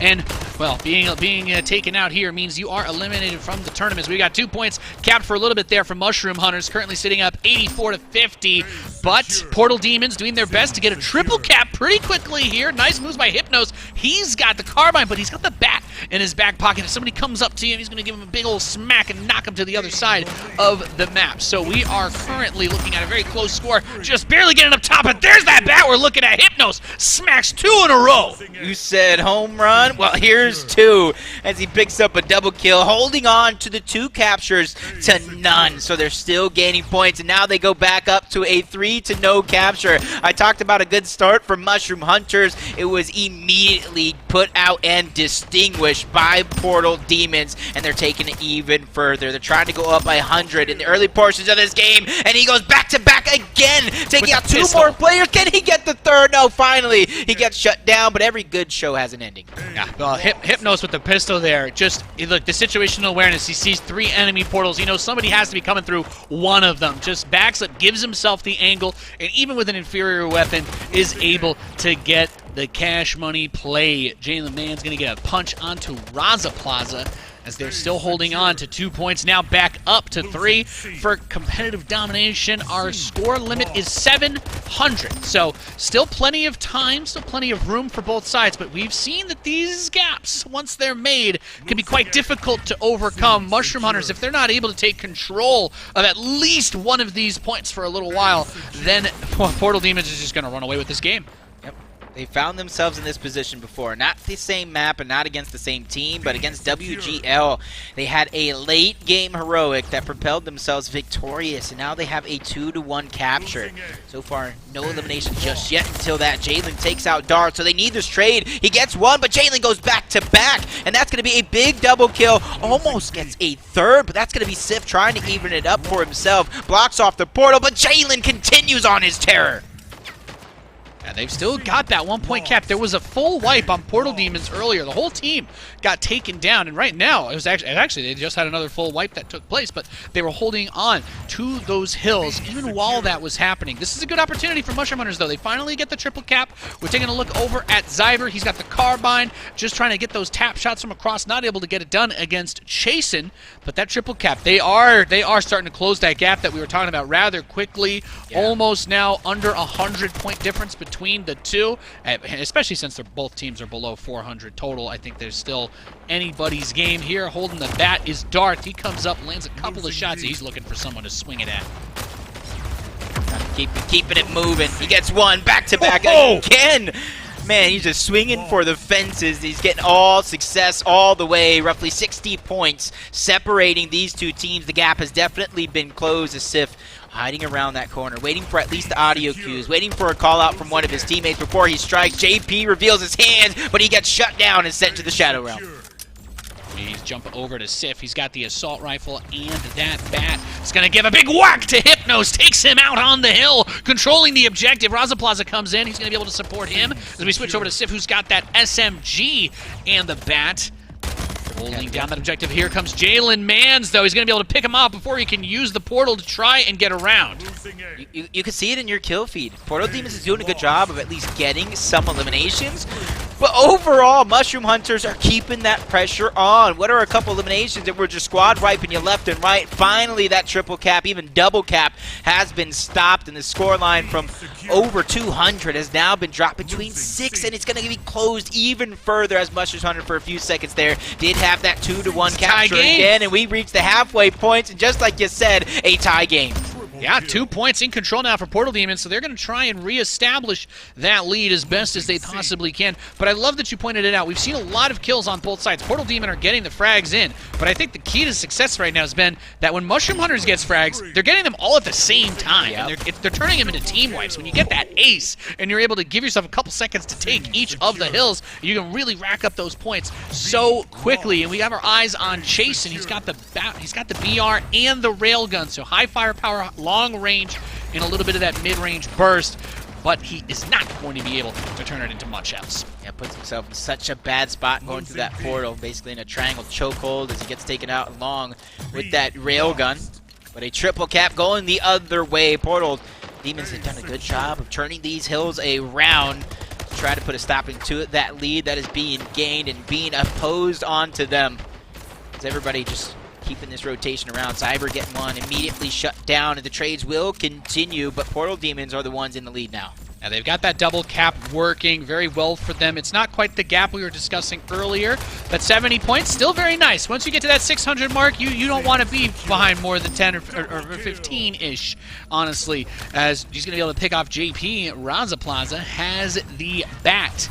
So looking for some big swings. You can see that triple portal action going through, getting across the map as fast as he can, using the grenade to shut down the enemy portals. If you're new to Splitgate, they don't damage the other players, they just shut the portals down. So you can limit the movement using them, but not, sadly, no frag grenades. We're not that crazy. Hunters did a good job neutralizing that triple cap, but they're unable to build that point offense for themselves, or at least not just yet. This one's coming into the ending portion of the game. Less than 200 points remain for Portal Demons. 250 needed for Mushroom Hunters. These two kills are going to be crucial for their success as they're trying to hold on to the high ground. They stop JP's rampage after he gets 2. Hypnos gets 1, but he immediately gets shut down. That's going to be Raza Plaza trying to step up to the plate, but he's going to fall as well. Nobody from Mushroom Hunters able to consistently get that advantage. And it's still that double point cap for Portal Demons. They're getting ever closer to getting themselves out of this incredibly tough match that they've fallen into. The last chance qualifying team is running out of time to bridge themselves to a tie to try and get up ahead of them, but it just doesn't seem like they're going to have too many more opportunities to get it done. Jason moving in on that A hill, trying to hold it down. Sif is going to pick him, but where is Sif's backup to actually take that hill? Yeah, triple cap being dominated right now. Portal Demons now less than 100 points. Nothing being captured for Mushroom Hunters. So right now they have to find these eliminations, figure out a way to neutralize these hills. while maintaining some sort of footing on the positioning, but the shutdowns continue. Big battle here between Raza Plaza and JP. Raza Plaza comes out on top. Luckily for him, Zyber got one, so they'll still stay with a little bit of advantage in the overall thick of things. As you see, 650 has been achieved. This is all but over for Portal Demons. Yeah, it's a tough spot to be in. I mean, you basically need to get a triple cap and hold it for a minute here to make the comeback real. They do get 3 kills onto Portal Demons, but here's the hard part. The last guy left, Hypnos, he's going to get a double kill. He's keeping this game from being closed and being brought back closer by Mushroom Hunters. They just haven't had that opportunity. We haven't seen a triple cap from Mushroom Hunters in forever. And now 30 points away is Portal Demons. They are just about there, ladies and gentlemen, ready to eliminate our last chance qualifying team. The number 2 seed says, hey, things got a little bit tough. Things weren't easy, but there's a reason why we're number 2. We're here to establish ourselves, and we're going to finally take down WGL in this tournament when we get the chance to do so. But there's the triple cap for Mushroom Hunters. They're not letting go. Not just yet, still down 80 points, but if they can hold all of these for just a couple more seconds, goodness knows what could happen, changing the tides of history before our very eyes. They neutralized one. That goes back into the favor of Portal Demons. They forced the game 5 after being down 2-1. The decap is not going to come through, and Portal Demons complete the comeback to take the series over Mushroom Hunters. What a valiant effort in the final moments. We saw running in with the baseball bat, just saying, look, as soon as my foot is on this hill, the clock stops. If he can stop it at 699 and then get that kill, I don't know if they get enough time to move that 650, that 645 they had to the 700, but I can't believe how close it got at the end, though. The fact that they got the triple cap when the opponent was only 5 points away from winning is, I mean, that's a Herculean effort, but that's exactly what you have to do. It's just, executing it and holding it that whole time, that's a tough task for anybody. Yeah, and it goes to show, like I said, when you're going against these elite teams, and you might not necessarily have all the experience in the world, just one of the biggest things is don't put yourself in a hole that early. You saw throughout the tournament, they were taking teams by storm. They were surprising individual players, but it almost makes me wonder, because they haven't been in every single one of these qualifiers. They haven't necessarily been going the distance. Did they just simply run out of gas? And is the only thing it's going to take is maybe more practice, more scrims, more experience? Yeah, I thought one of the most interesting things to follow throughout all the Splitgate Pro Series qualifiers we've had the last few months has been the way that the teams that make it to the top of the qualifiers every time do how they do against each other, because they're playing for points. They weren't playing for seeds, so you had most teams were playing every week, and you kind of got to see the little adjustments that would be made. But since Mushroom Hunters comes in as the last chance qualifier team, I think that experience play is what comes into it. They haven't had all these matches against Portal Demons. They haven't had all these matches against WGL where they can say, oh, we've played them on this map before, this is what they do, here's what we'll do. They came out, they just did their thing.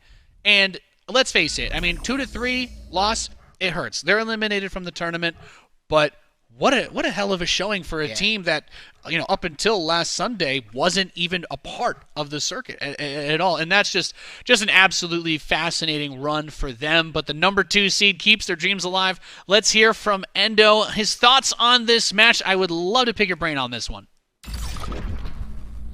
Yeah, man, wouldn't we want to see that Cinderella story go all the way through? That was an uphill battle from the beginning for Mushroom Hunters. They were the ones who won that last chance qualifier. They punched their ticket last to this dance. And the fact they got this far is something to hang your hat on going forward into future events. But, man, what to say about the Portal Demons, right? Like, they've got, kudos to Hypnos and Jalen, Chasen, all of them. We forget that in the middle of the season, they took a WGL team to the finals and beat them 3-0. WGL, of course, the team being favored to win win it all. They were the team that beat them, and here we are, seeing what they do best. Clutching it at the end. I'm personally not that surprised they were able to clutch this one. So, anyways, guys, I don't have much else to say concerning their play. They were just the better team. We'll see how far they go going forward. Back to you guys. Thank you so much, Endo. And yeah, again, it's hard to be like, oh, it's so terrible that the underdog didn't just beat everybody, because if we've all seen Rudy or The Replacements, the underdog stories can be fun, but the fact that they didn't immediately just get smashed by WGL and then smashed by Time Zone Neutral, no, they really came and held their own. And it's worth pointing out again that all the teams that qualified here are, I believe, invited for the 2022 Splitgate Pro Series. So when the Season 1 starts next year, hopefully we'll get to see all of these faces again, and perhaps that rivalry can continue to grow. But a good fun match and a 3-2 result. Holding on. It gives me so much hope, honestly, for a team like Mushroom Hunters. Not only for them, but for Splitgate as a whole, as an esports, because it goes to show, like, yeah, you could be one of those teams that are playing week after week in the competitive aspect, but you could also be one of those people, you know, you have a dream of entering esports. Maybe you're coming from another game, you didn't have all the shine, and it shows that the possibilities are really endless when it comes to Splitgate. It's so new, even though WGL has been dominating the scene for quite a while. I put a number on that. I put a limit. There's going to be an expiration date on the WGL's dominance. I'm not going to say that's going to end today because I don't think they have been proven to slow down, but there's a whole nother season. Oh yeah. I'm sure we're going to see a lot of fresh faces for Season 1 next year, but we've got a champion to crown today. Somebody's got to win $25,000, that first place prize, and we're going to decide that in not too much time. We're going to take a break. When we return, we'll get into our next match. You're watching the Splitgate Pro Series.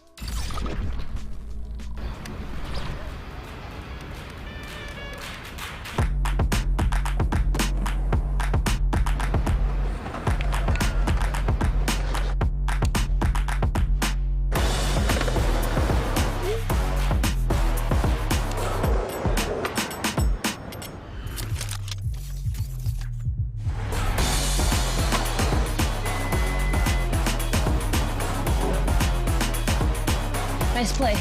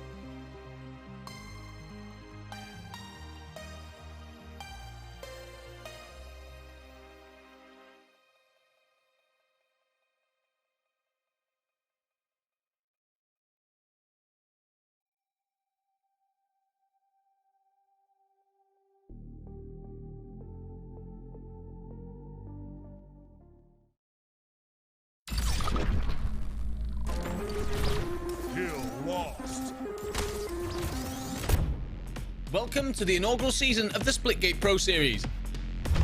In each match, teams of 4 players will battle it out across 3 different game modes for a share of the prize pool and those all-important SPS points. Splitgate is an arena shooter with a twist. Players are armed with a jetpack and a portal gun, which allows them to create their own rules of engagement, meaning the best players are not just those that shoot straight, but also those that rewrite the rulebook on creativity. Portals can only be placed in designated areas. Enemy portals can be removed with grenades.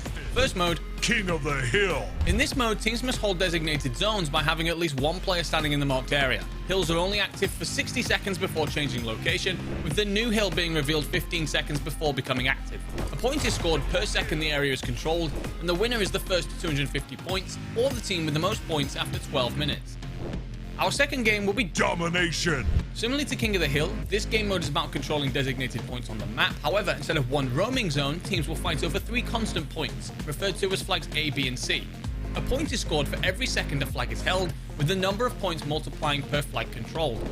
Finally, Team Deathmatch. this mode is a straight-up 4v4 showdown, with the only objective being to kill the opponents. Winning teams will hit 50 points, or be leading at the 12-minute timer.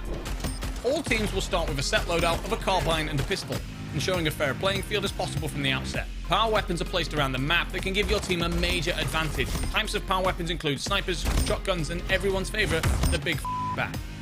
In order to fully enjoy watching the best players in the world go at it, the viewers get a few extra bits of information. All players, along with their score, kills, and deaths, can be seen on the sides of the screen with X-ray vision enabled, meaning that viewers can see all player locations at once. Health, utility, and points tally are all in their normal positions.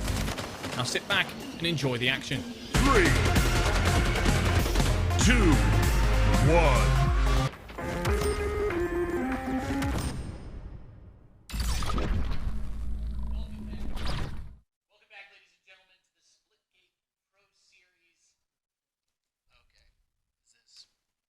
This. I got you. Thank you. Hey, I did not. welcome I to my actually headset. I did not flip it to mute, so I did not realize it was muted. My apologies. Welcome to the Splitgate Pro Series, everybody. We're very professional over here. I'm Nathanius, joined by Supersonic, and we are trying to find out who is going to win $25,000. That's just first place, by the way. We've got 60 grand total up for grabs today.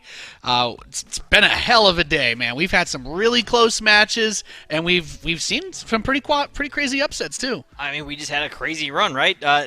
Finally, it came to an end, but, you know, Mushroom coming through the LCQ, making their run through. It's been a lot of fun watching them. Seen some upsets, seen some close battles. Everything's been a heated series each and every time. There's been a lot of close matches. I don't expect it to really change up at all. I'm expecting a whole lot more of the same, right down to the wire matchups. Oh, yeah, and I just want to say, in case you're just tuning in or you haven't seen competitive Splitgate before, we're going to go over the details once again for you. So basically, we had open qualifiers every Sunday for the last couple of months where anybody could have signed up to compete. If you made it into the top of those qualifiers, you earned points. The top 7 teams, based on the players that had earned the points on them, qualified. Last week, we had a final qualifier to fill the 8th spot, which was filled by the team that we just got to see barely get eliminated, Mushroom Hunters. And all of the teams that you're seeing play today, everybody on the bracket, they also qualify for Splitgate Pro Series 2022, which was recently announced with, I think it was a $100,000 prize pool a season. Kind of crazy. We're doing best of 5s. It's a double elimination bracket, so everybody gets a second chance. And if the lower bracket champion wins, we will have a grand final reset if necessary. 25,000, like we said, first place, 15 grand second, and going down. There's a lot at stake. Here is our upper bracket. WGL, or We Got Lucky. They've been the top contending team. They've won almost every single qualifier this season, but they haven't gotten through their matches unscathed. Well, if lucky is what they've been riding that luck horse for a long time. I would They got say, the whole pot of gold I over would there. change it to WGS. We got skill, because this is a monster team that has had a dominant season, and they're going to be going up against Aim Assist in this upper bracket final matchup. Aim Assist making their run, taking down Bork, which is a team that has been on almost every single week throughout the entire season, making that top 4 here on the broadcast. Portal Demons, aka AST, who also in that same situation had a very dominant run, one of the teams that actually had beaten out WGL earlier in the season and taken one of those few weeks off from them. they go down to aim assist. So aim assist coming in hot as well. 3 1s for them, 3 1s so far today for We Got Lucky. And now these two are going to have to throw down, and one of them is going to drop down to the lower bracket and then play another series there, only to have to come back up if they win it to get to go into another bracket against the team that just took them out. That's right. It's crazy to think the number 2 seeded team did get upset by Amethyst, so they are not in the upper bracket anymore. We might see them in that final like you were suggesting, but we have our maps. So this is, like we said, a best of 5. We may not play all of these maps, but we will start with King of the Hill on Highwind. That's that single hill that needs to be taken that's going to move every minute or so, and the players will have to adjust around when they want to go for that next one or if they want to stay and fight for the current one. Map number 2 will be Domination. That's 3 objectives that need to be held. That's on Club Silo, a map that we have not really gotten to see at all in competitive split we so saw far. We saw one time today. We did see yeah, it, I think, in the second series, but it's not not as one popular as the other ones. Yeah, it doesn't come up quite as often. Then into Oasis, all the giant open sight lines on that ones where you'll never see anybody out in the open sight lines. They're going to be using, the portal routing to get around the map. Into Crag and all the nooks, crannies, tunnel ways in there. A lot of close range action. And then if we make it to Game 5, we'll go into Lava Well, but we got to get through Game 1, 2, and 3 if we can even see maps 4 and 5. Highwind's where we're going to start here. Nathanius, this is one of your favorites, isn't it? Oh yeah, Highwind, I mean, you've got a lot of tight spaces to move through, but it's also very open on the outside, and it doesn't really feel as constricted as some of the other maps. The movement's very easy, and immediately we see at the start Akuvo getting ready to make his movement. I mean, my favorite thing to mention here, the billboards on the corners. There is no safe place where somebody can't portal on one of those billboards and get you, so if you want to play on the inside, you can do that to take some cover, but then people getting in your face, big smack melee, Akuvo, 2-0 start, trying to get WGL, that momentum. This is the number 1 seeded team on the left side of your screen, ladies and gentlemen. We got lucky. Let's see what they can do against the contenders' aim assist. Luck's going to be one of those ones to really keep your eye out also in this matchup. K-Jules, Maddie, always got to keep your eyes on them. They're the slayers, right? They're the ones getting the kills. Luck is the guy that plays the objective for them, though. So you need to keep him up. He's the one that needs to stay up. He's the one that's going to get you the time on these hills. Keep an eye out for that. But Maddie, K-Jules, the 2 highest KDs in the series thus far. 4.67 to both of them. Maddie edging it out, though, if you add in the assists. Then he kind of takes the cake there over K-Jules, but those 2 are the slayers. So those are what you have to overcome. If you're on the side of aim assist, you've got to be able to shut down those 2 slayers. Yeah, and we saw a little bit there. The plasma rifle come out. We got power weapons that spawn on the map. If you're new to watching any of the competitive Splitgate shenanigans, these weapons are going to be respawning on about a 2.5 minute timer. So these players are going to base their movement around getting over to these power weapons when they can. That bat we see fall to the ground, I mean, you could do some devastating damage with that, unsurprisingly. It's a one-tap if you hit someone with it. Very strong. So we'll keep our eyes on that plasma rifle, though. This can really get a lot of damage in for Akuvo. Keep an eye out up onto that top side there where you can see Huffe standing. That's where the sniper rifle is going to spawn, and it's a good point to hold if you want to try and control the upper levels of this map. A lot of good sight lines, a lot of use of portals. You can basically control almost every point of the map from up there if you're not being challenged. That's the key, though, if you're not being challenged. I doubt WGL will let you live for long up there, but they are down 3 bodies for the moment. Amos is starting to pick up a little bit of the slay power. We want to keep an eye out for Zax, Max, and Huffe over there. They've been the 2 slayers on the side of aim assist throughout the day. They're going to have to step up big to try and hold this WGL team down. Yeah, we get a look over at Maddie, who's been one of the big fraggers for WGL. Has a very unterrifying, you would say, it's not really a fear-inspiring name to have, but his gameplay will do the job just as well. Gets a couple shots over towards Graduating, who took out K-Jules, shot caller for WGL. Comes up on the other side, gets the assist kill on Zaxmax. And you see, with the portals, he's repositioned, he's trying to get eyes. Goes through the enemy portal, he's trying to chase Huffy, but not going to go straight down on him. Graduating comes out and clears him as K-Jules gets the trade. Takes him out, sniper shot, makes the swap, gets the kill. Gonna go all the way across the map. That'll open up the opportunity to try and go for that hill. Instead, opts to just try and get a control point. Now looking for the shot down, gets the miss with the sniper. Couldn't get the finish there. But so far, Slayability, that's all on the side of WGL. Maddie, 13-3. Akuvo, 12-5. 13-6 for Luck, and 13-8 for K-Jewel. So you can see why this team has been so strong. The team shot, always there for WGL. And such a solid job of getting the lockdown. Pick up the bat, immediately down. And when me and you have been on as the duo today, it has been a cursed item. It's bat action. You should check the broadcast and see which pairing is casting your match. If it's me and Nathanius, just leave the bat where it is. Don't pick it up. The bat is cursed. Everybody that we see pick it up ends up struggling quite a bit to get much done with it. There's Woodham, though, just a big smack, takes Akubo down. Now, important to keep in mind, the kills and all that, it's great. Getting the momentum feels fantastic, but you have to be on the hill, and the hill does not stay in the same place the whole match. So you want to be rotating, you want to be getting those frags, but somebody needs to be given that room to sit on the point and build time. For King of the Hill, the score limit to keep your eyes out for, ladies and gentlemen, is 250. That will decide who wins this game.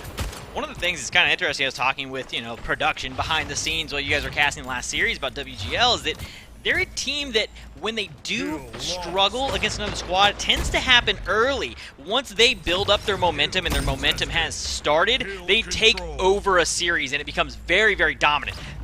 Not doubling the other team's score a lot of the time. So need to keep an eye out for them. Right now, they're not doing a takeoff. I guess they are. I looked away. I started talking and ranting for so long that they actually almost doubled up on points already. But we got lucky. Already in control. They all look solid here in the first game. Yes, it's their third series of the day, but each series kind of does a reset for them. We have seen them drop series before. For sure. Very few times, but they're really looking solid already with the team shot. I mean, they were almost pushed to a Game 5 in the first series we had today against Mushroom Hunters, who were the 8th seed that came in on the last chance qualifier. So we know that they're not invincible, but I think that the greatest strength of WGL is exactly what you're saying. It's that they are totally fine to give up a bit of breathing room at the start of most matches to get a feel for the other team and try to read their rotation routes. Like, how are they moving around the map? How can we set up a counter flow, or we just take over their flow and they just can't go through the patterns that they want to do movement-wise. And once WGL starts to get rolling, I mean, you've already said it, but they become quite difficult to stop. It's the reason why they're our #1 seed and why they've continued to dominate. K-Jules letting it rip, getting the double kill. Akubo graduating at the same time, and you can see those portal rotations through the middle. Almost gets the shot on Wutam, trying to get around the back of him now. Hits graduating with the carbine, but not able to get it done. They're terrifying. Once they get you down and out and they can start getting a rotation, if they ever get you to a 4 down or they get you to a 3 kill and a stagger respawn and they start getting to run their routes, that's when they become terrifying.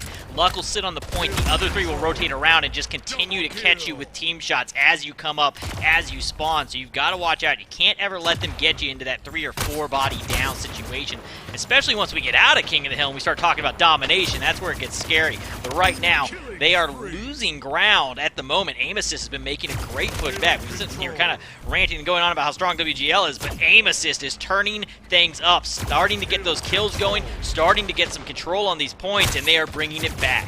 Just gonna say, Zaxxon graduating. They've been doing a great job of peeling off some of the outside players. K-Jules, though, gets a double kill on the point itself. Maddie's gonna grab Zax. So we were talking about them trying to get some momentum going, but WGL seizes it back very quickly. However, it was Wutam with the plasma rifle and the bat that was getting that point going. It started to feel like, okay, they're gonna start to bring this one a little bit closer, but when the goal is only 250, even this 30-40 point gap starts to become a nightmare. Here's K-Jules, had that plasma rifle and the carbine, does get taken down on point, but even if you're dying on the point, every second your opponent isn't standing there with you is time that you are gaining on that scoreboard, 32 to 107, but Aim Assist is starting to catch up, and, well, they're not too far behind, not yet. Yeah, they found a great way to lock down these past 2 points, making up a ton of ground. Unfortunately, they go 3 down here, and that's going to give WGL an opportunity to go in and take over the point. Right now, you need to start throwing out these portals. You can see them starting to deny these portal walls, not allowing them to have quick ways in. One comes in from the top. That's Huppe. He gets 1 kill. Can he get the second? No. The finish will come through from Luck as he cleans that one up. 33 and 12 now is Luck, and he will finally fall down as Woodham comes through on the back door. It's a tough spot to try to hold, right? You've got doors on either side of you, the portal as well as the door up the stairs in the middle. This little room, it's kind of like a kill box. No matter how turtley you've ever played another first-person shooter, in Splitgate, if there's a blue wall with dots on it, somebody can come out of it and shoot you. So you have to be keeping your head on a swivel at all times, or trying to get your team to coordinate to place your own portals so that nobody else can place portals over them. You gotta watch out for doors that are physical doors, and you gotta watch out for doors that don't even exist. Not yet, Except anyway. for brief moments in time as they pop in and out of existence here in Splitgate. Very close to tying things up. They were down by over 50 points at one point here, and back within 4 here is aim assist. The rally has been huge, but still, the overall kills in favor of WGL as they pick up 2 more. That should give them an opportunity to come in and try and get on point. Tie game right now, 156 to 156. We've had a lot of fighting, but aim assist have been able to get onto the point a good bit, graduating. It's got a lot of objective points for the team in this round. Sometimes if you get a little tunnel vision, if you get a little distracted, too focused on the fight, you don't pay as much attention to that objective as you wish that you could, and that's what opens up the door for the comeback maneuvers. Goodbye, goodbye. See, he's off the map. And, well, as you said, it's a 6-point difference now. We were talking about a gap of 40+ earlier. Yeah, I was saying, Luck is going to be the guy that gets the points on the objective time, right? And that's exactly what he's doing here. I'd like to also point out that I wish we had the stat pulled. I would bet you that Maddie's probably the lowest average objective time on the squad because he's typically out there just the main slate going off. He's got 11 seconds of his own at the moment. I love that because of the stats we do have. Maddie going into today's tournament, Maddie from WGL has the highest overall KDA in the league with a 14.06. So for every time that he dies, he's getting 14 people. I mean, he's 40 and 14 right now. I feel like that kind of speaks for itself. Yeah, I mean, he's out there and he's kind of getting the job done. He's got a nutty KDA. And then the other person that's tied with him for just kill-death ratio also happens to be on his team. Yes. K-Jules and Maddie are the slayers of the Splitgate Pro Series thus far. Right now, though, standing tall is aim assist, keeping this one very close as they take control of the hill once again and start to try and regain on this We Got Lucky squad, bringing it back within 10. Good portal shot from behind. Huffy takes out Maddie, shutting down the hot fire on the top fragger for WGL. Now coming down onto the SMG spawn, hitting that right as it appears behind Max. Trying to find that angle. Gets a couple hits onto a Kuvo, but not quite enough. Now in the lead is aim assist as they try to flip the script on the expected or favored team coming into everything. WGL really been dominant, and if you haven't been able to tell from the way we've been talking, they've been pretty dominant, but aim assist right now are dominating them. This is crazy. Coming up towards the 250 point mark, just ahead of WGL. They continue to win this low side point every time. And here's the thing. It's not even just about the objective anymore. There's only 30 seconds in the game. They've pushed themselves to the actual true limit of the mode round itself. So they don't actually need to hit 250. They just have to hold on to this lead for another 20 seconds. They can't give up any more time to WGL. They're going to get on the point, though. They're at that 200 mark, but they need to get their points up. They can't. Is it even possible? It's not possible. They cannot win. They've done it. Aim assist has taken map number 1. They have forced WGL out. They cannot get the W. Even if they get all the point time, they'll still be 6 behind. Take an extra second at the last moment for aim assist, and they get it done. WGL not getting on point quick enough. Maddie being a slayer the way that he is, and he's typically not playing the point, he only puts 14 seconds on the board total. That ends up causing the problem. Maddie typically doesn't have to worry about it because they don't get pushed off points like that.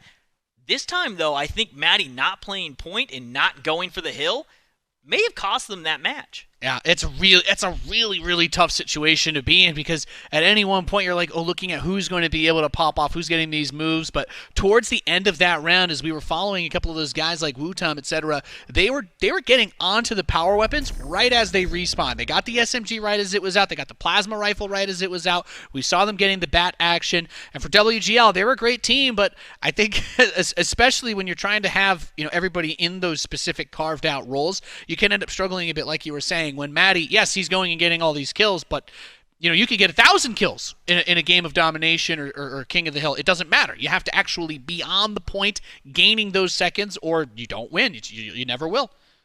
Well, doesn't take that one down. They end up giving up map number 1. We have seen them do that before. Does that upset them? Does that wake WGL? Is there a change-up coming?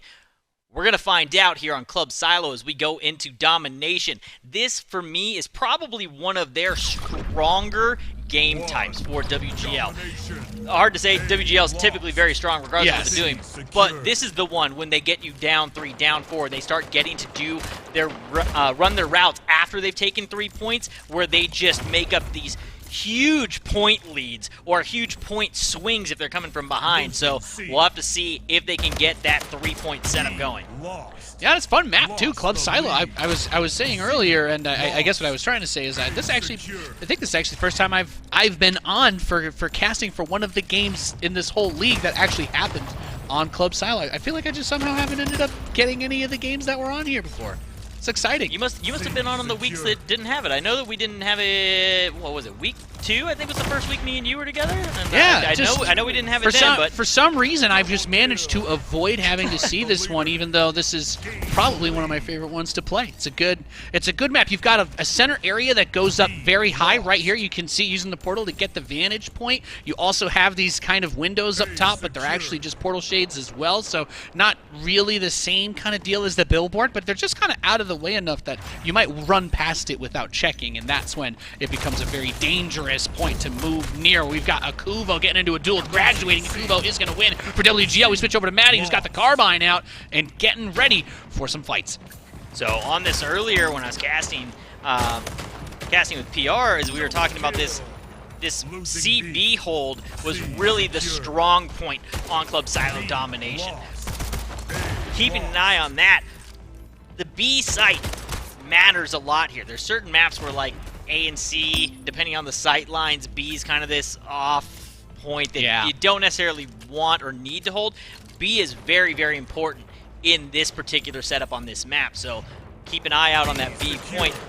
Usually the BC a little bit stronger than that AB point hold. Yeah, well you have some line of sight to where that B point is from the C, as we can see here. For Maddie, he was taking some looks over there, possibly able to get some leg shots, but also, of course, if you're using portals to angle your shots, you can hit almost anybody from anywhere. Gets a kill onto Huffy.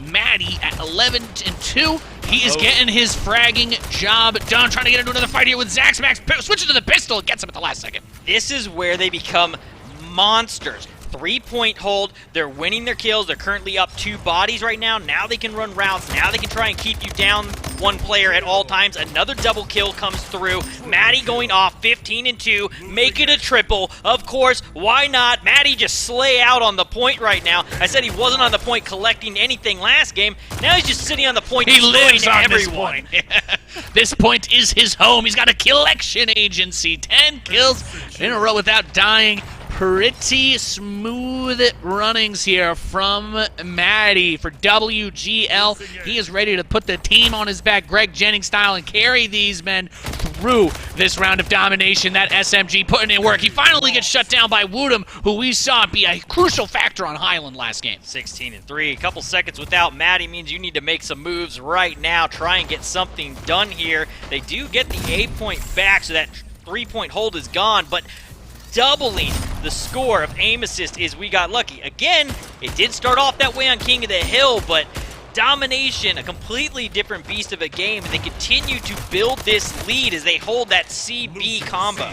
And I was going to say the trade that happened earlier, the rocket launcher and the railgun. Yeah, Akuvo's able to grab it. I was going to say they both fell down on that point. So Akuvo gets back over there quickly, and he's able to take advantage of the railgun. You hit anybody with that, they are 100% dead. That is a powerful tool to have in his arsenal as he drops back down onto the C hill. That was such a huge play there, right? That's a moment that we may look back at, and that may be a determining point on whether they were even going to have a chance to work their way back into this one. You got 2 kills, you came in, you decapped the point, but before you could get control of power weapons and that point, they retaliated, got both back, and recovered the point. So at no point did you have 2 points held. You've been working off a single point the entire game. You were talking about this is what WGL does. They kind of get control of that lead, and they rarely, if ever, let it go, especially in domination. We talk about it. This map is going to give you great smooth rotation patterns. It's not quite as crazy. It's not quite as closed off. It's not quite as open as some of the other ones. It's just, I'd say, fairly balanced out. You have a very vertical opening room here, but there's lots of hard cover to use outside of just the portals, so you can really pick your best angles if you know where your strengths are to make these moves. And dropping down, Akuvo, the ninja from the ceiling, double kill action agency again, looking beautiful. Supersonic B currently decapped. This should be a quick one for Akuvo to go ahead, sneak in, grab that, and we'll go straight back into a triple cap situation for WGL. He's going to go ahead and make the rotation over onto that C point. They give up A, but that's fine. B and C again. That's what they're looking for. It's what they want. Only 100 points to go as we approach the 600-point mark. We're looking for 700 to take down the round, and this is looking to be a quick one. I don't think this timer is going to hit the 0 marker before this game ends like it did in the first one. I've got a strange feeling you might be right about that one. I don't think that's 6.5 minutes. My spidey senses, they're tingling, and it's telling me that we're going to hit 700 before we hit 0 seconds. I have a strange feeling you might be onto something there. We take a look back over. Here's Maddie with the carbine and the rocket launcher, and he's ready. You can shoot through those portals. You may not know where they go, but you can definitely blast him. He's going to get 1 kill through. Gets graduating as he comes out. Double kill for Maddie, keeping the C point held down. Know exactly where it goes. It goes to a spot on the other side where there is an opponent who created this portal. So just let it rip, send it through. We've got Maddie coming back down again. He's going to get graduating one more time. Looking for Woodham on point B. Gets him as well. This is what we're talking about. He's not exactly the objective player, but he's just going cleaning the map. Woo! Talk about a powerful vacuum. Nobody will be left behind on this map. He is going to leave it spotless by the time we are done with it. 685 points to 250. We got lucky, are about to cap this. They're going to get their first map win in this best of 5 in dominant fashion. Clearly setting the record straight after that first game, at least in their eyes. That is one way to clap back on game 2. Yeah, I'm just going to write down 700 to not enough there on my notes. WGL ridiculously dominant throughout that game. Maddie on point. We were talking about how he wasn't on the point in King of the Hill, and that may have made a difference. I asked at the end of that one, have you upset WGL? Because typically when they're mad, they do that, so I'm going to say yes, you upset WGL, you woke them up, and you're going to be in for it. This right here, though, is a spot where we've seen them be very, very close. When it's just straight-up Slayers, if K-Jules and Maddie get started early, it's going to be a problem. It's going to be over quickly. But if you can kind of keep it within 4 or 5 kills and get towards the end, sometimes in the end, WGL will give up a TDM just due to the pressure. You start overthinking things, and you can take a game off them. On Oasis, though, I'm not sure they're going to be able to do that. For me, Oasis has just been one of the most chaotic maps throughout our launch season because it's beautiful, it's open. You look at this great video that they've got put together and everything for us to see the map. It's beautiful. It's gorgeous. I'd love to take a walk down there with a nice cold mojito, but I gotta be real with you. It just turns into chaos. You've got a couple small underground spots right here like we're seeing. Most of the fighting ends up taking place here. There's a couple towers, but anybody who tries to actually go outside and just run from one point to another without using the portals, you're basically offering yourself up as chowder to the other team. So this one is one of the most heavily portal-based movement around just because it's almost too dangerous to try to just go across the top side. You have to constantly be playing through the underground. And that's exactly what we're seeing. Already starting off. Good shotgun kill, but gets picked off is Maddie. 9-4, so getting started here early. Maddie 4-1, K-Jules 4-0. That doesn't bode well for the start of this game for aim assist. Now opening that lead up to +6. Looking for that weapon control. Huffy will actually get a sniper rifle in hand. We'll see if he can end up doing anything with it. But for the moment, we are on board with actually Huffy. Thank you, production. I appreciate it. We did catch him actually end up dropping that sniper rifle just in time as he swaps. He gets taken out 2 and 3 now. Huffy's one of those ones on aim assist throughout the day when they are doing well. He's been having his pop-off potential go in favor. So looking for him to have a big game, but Woodham actually stepping up and now back within 2. Aim assist starting to make up ground.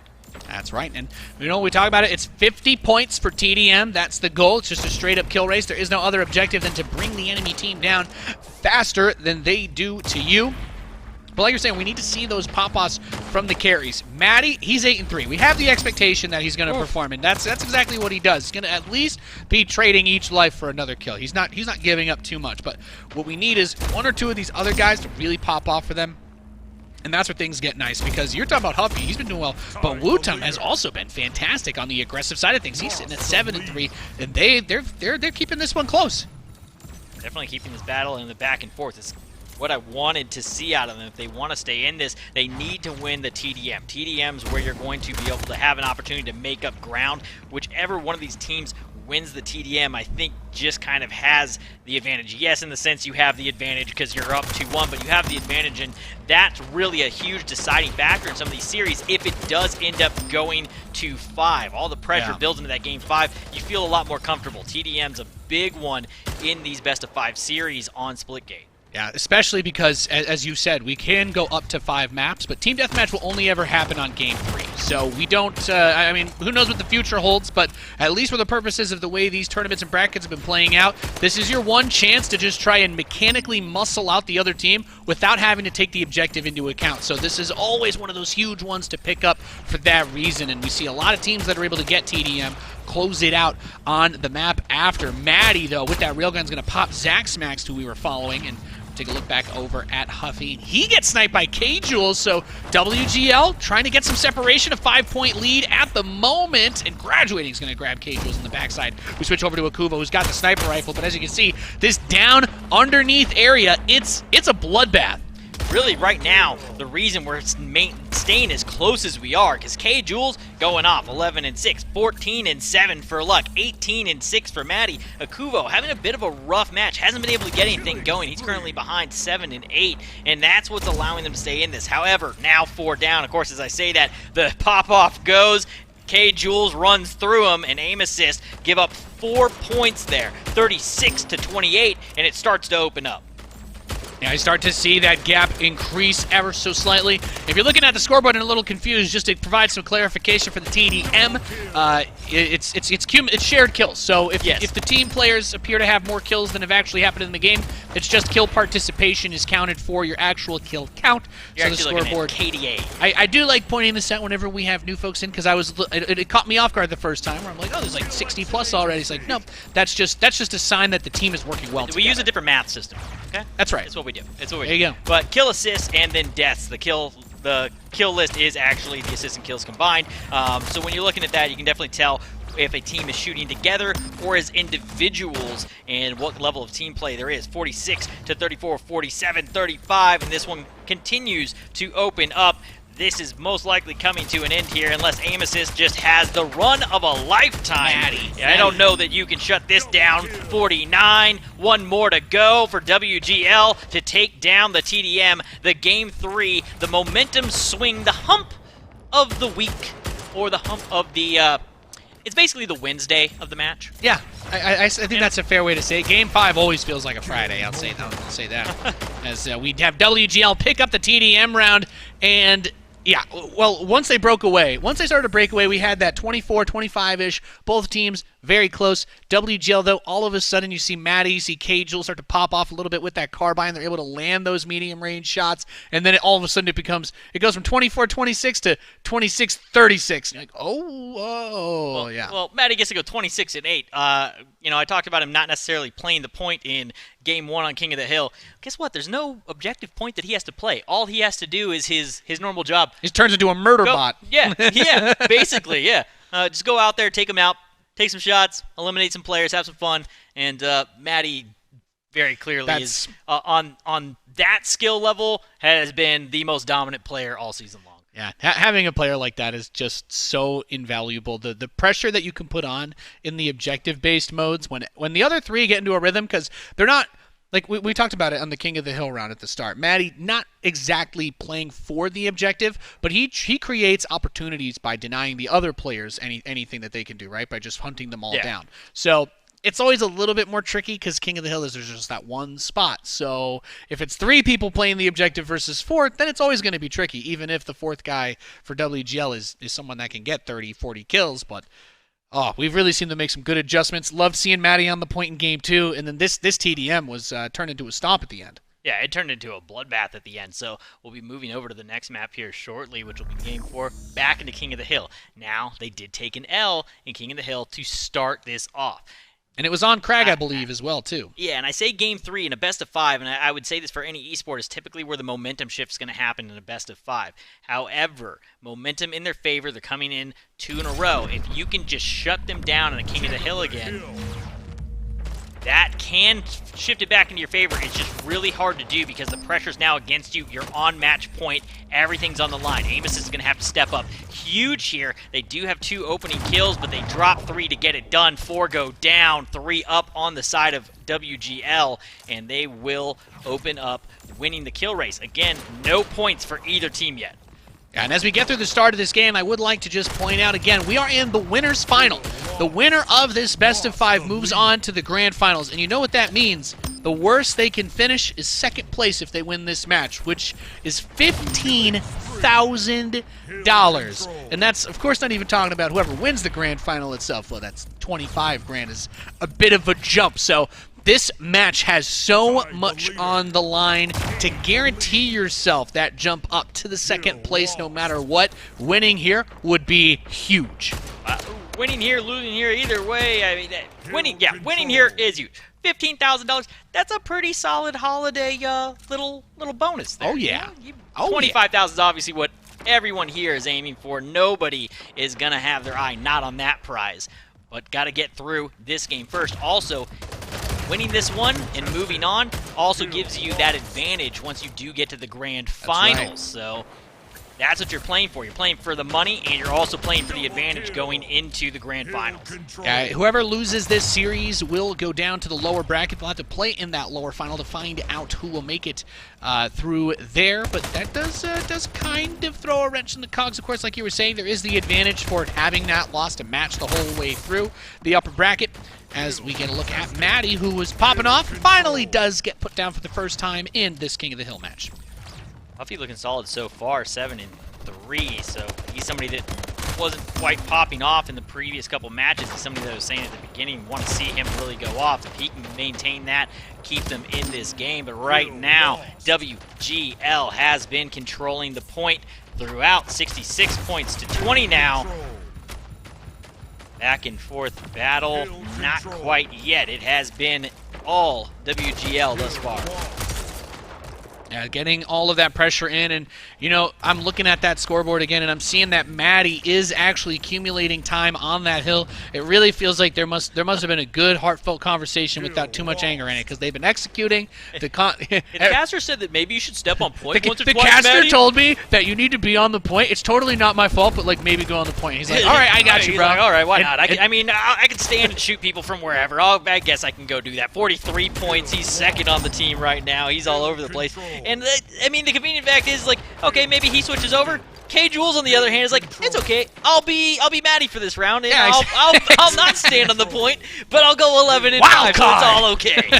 Yeah, he's just going out there doing everything, and that's one of the things we love about K Jules, because he's just a fun guy, and he's somebody that we've enjoyed watching throughout the entirety of our launch season. Quite a bit. Maddie and Luck, WGL, we've had a couple roster swaps across the board here and there, a little bit that, but Akuvo is also someone that's come in very stable, very reliable. We're going to move over to him as he's got a carbine and pistol, getting into a fight with Wu-Tum, switches pistol out, he's able to clutch it, he's got the hill control. Seems like such a small thing, he gets that one frag, but that buys him the time to hold it down. He's going to get graduating now. Zax is coming up towards him, but he joins in with Maddie, who gets him from behind, and that's 3 kills in a row. They have held this hill down. This is why WGL's got a 70-point lead. Low ammo. That situation right there, holding on for that length of time without getting the reload off is one of those things where he's like, no. He's low. I just need to wait for this opportunity. If I reload, of course, that's going to be the moment that I miss the opportunity to get the kill. I am not that disciplined, sir. I would have reloaded my gun 19 times in that moment. Did I fire 2 bullets out of my weapon? You better believe I'm reloading. I don't have a full clip. Throw a new one in. That's right. Just throw the old one with all 28 rounds in it in the garbage. It's fine. I don't Right need now, it. fire 1 bullet out of this SMG. I'm reloading 100%. I like that as he runs, as Huffy runs by. We actually saw graduating, holding a nice little high ground spot over one of the doors, trying to catch anybody that comes through. Holding positions like that can be fun, but in this mode, those positions are usually not on the hill. So WGL continues to rack up points. They've got a 100-point lead, and let's not forget 250 is the goal to reach before pushing in. We've got Akuba waiting for Maddie, gets the frag on Woodham with K-Jules, and now using that portal vision to just get a great shot across the long gap that leads to where they are. They've done such a good job here at WGL, just not allowing aim assist to ever have 4 up to make the press on these points. Again, once they get you into that staggered rotation or staggered spawn, and they know that they have set that up, they will keep you stuck in that situation of 2 up, only 3 up, for a very long extended period of time, and that's kind of what we've seen here as they've opened this point gap up to 109.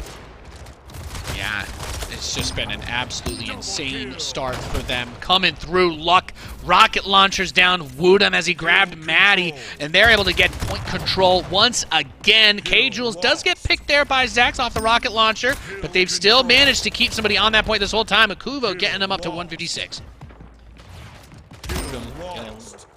Had himself an Elim there, and this hill, probably the most contested one from both teams that we've had the entirety of this game. You continue to hear the in-game announcer just continue to say, hill lost, hill gained, hill lost, over and over and over again. We haven't reached game-breaking levels of hill lost, hill control. I'm still emotionally scarred from our Oasis match a couple weeks ago. That one's still stuck in my head, but we're getting there. It's one of those moments where you just sit back and you go, an automated commentator. Great, let me sit back. He can handle this. That's beautiful. You can't handle it. Keep hiring us. We love you. We have We like our jobs. 172 to 80 as Aim Assist is finally able to get a little bit of traction on the hill. But when we talk about it, this is the hard part. It's not like WGL's the scrappy underdog that got an early lead. They are the #1 seed. They're up 80 points on you. If you want to come back, you are going to need to just go absolutely ham. I'm talking collection agencies across the board. You guys are your own collection agency. Got to find a way to keep them now stuck into that staggered respawn. Keep the body count high, and they're doing it right now, making up a ton of ground. 4 up, 2 down on the other side. They're about to all respawn in, though. You want to get another kill here very quickly on one of the players from WGL if you can. There's one, Akuvo down, and now the staggered respawns starting to happen on the side of WGL, and Aim Assist making up a ton of ground. And I see those power weapons, of course, something that we always talk about being very important for holding on. We think about someone comes in your face with a shotgun. That has to be gone and grabbed from somewhere. Gets a great shot onto Akuvo. Pops the dome there. Is graduating. And they're actually starting to put some time up now, getting that gap to just 40-point difference to WGL as they have not gained time in quite a while. They had a difficult moment trying to situate themselves. Akuvo's still out for another 4 seconds. K-Jules got popped. Maddie just died. You said it. Staggered respawns have become a bit of a problem for them. They can't get all 4 players up at once. They can't get all 4 players up at once, and right now, all power weapons currently sitting in the hands of Aim Assist. They had the sniper, they had the shotty, they had the SMG. All of those things in hand. Now, finally, Maddie, though, has the sniper in hand. That's a bit scary for the side of Aim Assist unless they can take him out, and they do. That's a big kill for them if they wanted to stay in this one. Had you let Maddie get hot with the sniper rifle, you would have been stuck back in that staggered respawn situation yourself. And that's not a fun spot to be in. We're looking at Woodham holding on to this next hill. This is just crazy. They're only behind on 11, 14 points now. So Aim Assist, they actually can see a Game 5 in sight. It's not impossible for them. It's a very close, well-held position. Now K-Jules comes in, able to get rid of Huffy, so they're finally on the point again. They're going to get up another 10 points for the first time in about 3 or so minutes in this game. What a fight back from Aim Assist. But WGL, they're trying to get back to that 200 mark. They're trying to close this one out and not let this one be that miracle comeback from behind story for Aim Assist. I'm here for that story if they can come through and Aim Assist pull this one back, get us to that map 5. Currently on the line. Neither of these teams have dropped out. Again, either of these teams do take the L in this series. They drop down. They've still got one more life to play through the lower bracket. Neither of them losing yet. 3-1s all day for both of these teams through their upper bracket run. Now we look at Zax Max. He's going to get picked by Luck from WGL as we have 2.5 minutes to go. And once again, it's kind of reminding me of our Highlands match where we had a long period of time where neither team was actually able to gain points, and that's why that clock did run out. WGL, however, are able to get a few more seconds at 198. Should be able to get time here, so big trades there. K-Jules and Maddie both went down at the same time while 4 up for aim assist. That allows them to get control over this point, start getting to the portal denial set up. This is an actual solid point for them to go ahead and make up a ton of ground. They're about to take the lead as they have all the portals up to deny the advance from WGL. Now in the lead, back and forth, 200 to 200, final 2 minutes. Graduating with the triple kill. The game is completely tied, dead even. 200. We've got him over here with the rocket. Potato launcher sends another shot through. Not able to hit pay dirt as Zach's going to get K-Jules. Maddie will pick him off. And we continue to see this struggle. There is, however, the lead going in favor of aim assist now at 210 to 200. WGL being pushed onto the ropes in this King of the Hill. Big kill that takes out the rocket launcher. 2 down now for aim assist. And the push from WGL coming, but pushed back. Huffy with the shotgun, gonna pick up one. 39 and 18 going off for his team, keeping them in this series. Now WGL does manage to get themselves ahead again, just a little bit, 220 to 212. Let's not forget the game ends at 250, or if that clock hits 0, which I can't believe I'm saying it because it's not something that actually has happened a whole lot, but it's happening a lot today. Yeah, everybody's really just gunning for that $25,000 first place prize. They want it so bad, they're fighting their hearts out. We've got Luck over here on the carbine, has the shotty in the back. Huffy's going to be able to pick him off, but that's 230. 4 points. They're getting closer and closer to that game-ending mark, and it looks like they just might be able to do it. 240 right now to 218. Finally taking over the point. Not too much time left on this one, though. It should come up with the next hill location here relatively soon. We should be able to see that next hill, but they're making up a ton of ground here. This one's so close, within 10 seconds, back within 8. But they have to push. Go. They have to push because this is gonna end up being the last hill. So this is it. There's 15 seconds on the hill. There's 14 seconds in the game. So if WGL wants to win, they have to push on. Right now they do. K-Jules goes in with the double kill, and that is it. 3, 2, 1, boom! WGL is going to the grand finals, ladies and gentlemen, for the Splitgate Pro Series launch season finals. What a little heart pounder right there, huh? Yeah. Guess you know what the difference was? Maddie stood on point. Yeah. He got 98 of those points. My Maddie. Maddie coming through. So Maddie pop off, got the kills. Man, that one was back and forth though. Huffy really keeping them in there. He had a lot of clutch plays. Both teams actually getting that staggered respawn and locking each other down for multiple hills, getting good amount of time. That was a close one. I thought that we were going to get a Game 5 there for a second, but WGL in the final moment able to get a clutch team wipe and then lock down those last few seconds on the hill. They advance on to be into the grand finals in the upper bracket. They'll have the advantage while the drop down from aim assist, they're going to have to go down and play through the lower bracket to then try and work their way back up. Now, what a crazy turn of events, as it seemed like we were maybe going to get aim assist to push them to that final map, but at just the last moment, K-Jules crashing the point with the double triple and getting that wipe was enough for them to move on, and that guarantees them a minimum of second place prize, which is $15,000. WGL, they gotta be feeling good. They've been working so hard all season for this. I mean, $15,000 in the pocket guaranteed feels pretty good. Advantage in the grand finals, playing for $25,000 after all the work they've put in all season long. I think this is kind of what we expected. We expected them to have the upper bracket run. We would expect them to have the advantage after the season that they've had, and they continue to perform here when the pressure is on at the highest level of pressure you're going to have as a Splitgate player thus far. They continue to perform. Yeah, establishing themselves early on in the competitive Splitgate world. 25 grand is a lot to play for. Let's hear our thoughts on our winners final from Endo. So we're still early in the SPS era of Splitgate esports, guys. We're still trying to figure out the identity of all these individual players, these teams, but I think we figured out WGL's identity. Their approach to Splitgate is shock and awe. They will out-frag you no matter what game you're playing. Now that said, they do have one weakness, is their style of play requires them to rotate around the map very quickly with their portals and not stay in the same place for very long. That's not very conducive to a King of the Hill game, let's say. And that's why they dropped the first map against Aim Assist when they were playing King of the Hill on, I forget what the map was, like Highwind. It was Highwind. And then they almost lost on Crag on King of the Hill. But, you know, kudos to WGL, you know, despite that, just that one wrinkle in their gameplay, they're able to just overwhelm the opponents, and no matter who they're facing, outfrag them every time, and it works for them. So if there is one way to overthrow the king of WGL, I would try to focus on winning those objective-based games, King of the Hill and Domination, and just forget about winning Team TDM, Team Deathmatch. That's just WGL all day. Aim Assist can fight back, of course. They are going down to the lower brackets. And my prediction is we'll see WGL versus Aim Assist again in the grand finals.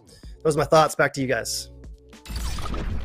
Thank you so much, Endo from 1047 Games. Love having his analysis and claiming that, the lower bracket final is what's going to be up next. And, of course, that is where Aim Assist gets knocked down to. They still have a chance, and if they win there, then they'll be right back up here again, playing against WGL in the grand final. Of course, the comfort in being in WGL's position is you just get to watch these two teams play each other and maybe take some notes on things that you notice or weaknesses, holes, etc. I don't know if you do that. I hope you have somebody that plays at the same level as you do that can do that for you, and you keep playing. You want to stay warm. You don't want to sit back and let your aim get cold. WGL, you want to keep Maddie and K-Jules hot to go into the grand finals, because with the advantage, you want to get that done very quickly. It's a good point. You don't want to have to let that one play over. So I would say they're probably going to keep on playing or hop in, do one of the portal training maps, something to just stay active on the WGL side. But we'll be looking forward to seeing them in the grand finals, and we'll have to see who gets through the next series to get to come up and play with them. Yeah, it's going to be awesome. Ladies and gentlemen, the lower bracket final is up next. We're going to go to a break, and when we return, more Splitgate action. You're watching the Splitgate Pro Series.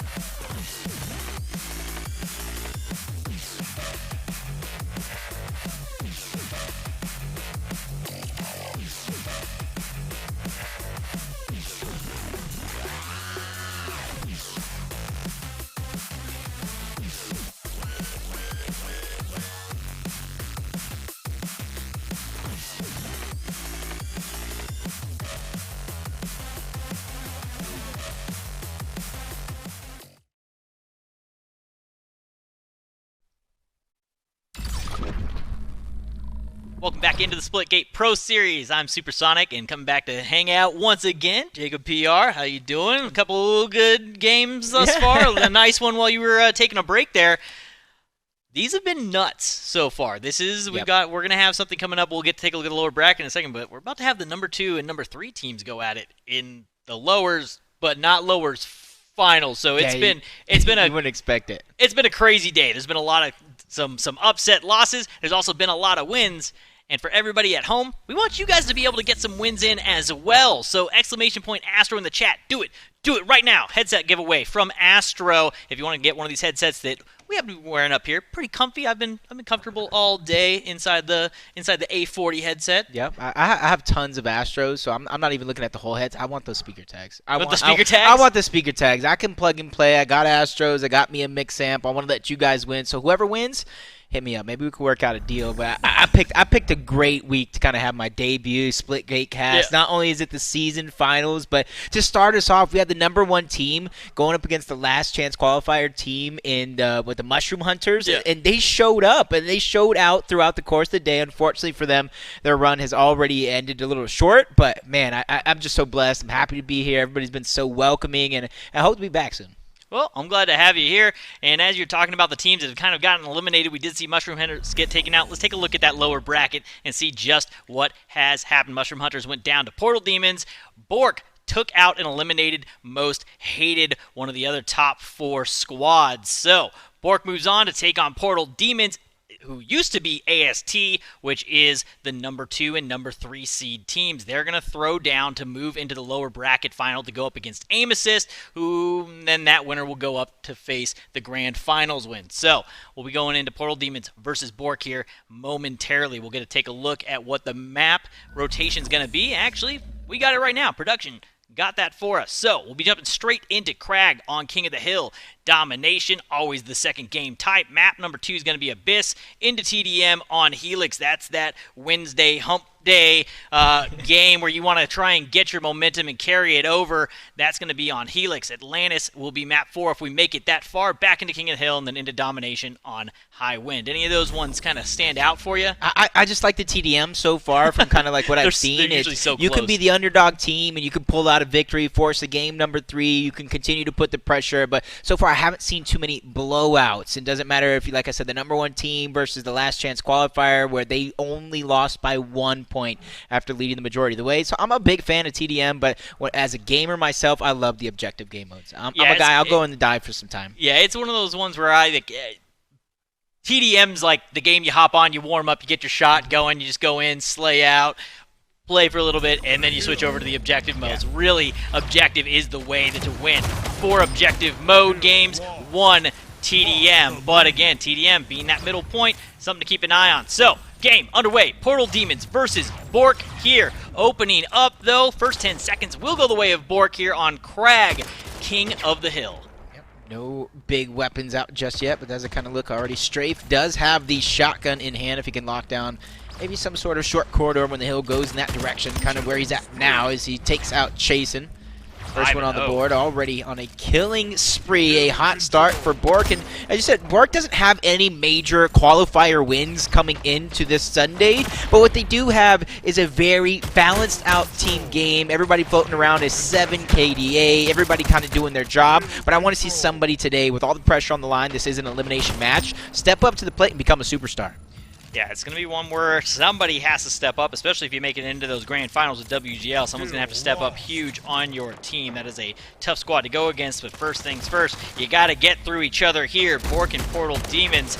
Right now, one of the ones I'm going to keep my eye on to kind of be that difference maker on the side of Bork. If it does start to shift one way or the other, I'll be looking for Toby down at the bottom there on the right, who we're on board with right now. He's somebody that does have pop-off potential. We've seen him do it a couple times. Ritz going to hold it down. He'll be fairly consistent, so will Strafe. Toby can be hot or cold, and if he gets hot, I think that Bork could become quite monstrous here in this matchup. Yeah, you kind of add that to the fact that I've been seeing these guys in chat. They're supporting the game, which means they're showing out. They're doing their homework. They're seeing the matches that Portal Demons has been going throughout the day, and they realize this is our opportunity to strike. They're not as strong as they've looked in the past. They look a little shaky, and those are the moments you really have to capitalize when all the money is on the line for Bork, because we're going to see on board Ritz here with the team fire. They take out JP. That was Toby waiting in the wings as they continue. Oh my God! I was going to say stagger out the death, but Jalen turns and burns, gets 2, and immediately, hopefully, turning the tide for Portal Demons.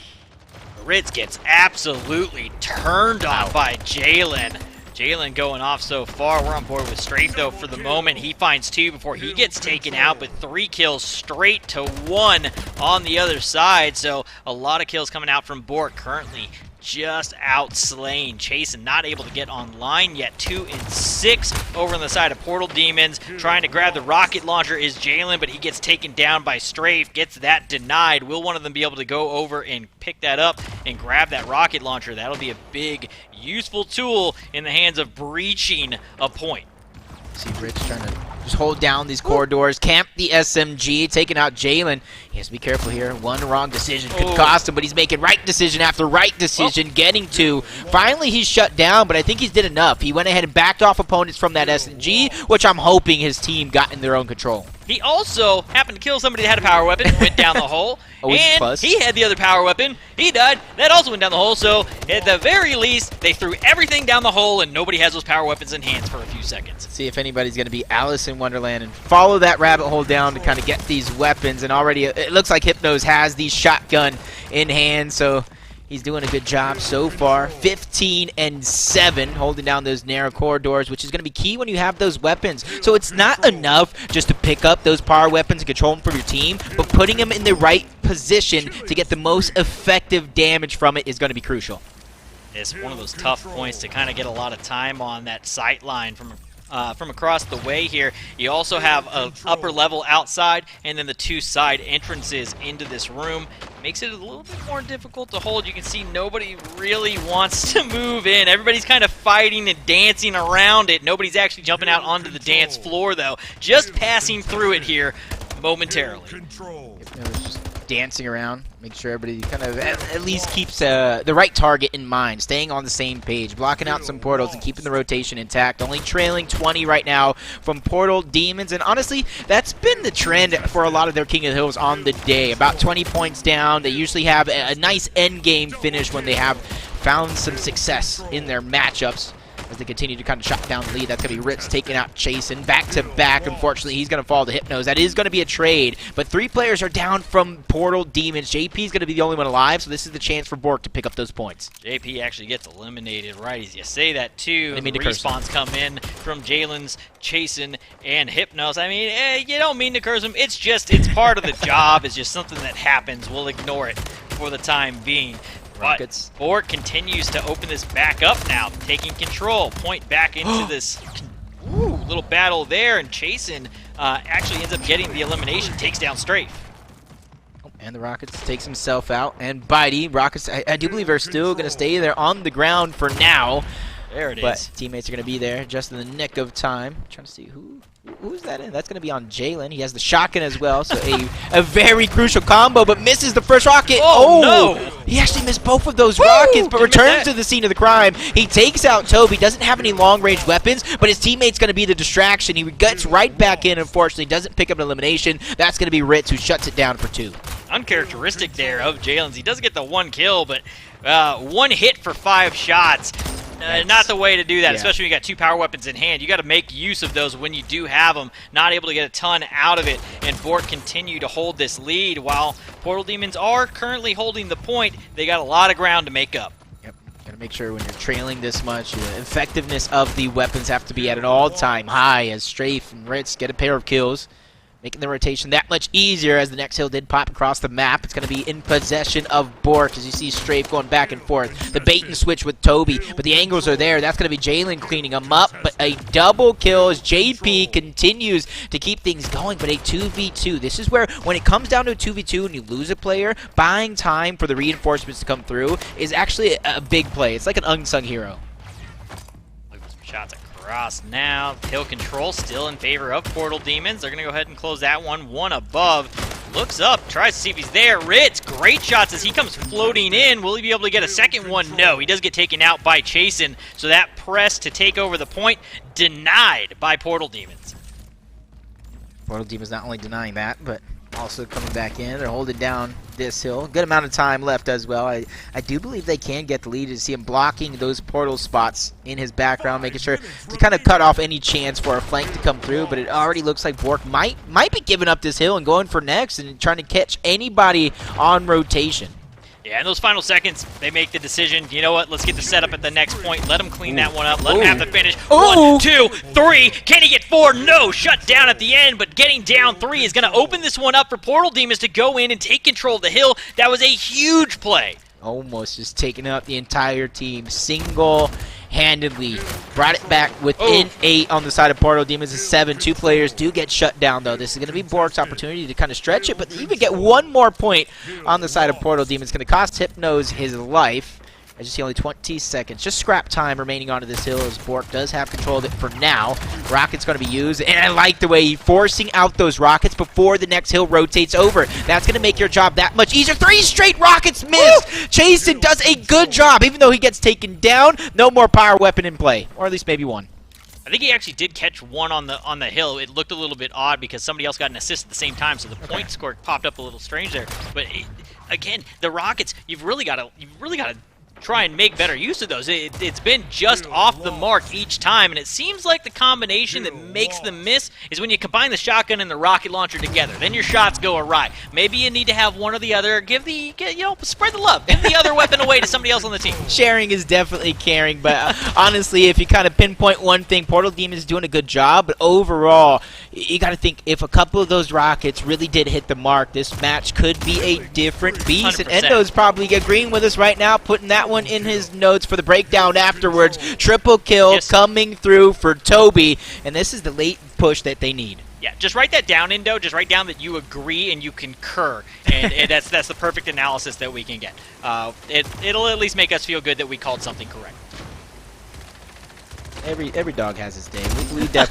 We definitely got a shot today, just like a lot of these teams, and Portal Demons trying to reclaim their shot. Down 50, but they're closing that gap little by little, and that's the thing they need to do. When it's this late in the game, you just need to put one foot in front of the next and take it step by step.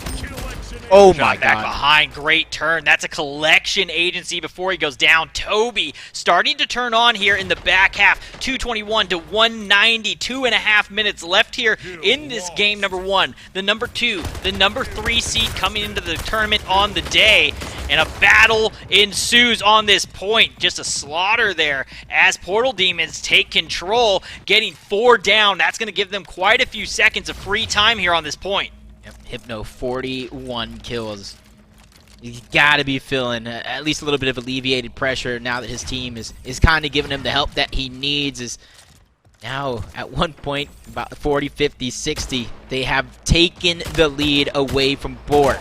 Only by 1, but this stage in the game, a big team wipe and control of the hill could cost you. That's going to be a double kill. That's going to open up for not only the scrap time left on the hill, but that's not even scrap time. That's 50 full seconds. Now, as that double kill comes through, that gives the advantage over to Bork as they take this new hill, looking to get a couple more kills and just keep them off from the press. They could end it on this hill, but they give it up for the moment. Now taken over by Portal Demons as they try to close this gap back within 5 here as they have to back off, back into the point now, and the press comes out. Toby can't get the kill, though, taken down. Yep, this is definitely winnable for both of these squads at this stage in the game right now, and honestly, it's coming down to the wire regardless. 1 minute and 20 seconds left in the game, regardless of what the score says. 10 points remaining. Portal Demons holding onto the hill. You see Jalen with the positioning towards the top. Shotgun to the back. Strafe goes down. Back-to-back eliminations. 3 dead. Only 1 player alive and nowhere near the hill. Portal Demons will take game number 1. Tell you what.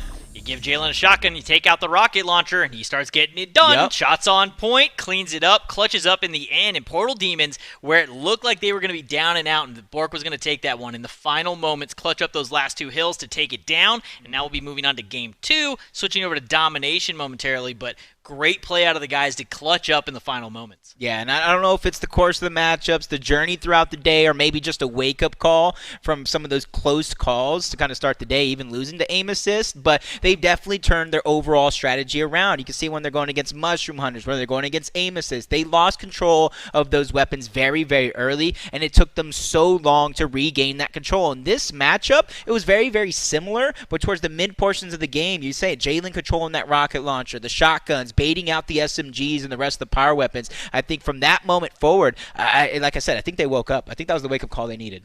And really, we still talked about some of the misses, some of the things that went wrong with the rocket and the shotgun, some of the things that missed opportunities that could have turned the tide sooner, but they did control the power weapons. And in the end, even if you don't do a dominating performance with those power weapons, controlling them still has so much impact on the map and how it affects the other team's movement and the panic that comes into them. You shoot a rocket at somebody and you don't kill them, they're still in full panic. So you've still got the advantage in that fight. They make use of that. Game 1 over and done with, though. We're moving on to Game 2. Domination here on Abyss. This is the next one up.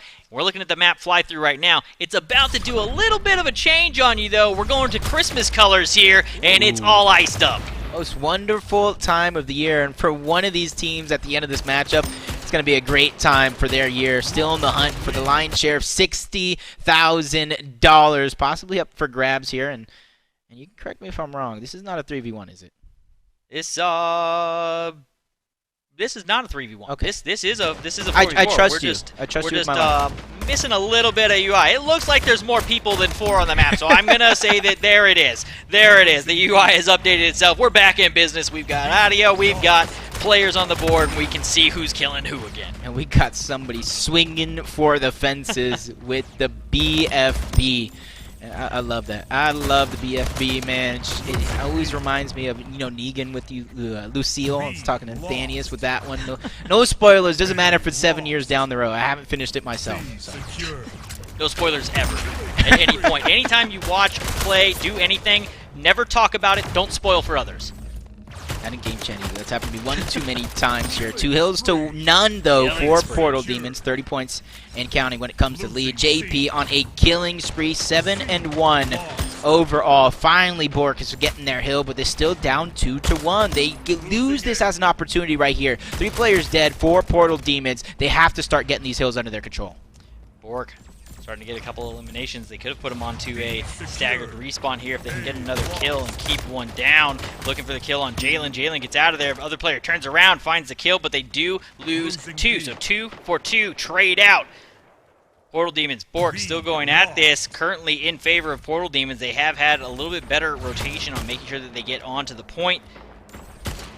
And they get the stagger going. That's really what we've seen. We watched WGL do it. We've been talking about it all day. Yeah. Really, that rotation on Dom matchups, that staggered rotation makes up all the difference. Yeah, it has an effect on King of the Hill. Yes, it's going to have an effect on TDM anytime you have the body count. But here, once you get that rotation going and you have the power weapons, it just becomes almost unstoppable. Yeah, it's just hard to kind of slow them down unless you get a pick, unless you get some sort of a trade. And without kind of knowing that as a focal point and a goal, you're probably going for eliminations, and you end up in such a cycle. You get put in the blender, and they're just drinking a smoothie made of your blood and guts here as they reach over 200 points. And this is where I'm like, you're entering the mid game right now. They're putting you through that, and then it's like, oh, I've won. I put them through the blender. I have to drink the blood and guts. This doesn't sound like a W for me. But back and forth, there it goes. A and B Hill under control by the Portal Demons still as they continue to open up this lead. Now at 80 up, looking to get to 100 up and over the Bork squad. Can they do it? So far, looking good for Portal Demons overall. Bork, they need to keep using these eliminations, chain it together, control the power weapons, because that's what Portal Demon is doing, just a bunch better. Once again, they have that railgun in their hands, taking out Ritz, controlling the SMG as well. They're just seemingly, I don't even want to say 1 step ahead, make it 2, possibly 3 steps ahead in terms of the overall game plan in which we're witnessing. Down now on the side of Bork. recaps now on the side of Portal Demons. That B site has been a huge focal point back and forth. That's where the battle's been. But Bork hasn't been able to really take the B site. They've been able to decap it, but they can't actually get control over it. And until they can get that and have a 2-point to get their own staggers going on the opponents, they're not going to be able to make anything up. They've got to be able to get in and not just decap, but actually fully cap that point. Yeah, it just almost seems to me that Bork is just fighting to survive in this situation, while Portal Demons are fighting to thrive and be the leaders, the tip of the spear, the ones not afraid to go in, make that charge, and really take over, as you see once again, reuniting with their teammates. That's another thing to really kind of watch out for. Portal Demons, they're doing a good job of wolfpacking together, getting that team fire at the very minimum, the trades, just like you see there. Toby was able to get one, but instantly 3 players fall. Ritz gets 2 of his own, but he's going to fall to JP. The deaths will continue to get staggered, but that's a win for Portal Demons, because as long as they go 1 for 1, they will be victorious. And they actually end up going 3 for 4 there. So again, they came out with the advantage in the trade in these team fights when it's at a single point and both teams clash. The clash has been going the way of the Portal Demons every single time throughout this domination. This is one of those ones that's really tough mentally if it continues to go this way until the end of this game too, for Bork to kind of dig themselves out of that hole, right? You go down game 1, game 2, this is getting out of hand and out of control. TDM has got to be a way that just try and regain something and set up to try and do a reverse sweep, which we have not seen happen. Yeah, right now it just seems like they're just getting dismantled on a team level. You have big moments, even, Bitey, Strafe, both picking up kills, but it's just getting outmatched by the team moments of Portal Demon. They're just always 2 players looking at one, staggering the deaths, making sure that they hold on towards the high ground as well. Look at Ritz is even shooting up from below, forcing Toby onto that low spawn as well. So it's just going to be very interesting as this one carries on. 2 hills to none in favor of Bork. This is the moment that they need, but how long and how much can they replicate this moment? 2 points, finally, in control of Bork. No point in control of the Portal Demons. 3 down, 4 up. This is the best situation Bork's been in thus far. Now, 3 points on. Can you start to cause that stagger respawn? Can you keep the advantage? This is where you make up the ground. This is where we see teams like WGL dominate this game mode. And right now, it may have just come to an end. They trade 3 for 2. 4th one goes down. 4 up for Portal Demons. They're able to break it before that rotation got out of hand. 2 eliminations to 1, so Bork still have to figure out a way to survive in this situation. And immediately, as soon as Portal Demons get an advantage, they decap multiple hills, they get 2 under their control. It's just like Bork, they have this moments where they're able to breathe. It's just they're not able to kind of compile, they're not able to compound these big moments, these big eliminations into something more. This could be it though. With 4 players dead, Bork, it's now or never. Gotta get something done here. This is the moment. You've got a BFB in hand. You've got some of the weapons. You've got the SMG. Opportunities here. Of course, one player is holding both of those, so he's going to have to do a lot of work, make up a ton of ground if they want to get this done. They did close the gap just a little bit there. Now they've decapped. Can they grab B or C? They need a second point. Slowly getting yourself. Trying to chop down the lead is good, but you have to figure out a way to kind of keep them to 1 or less hills as much as possible. Less than 150 points remain for Portal Demons. At this point, even though 2 for 1 is a victory for them, as Bork is now forced to, with their backs against the wall, have to play as close to perfect as possible. Yeah, the pressure again, even though they were winning, they were up 2 points to 1 point there. Because of the score line, the pressure is still all on Bork, so they've got to perform here. Portal Demons still got to be feeling pretty good. Anytime they have gone down and they gave up that 3 cap, they've been able to break the press. They've been able to break the team play of Bork. I haven't seen Bork really able to do a dominant break and stop yet like that, other than the 1-3 cap that they had, but it was short-lived. Wow. Not only surviving there for Hypnose, but now he's at least on a 3, maybe even a 4 spree, as he's trying to get that hill under his control, taking out Strafe with the railgun back back-to-back again. That's going to be another double kill. Almost gets the triple, but Rich shuts him down. Biden gets one as well. Less than 60 points remain, and they have a triple cap. So if they don't do something for inside of Bork, this will be over in a few seconds. 3 guys sitting on the same point when they're up bodies. That can't be the case. You have to go get everything you can when you have that body count lead. You cannot sit 3 on a single point when you're behind by this many points. Maybe I'm wrong. They got B and C. They're proving me wrong real quick, but A, now taken over by Portal Demons. They need the 3 cap to get the win, and they have to hold it for the entirety of the rest of this game. Yeah, said as close to perfect as possible, and I think as close to perfect goes out the window now that they've reached 670. They have to play perfect. They almost cannot die anymore. Body goes down. That is going to be a trade. BFB still in the hands of Ritz. He needs to figure out a way to get these close corridors. That's going to be a double kill. Strafey's going to hold that down, kind of go into the portal to try to relocate and hold down these hills. 1 point is going to be under capture for Portal Demons. 8 points remain. Gotta get A back. Need it now. 4 more seconds of time on that A hill will close it out, and it does just that. Portal Demons take down their 2nd in a row in a battle where Bork started to work their way back in, but overall the Slay power over on the side of Portal Demons just seemed to be a bit too much for them to handle throughout that match. Yeah, and just Hypnos overall. I think he had like 41 last game, another 40-point game. So in back-to-back games, he's already at 80 eliminations for his team, which is a great powerhouse. You can see the slaying is definitely working out and being proved to be a problem for their opposition. Portal Demons is doing almost anything that they want. They're getting the weapons. They're rotating around the map. They're popping in and out of portals as a team. And that's the biggest thing. They're wolf-packing around as well. After everything I said, I think the wolf-pack is the most important part of their offense.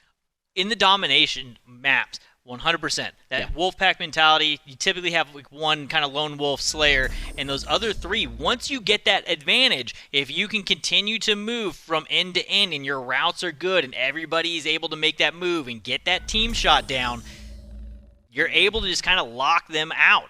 Now, moving on, we're going to go to Helix for TDM. We've seen this one once or twice today. I know we've seen it at least one time. We saw them kind of have the lockdown on that sniper and that plasma rifle right here. The spawn on it. The battle for the plasma rifle begins. Opening win. That's going to go the way of Ritz. He gets that first kill, and they will be able to secure a sniper rifle and the plasma rifle. Yep. Now you got to try to rotate that sniper around, whether you're trying to guard other weapons or some power positions. It is going to be crucial, and the team really is going to be leaning on you. You kind of want to stay next to a teammate as well, just in case you kind of hit that body shot. It's much easier to clean it up, but already he gets taken down. Sniper at least is out of play. Sniper is off map. That is, if you're going to lose it, that's a great way to drop it. Just get rid of it. Again, if you're not going to be able to utilize it, Rocket's going to fall into the hands of Bork. That's not something you want to give up. We're talking about throwing the sniper rifle up. You want to throw the rocket launcher away too, or at least throw all the rockets out wherever they're going to go. Don't give that ammo up. Yeah, at least waste them. A lot of the time we talk about the effectiveness, but if you're going to go down, just like a fire a double rocket kill there. Yeah, just fire it off. It doesn't even seem like anybody's getting the chance. It's almost like the bad luck weapon out of everything. As soon as they pick it up, somebody does get taken down with it. It's shifted. It's no longer the BFB. The rockets are now cursed. Are they on the ground? I'm looking for them on the ground. I'm not even sure. I know Jason might have had last, maybe Jalen. But at this point, just run past them. It's bad luck for you guys right now. Plasma rifle and sniper in the hand of Bork at the moment. A back and forth battle. Ahead by 1 is Bork in a must-win.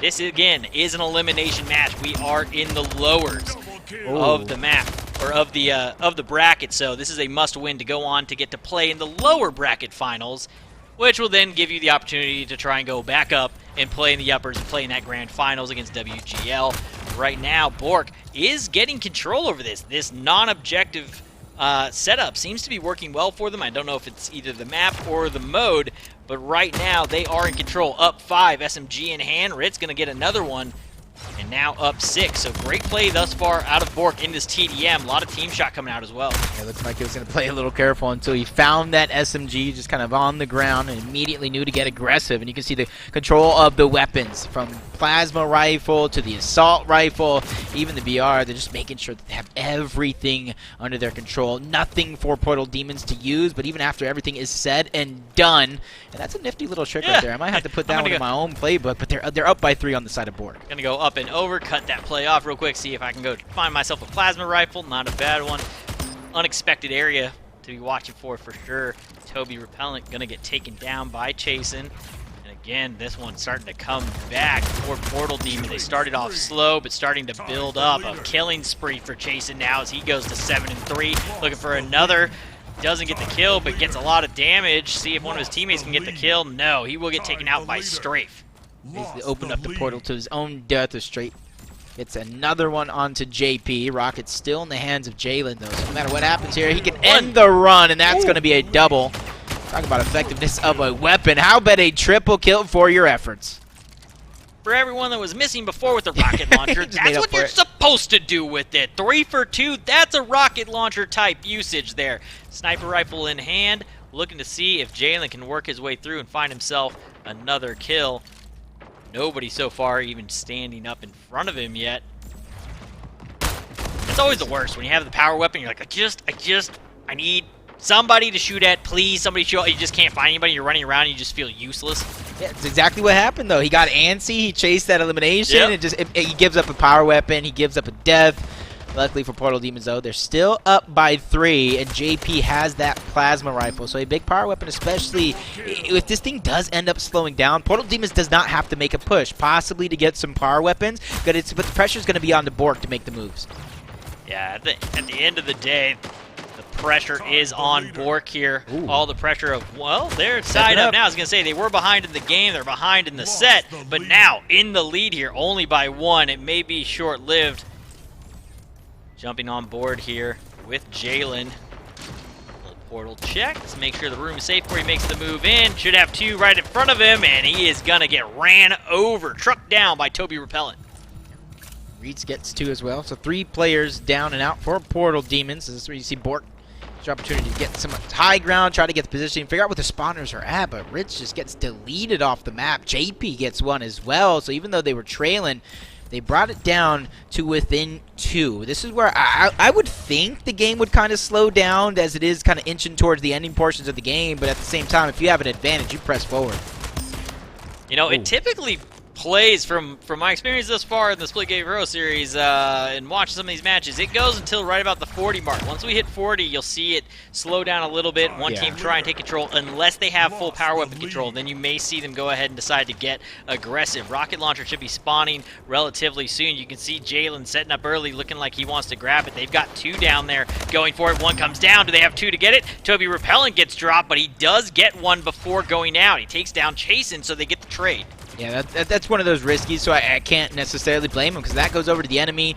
That lead could go bye-bye as Bork is now up by 1 point between them and Portal Demons. You see the BR in the hands of Jalen. No rockets in play as the eliminations continuing to go back and forth. 43-43, 44-43. That's Jalen making the play. Gets the plasma rifle as well. And this is where I expect Portal Demons to kind of let him lead. Find his way through and stay on board with him. He gets a couple shots, just about out of ammo or out of energy in that plasma rifle. We'll see if he can get anything else with it. JP makes the press, gets a couple kills. They're now up by 3. Portal Demons 47-44. Final moments here, and here is where it slows down. No one wanting to be the one to get taken out. Strafe gets another. Down by 4 still, though, and these are the final moments.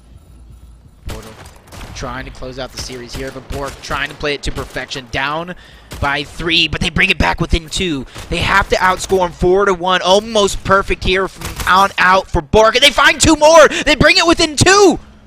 Down to the final moments, 48-48. This is Splitgate TDM. If you haven't seen the script all season long, this is the script. 49-48. Portal Demons ahead by 1. They need 1 kill to move on through this lower bracket and send Bork packing. Can they get it done? Yes, they can. 3-0 sweep for Portal Demons in a close-fought TDM battle.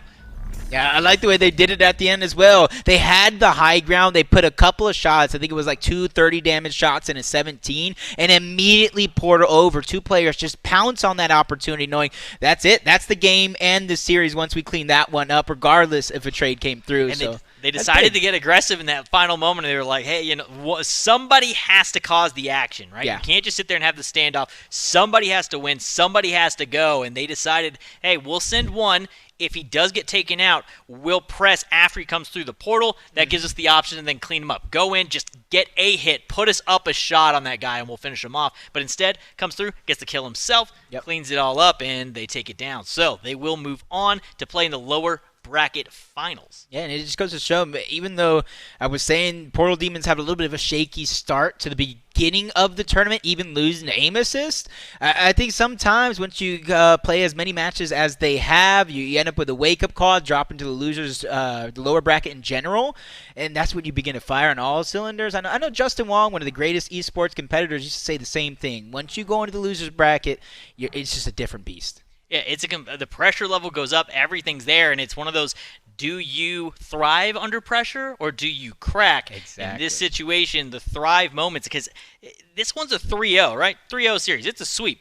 You go back and watch it, it doesn't feel like a sweep. Those were back and forth, really close battles, and in the end, the clutch-up power of Portal Demons is what gets it done. So the number 2 seed shows, hey, we're the number 2 seed, you're the number 3 seed, and this is why. We're going to clutch up in the final moments and really set that up. Endo is back with us. Endo, 3-0 sweep. I just said it. It didn't feel like one. What'd you see out there?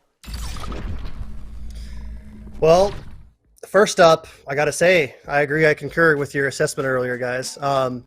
Well, the bottom line here was there was a lot of back and forth on all those games. There was some power weapons being controlled by both teams on that first game on Crag, for example. It's hard to notice unless you're paying close attention, but each game has about like a dozen, give or take, group fights, team fights that occur. And those are the pivotal points of the game. And the reason why power weapons are so important is you can get triple kills, quad kills with those, especially with the rockets and the shotgun. And that's what we saw time and time again. Railgun as well also gives you a lot of good double kills.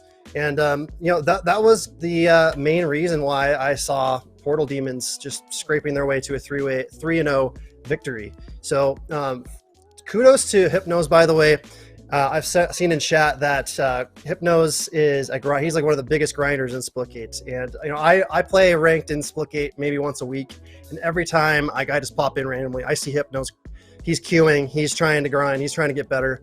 So for him to get to this point and shine so brightly in the biggest stage Splitgate has had up to this point says something about his hard work and dedication to his craft in this game. So kudos to him, and of course to Portal Demons as a whole.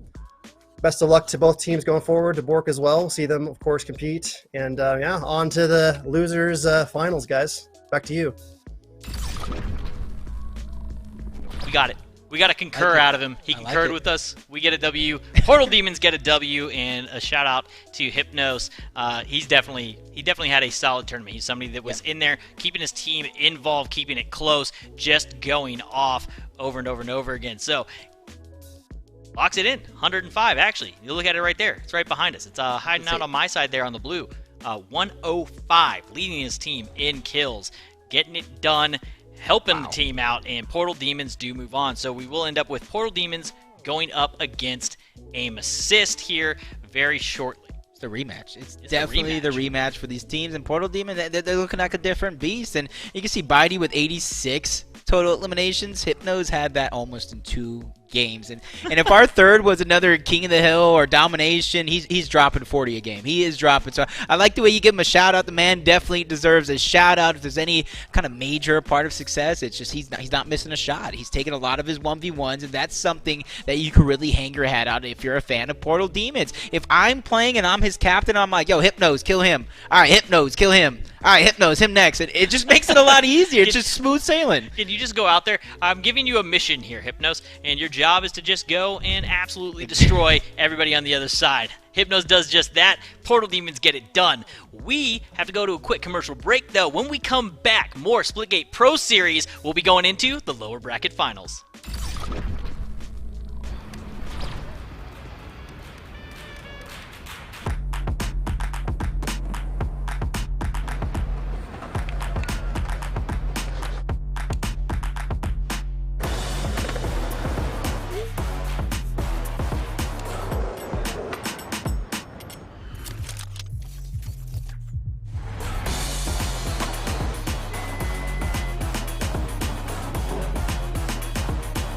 Nice play.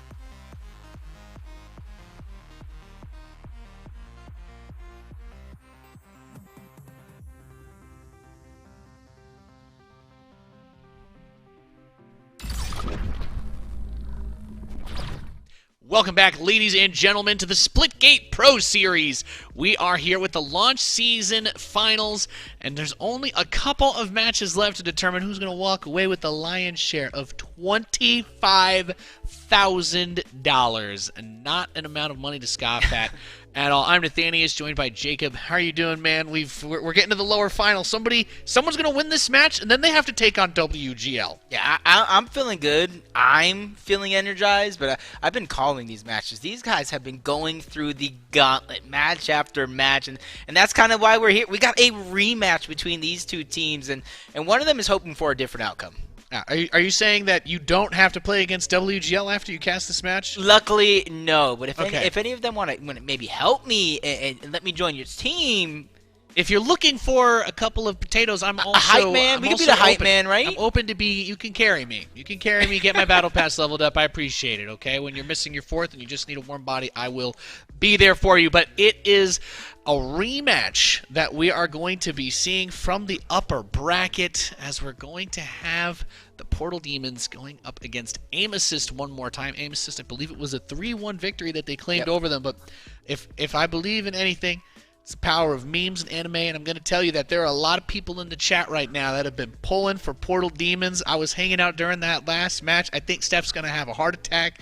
Everybody's going crazy right now for the Portal Demons. They've got a lot of support out there. Yeah, they definitely do. They're one of the favorites out there, and honestly, it usually ends up that way. When you have a team like WGL that kind of dominates for X amount of time, for a certain span, people, I'm not going to say hope for them to lose, but they hope for somebody really to rise. You want and drama. The run. We crave conflict. A competitive, and I think that this is the team that could do it. Of the Portal Demons, man. They've done it during the qualifier phase, and they could do it again here today. Yeah, as it's just a tremendous amount of things that we have to keep our eyes on as we take a look. We are going to be giving out an MVP award at the end of the grand finals. So we'll be dishing out a Astro backpack, a wireless headset, and of course, get a little preamp action. Lots of gear, lots of swag to be earned. Somebody who put themselves above and beyond everybody else in the efforts to get their teams to where they needed to be. Not a bad prize to win for putting the team on your back. We could, and I say could very loosely, be watching one of those players here. Hypno's really putting on a show in that last one. Like I said, through the first 2 games alone, when I was telling Supersonic, he had almost more eliminations than Bitey through 3 total games. So he's definitely looking to kind of take control of not only this losers finals, but the overall grand finals. He wants that lion's share of the money. He wants the MVP prize pack. He wants it all. Yeah, and that's what we're going to be witnessing shortly. Of course, as we were saying, WGL awaits in the grand finals, and it's important to remind ourselves again, that means they're guaranteed at worst second place, but the winner of this match is also going to be in that same spot. So right now, if you finished in third place, you get $6,000 for your team. That's a lot of money. There's nothing to complain about there. But if you win this match, that goes from $6,000 to $15,000. Worst case. That's assuming you lose in the grand finals. And of course, if you win 25 big ones, well, that's a lot. That's a lot. So I'm very excited about this because WGL, they've had the story of being Titans. And, you know, Aim Assist has played a really strong tournament as well. Yep. But the story from the whole qualifier season, from everything in our launch season, has been about it's basically been about the squad of Jalen Mans and Portal Demons against WGL's former team. So it's like that story is begging for itself to kind of get resolved here, but there's the possibility that Aim Assist kind of take control of the narrative. Yep. Stories do not write themselves. You have to write your own story. That's right. And both of these teams here are trying to write their own story. Unfortunately, one of them is going to end here today. And I'm going to ask you the same question I'm trying to ask. You guys are the experts. I'm just here for my debut. And it's a hard question you're saying. If you look at these maps, and we've been throwing out the paper all day, so go ahead and write it down. What's your prediction after looking at these maps, just so we can throw that paper out and just not go for it? I I refuse. I refuse to make. Whenever I'm commentating a match and someone asks me for a prediction, I'm like, that's the last thing I need to poison my mind with. But I will say that I think you don't want to end up giving Hypnos and Jalen Mans a chance to pop off against you in that TDM. So one of these first two map wins, I'd say, is 100% crucial. Now, Amethyst was able to take them down earlier, so it's not impossible. But we've had, I think, the closest games that we've seen in the entire, like, for a lot of these qualifiers, we've seen a lot of the teams that are in this top 8, and it will be oftentimes 3-0, 3-0, 3-0. Like, okay, well, WGL is going to win, it's going to be 3-0. WGL gets upset, somehow still a 3-0, which doesn't really make any sense, yet here we are. So, I feel like we're going to get there, though. I feel like this one's going to end up decided, if I'm going to make a prediction, I'll say this one will probably be decided around that map 4 mark. I think the team that gets the TDM is going to come out on top. I like that overall. I'm going to go ahead and make my own prediction, only because that first matchup between these two teams was close. It was a very exciting matchup. Even though it was 3-1, that could have easily gone 5 games. It could have easily gone the other way, 3-1. But since then, I think Portal Demons has upped their game. I think they're playing a little bit more teamwork oriented. I think they've refocused their strategy to kind of go for the weapons first, even in those objective games. That way you could retake the hills afterwards. So just by judging them adapting, I think they have what it takes to take the series.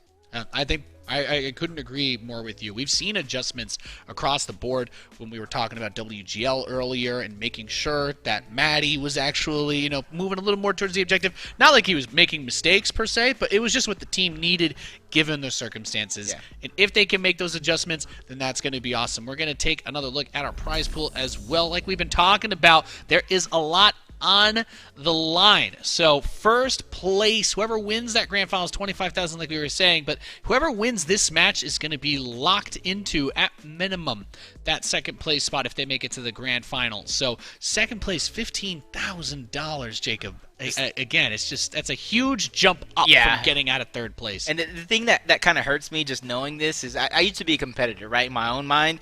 Whoever loses this matchup, from the outside looking in, you're like, oh, congratulations, you got third, you just got $6,000 to split. I'm not looking at it like that at all. I'm looking at, I just lost $9,000.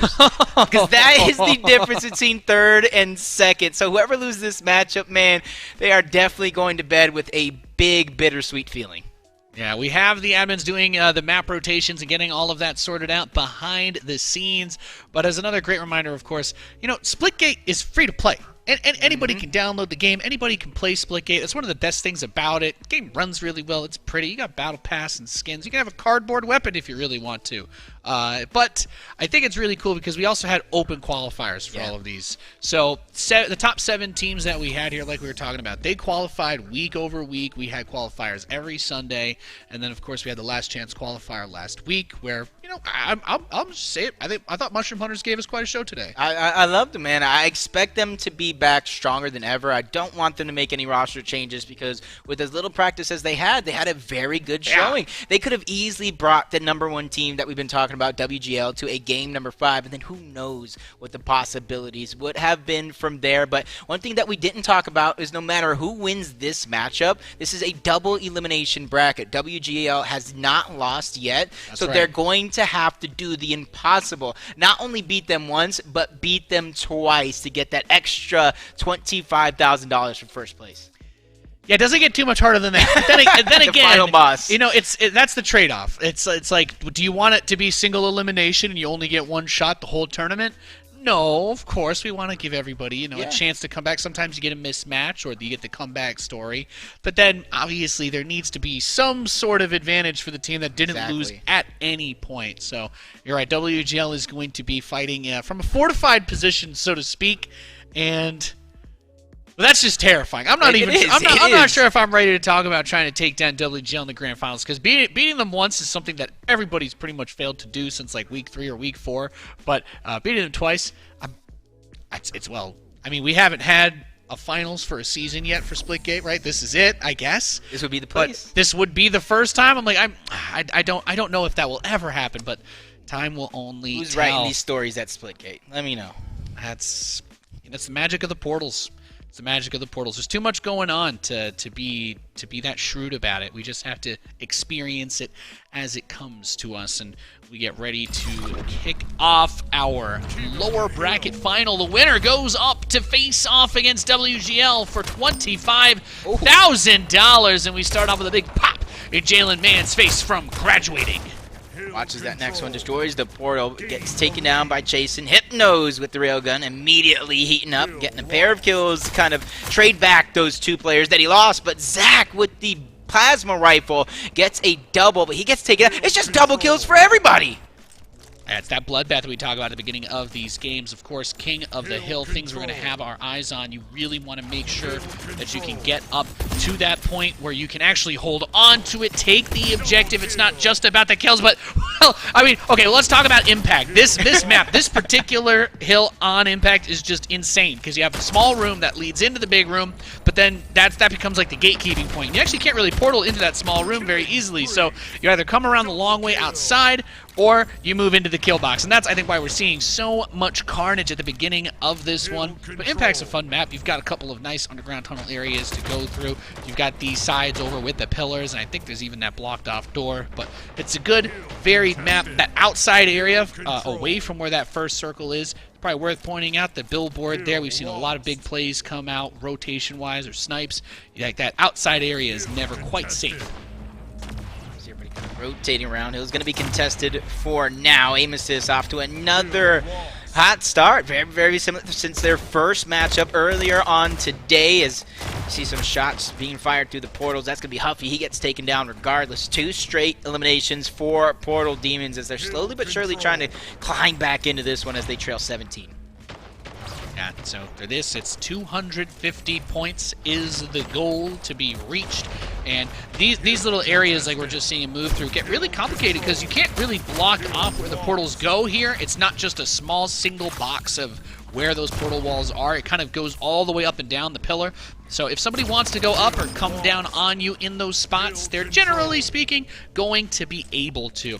As we see Hypnos get on top of the point. He's got 9 kills, 4 deaths. Feeling it, chasing on his side and rocking that plasma rifle with the SMG. Hypnos got firepower for days coming out towards the side. Not able to survive, graduating as they push on to the point and try to take it back. He's able to get 2, but him going down, he gives up that plasma rifle to Huffy, who immediately puts it to use, takes out 1, damage onto the next player, but gets taken out by Jalen's. Immediately 3 players are going to fall. Jason spawns up, so they have a 4v1 breakaway for just a little bit longer. That's going to allow them to gain some points and positioning for next. That's right, and it's been going back and forth relatively in a kind of not that crazy manner, I guess is what I'm trying to say. 55 to 58, no big breakaways just yet. Trying to hit with that rail gun is Hypnos through that billboard that we were talking about earlier. Lots of people trying to look through there for the vantage point, but this is kind of a drop down point now onto this hill from that top side. So you see a lot of shots come through there. The rotations make this crazy to hold on to on Impact. Jalen shuts down that last player who already got a double kill, gets the plasma rifle, but it goes down. Graduating's trying to go for it. He gets the trade with Hypnos, so I got to imagine in the comms right now they're calling it out because that weapon has been proven to be a crucial asset for success. As you can already see, Utam with the shotgun down low, trying to hold off this corridor and end the passageways by himself. You see him portal blocking as well to deny entry from his opponents. Yeah, Woodham's done a really good job. He's been a top fragger for this team as aim assist have been really, solidifying their position in the Splitgate Pro Series. We've talked about how it was all Portal Demons, it was all AST, Animaniacs, whatever you want to call them, Fire Breathing Rubber Duckies. It was them and WGL the whole season long. But now aim assist has really stepped up in this final, and they are showing why they belong here in the top 3 as they try to build on this early lead that they've managed to establish over Portal Demons in King of the Hill. I like the shots that Utam has taken.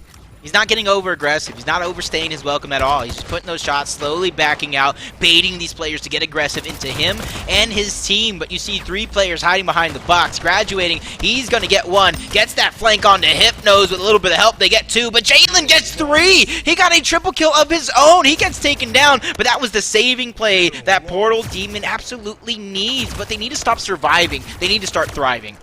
Yeah, they need to get some momentum going for themselves. I mean, they've been picking up the frags. We've been seeing it. JP and Hypnos popping off right now. Jalen Mann's getting into the mix of it as well, but not able to translate that into points on the hill. Now we finally see them able to get a couple of seconds of themselves. It's nothing crazy. 78 to 140 is... It's rough being at that almost half point, but if they can get one full hill control, that will bring them close back.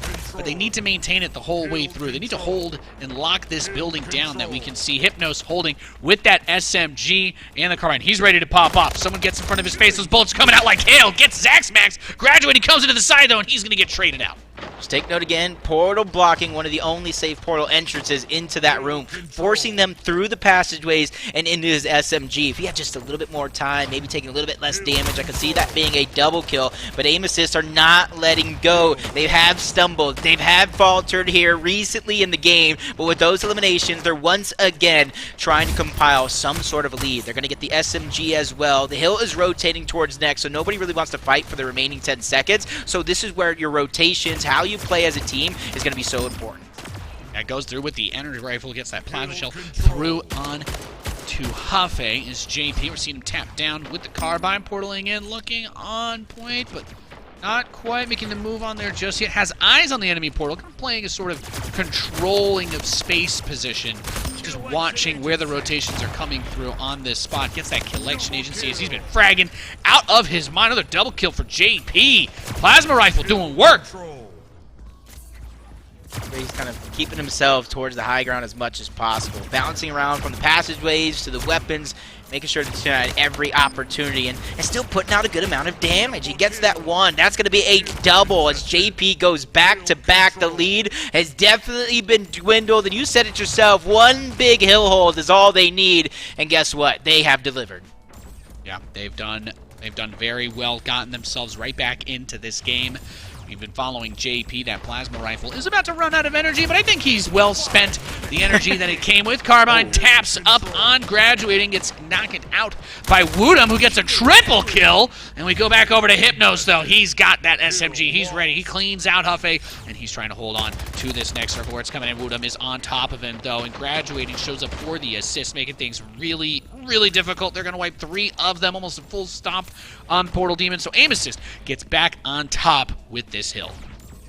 Big hill hold. Over 30 points now. As you can see, Hypnos with 30 eliminations, trying his hardest to pull and will his team into it, as that pre-fire damage is going to be big. You see them try to go back in. 2 eliminations to 1 in favor of Portal Demons as they're holding on to control of this room, but the hill's not over there. That room means absolutely nothing as they drop down and immediately get taken out by Woodham, who honestly, aim assist is doing a good job of controlling the lower portion of the map in general.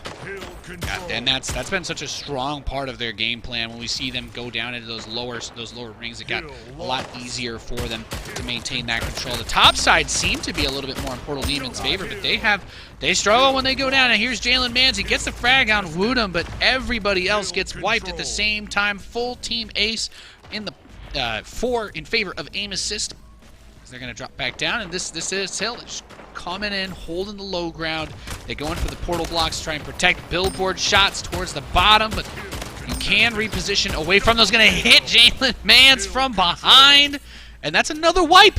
Portal Demons struggling here in this first round, and with just 20 points to go, it looks like aim assist is going to take an early lead in this best of 5. Yeah, unfortunate enough, they were doing a good job. We were even praising them for that big hill hold, but barring any miracles here with less than 11 seconds remaining, this is looking like it's going to be over. Portal Demons, once again, Hypnos gets one. He did pick up a weapon in his hand, so if he can be perfect with it, it's definitely possible, but it's definitely going to be a uphill battle as well. Coming through with the railgun is Hypnos. He's got the SMG, though, to back it up. He's going to be able to rip down Woodham, who has been a top frag player. Removing him is huge. Gets another double kill on top of the point, and that with the teammate Jalen Mans coming through to get Zaxmax, they are actually able to retain control of the hill for a short period of time. Let's see how long they can manage, though, and where that next hill is going to spawn. But, I mean, 3 seconds left. They need to dominate and hold the next 2 hills without giving up a single second, basically, to aim assist. And I just don't know how feasible that is. Yeah, it's near impossible. I wouldn't call anything in life impossible, possible, but you have to drain a current hill down to the very last second while making that rotation across the map and denying entry into the next. And Zach with those 2 big kills, he says, impossible it is. But on the other side of things, the walking 40 bomb continues as Hypnos drops 40. Yeah, Hypno's putting in work, but unfortunately, every round is not team deathmatch. And True. I can definitely see why Aim Assist would want to play on Impact, though. When those rings were going towards the lower side, they were all over it. When it was up in the building or in that corner off to the side, by the little ramp area, that's where we started to see things turn around for Portal Demons, but they were just not able to get control of the underground, and coming from below is Aim Assist to take that first map in a dominant fashion. Then we're going to go to Highwind for domination. And I do think this is flips the script a bit in terms of the way that this map's laid out. You're not really falling through holes onto the point as much. So we'll just have to see getting those 3 objectives split across for everyone to fight for. Yeah, so with how spread out it can be, and the portals making it close all simultaneously. I know some people might be out there thinking, but this is Splitgate. The map can be big and small at the same time due to those portals. That's very true. That's very true. If you would change everything about this map if you just got rid of the billboards on the corners, because then you could hold the outside way more easily, right? Yeah. It's just a big open empty space. But that's not the way that it's set up. If somebody wants to create that opportunity for themselves, they'll always have the option to do so. That's where a lot of the skill expression comes through. When we watch competitive Splitgate, there's a bat in the back by Jalen Mans, taking out Zax Max early on in this round. He's going to tap Huffy with the carbine, bringing out the bat one more time, looking for graduating, and he will find him. Double kill with the BFB. That's going to be an RBI base hit, as they're still, honestly, C and A 1-to-1 in terms of capture. That's why I say sometimes, eliminations are fine. You could drop 40, but what you do after the elimination, the rotation, the objective play is so much more important and impactful, as Jalen dies for the first time after going on a killing spree. Jumping on board, chasing here, dropping down low, knows his teammates is towards the top, and that's why you see him try to reposition. Now we've got what seems to be a strong start out of Portal Demons. They've got 2 of the points under their control. We've seen them bragging out of their minds at the very beginning of this one, but only able to translate that into a small lead, and with 2 hills now under control of Aim Assist, that's what this fight becomes about. You got to be able to win these duels and stay on the point. This space is so open, it's so exposed. It's exposed to the center, the outside, there's portal walls all over that room, and if you want to take that on, you're gonna need those big team wipes where you can say, okay, at least we have 2 seconds to breathe and gather these points. We got triple cap for Portal Demons, as they have been doing a good job of taking these and winning those fights, just now getting half the team cleared out though. We'll say Huffy picking up that plasma rifle is going to be a great key for that comeback potential. Everything is going to be decapped. A is going to go in favor of Aim Assist. You see the rotations. He's trying to find a flank onto somebody, and he found it onto Hypnos. Makes short work of him. Immediately rotates off. And this is where it comes in crucial. Keeping your position unknown, especially when you have a big weapon like that and it goes to a close room hill, is going to be a great tool and a great key to success.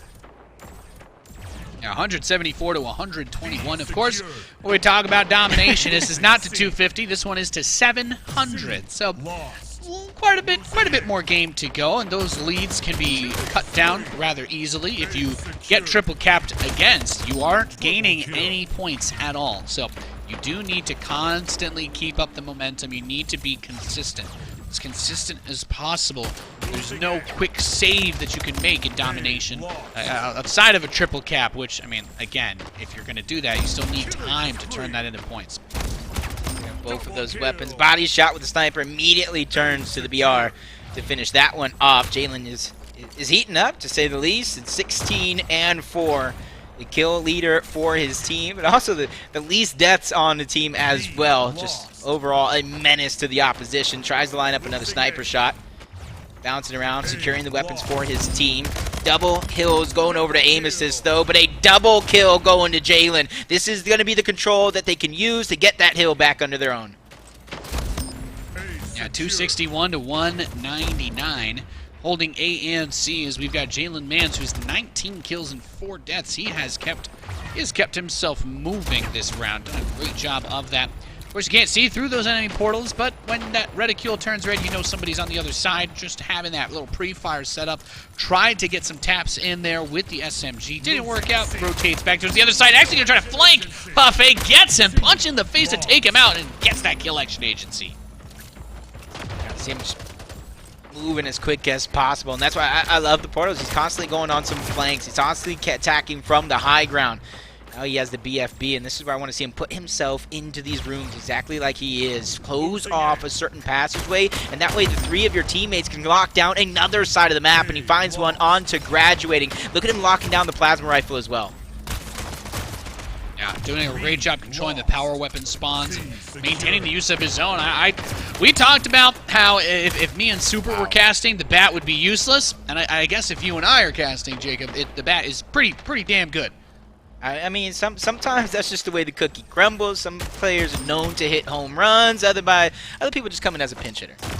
That's fair. Yeah, you go for the bunt and you just hope that you can get to first in time. I feel that. That's me. It's definitely me too. Give me some time to run. Like, you don't ask me to do hand-eye coordination though. Comes through with the SMG. Wootum gets a good clean kill onto Hypnos, who, I mean, that's somebody they need to keep from popping off. If Jalen Mans is having a good game and Hypnos starts to get up there, 20 plus frags, that's when you know things are starting to fall apart for the squad. Huffay looking through the portal, bullets come back the other side from JP into his face. Losing C. Portal Demons here doing a good job of coming back, not only coming back, but gaining the lead right back. You saw some early triple caps come out from aim assist. It was looking like it was going to be the same old song and dance, but once again, what you're seeing is Portal Demons adapting on the fly. They're taking what aim assist is doing, and they're going ahead and trying to enact their own counters. Their portal's going to get destroyed. A trade comes through between Jalen and Huffy. I don't know if that was a no-scope versus a BFB. Either way, this is just getting chaotic. I mean, every time, well, you know, I think our observer's done a great job, by the way, just absolutely crushing it. But you can tell the state of the game when every time we jump to someone new, they're just instantly getting killed. And we go over to graduating. They were getting triple cap there, but he's here to offset, take the C hill back for his team. Graduating to trying real hard to keep it together for the squad, and so far doing a pretty good job. They've managed to get that A held down. They've got C, and it's still going to take some time to catch up with Portal Demons. You don't want to let them get over 600 and not be close to that number yourself. As we have over here Huffay on the BR. I'm sure he's going to pick that up. Has the sniper in the carbine. Happy to stick on this loadout. Yep, they will come back with the 2-to-1. So pressure's going to be on Portal Demons here to get at least a neutral on one of these hills, take it step by step, and then you can worry about getting that second one under your control. But you cannot maintain this and be victorious, because already you can see they're chopping down the lead below 100. Great shot by JP to catch one off. He gets taken out shortly after. 2 eliminations falling in way of aim assist, and they neutralize the hill from Portal Demons. Now the comeback is definitely real. Yep, this is where it just gets crazy. I mean, they had a triple cap for a moment there. Portal Demons have been struggling to get on to one of the top side objectives. They've just been holding that low ground B, which is, it's nice to have, but it's not nice to rotate to and from. So going down there to defend it really puts you in a position where you can't do a whole lot about the other objectives. And aim assist, they are bringing this one oh so close. Portal Demons had gotten themselves some breathing room, but it has all but evaporated as they now find and it's just a 30-point gap, not at that 600 just yet. Jalen Mans gets a good frag on Woodham. Is he going to throw the grenade up, trying to deny that portal? Grabs Hypnos, is Zax Max, and trying to get down towards Jason. Portaling over to the other side, right up on top of him, but actually Jason gets picked by his teammate Huffy on the back end of a double kill. Yeah, I like the way he decapped that hill and immediately pushed forward without the cap to make sure to get the elimination. If there's nobody alive to shoot you, that's going to make capping the hills that much easier, and they brought it within 20, I do believe, with 2-to-1 still going aim assist. At the late portions of this game have brought it back and given us a game of a lifetime here, and this is game number 2. Aim assist already up 1-0, and if this keeps going in a few seconds, they will take and snatch the lead away from Portal Demons. That's right, as you said, 2-to-1, so with every second ticking, they're getting twice as many points as their opponent. Makes things very difficult. One of the crazy things about this map, though, like I was saying with Highwind, we don't get to see it. We haven't seen it in that perspective enough times, but the launching that you can do from that bottom with the drop is just huge. Huffay, we just see him get a nice pick on Hypnos again. He's going to take out Chasen, and It's still 1 point to 1 point, though. And you need to be careful at this rate because 700 is where it ends. It doesn't matter how close it is once you get there. If you hit that point, that is going to be an absolute devastating way to drop this game. They've played a phenomenal match, but Aim Assists are going to need that second win to close it out. 2 hills to none. Almost looking like less than 50 points remain for Aim Assist, and they have the triple cap. BFB is going to get the This trade. is huge. Hypnos goes down, and can they stop the bleeding? They're going to go for 1 hill, but Woontum takes out Jalen. They're just crumbling right before our very eyes at the worst possible moment. Now it's below 9 points. Aim Assist, they're looking to lock up a 2-0 lead over Portal Demons in the long-awaited rematch. Well, I gotta say, you know, as much love and respect as I've got for Portal Demons, and you know what, I've got to defer to Endo. We were getting ready for our show today. We were chilling. We were like, okay, we're gonna go through this whole bracket. We've got this. And what did we have to test our TVs on in here? It was Endo doing Splitgate stuff. He's all over the place. Apparently, lives, eats, sleeps, dreams, and in his dreams is still playing Splitgate. He called a rematch of Aim Assist and WGL in the grand finals. He knows something we don't, maybe, because secrets. I mean, I love Portal Demons roster. This was a very competitive game, close towards the end, but you know, no matter how close it is, somebody gets to win the map, and it has not been the blue team. Yeah, and to me, it's almost like they're looking a little gassed. They're playing a little bit more matches. Aim Assist after a big victory like that, taking out Portal Demons earlier on, having a decent, I say decent, I use it loosely, against WGL. That's got to give them confidence no matter what happens here. They drop down up 2-0. They have so much of a cushion here. Even if it does go to a Game 5, if I'm them, I'm still at an all-time high. Yeah, and this match becomes so important because we're talking about team deathmatch. You're up 2-0. All you gotta do is take that good feeling you have right now and roll with it. Keep it moving. There's a double kill from Huffy to start this one off. If they win this TDM, they will go from $6,000 to $15,000 minimum. Guaranteed. How crazy is that? Just had to win 1 TDM. If you're Portal Demons, you need to win 3 maps in a row. You cannot make a single mistake for the rest of this match, or it's all over. $6,000 obviously still going to be nice, but you'd sure prefer that extra $9K. I told you, man, they're not going to be looking at winning $6,000. They're going to be looking at, I just lost $9,000. Probably not going to talk to each other for the rest of the night, so hopefully for them they are victorious. Aim Assist up by 4. Make it even more as he gets a rocket kill. That's going to be 5 total. Reloads that one and immediately is on the rotation like you're talking about and goes back to back. JP is down. JP is out. Finally graduating is stopped. I do believe there's a rocket there on the floor. But down 5, that rocket's going to be crucial for Portal Demons' comeback. Yeah, indubitably. We get a look over at Huffy, who's 7-1, got the sniper and the SMG, a deadly combination, to say the least, as Aim Assist is currently up 18-9. The early TDM breakaway. The Portal Demons are doing their darndest to try and bring this one back together, but we just haven't seen that rhythm. JP punches out Hootem, but Huffy with the double is just shutting it down. Every time they feel like they're gaining a step, they get knocked one further back by Aim Assist. These guys have really shown up. I mean, if they were holding something back in the qualifiers, I gotta say kudos to them because they have really brought it today here in the final bracket. Yeah, and in this initial, as we're about to reach 25 points for Aim Assist, which is the halfway point of the match, you got to think Portal Demons has come out flat like a Diet Coke left out overnight. You're not going to want to drink that in the morning. You're not going to want that as Aim Assist. They're looking to drink it before it goes flat. I had to pour that can out last night when I was gaming. It's heartbreaking. I lost all my games. I went to bed early. I just got one question. Is that your guilty pleasure, Diet Coke? Feel it. That's mine. 0. I'm a 0 guy. Separated at birth. What can I say? We've got Zaxmax up top side pillar. He's going to get picked off by Hypnos. And if there was ever a time for Hypnos to go Super Saiyan, right now is that. They're down 19-28.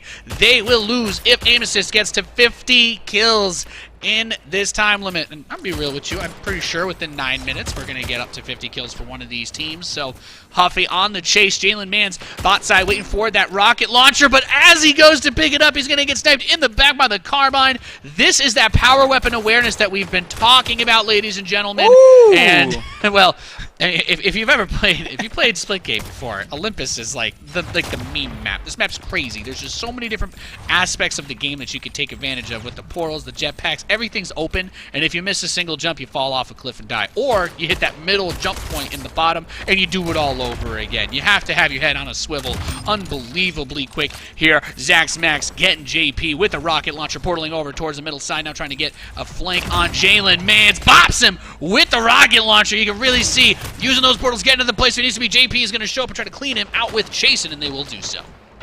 Score has been hovering within 9. Now it's kind of dropping down to 8, but Portal Demons unable to kind of close the gap any further than that. Anything you can do, I can do better, says Aim Assist as they get another elimination on the board. Zach gets one onto Hypnos as well. The lead continues to stay at that exact point. 9 points, and now it's only 11 remaining for Aim Assist to complete the 3-0 sweep.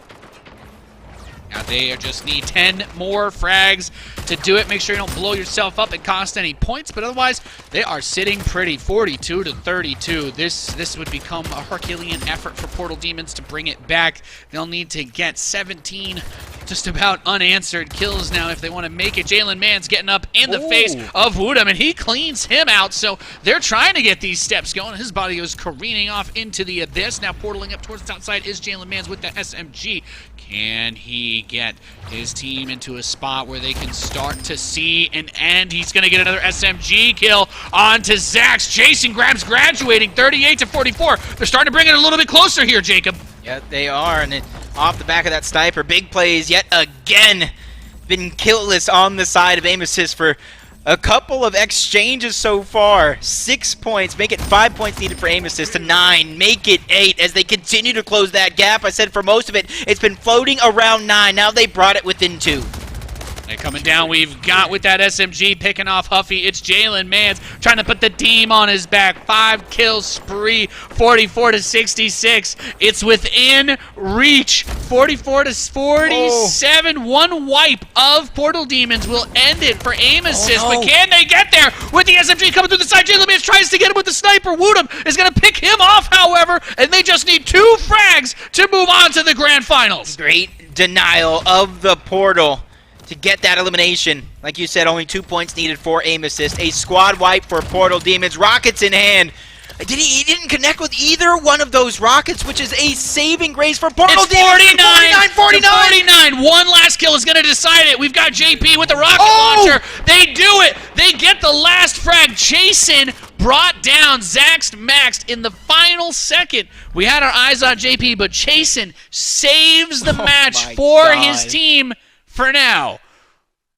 I'm trying to remember what that score was. 44, maybe like 38, something like that. It was 44 to 33. Oh my God. Those rockets were really an opportunity to kind of end the game there. Power weapons, baby. He missed back-to-back rockets. He missed back-to-back rockets for the ending game. I don't even know what you say there. I mean, that's just like, you had it. Yeah, they had it, right? You're 44, you're up 10 kills. To quote one of my favorite Christmas movies, I had it in my hands. Oh my God. Jingle all the way.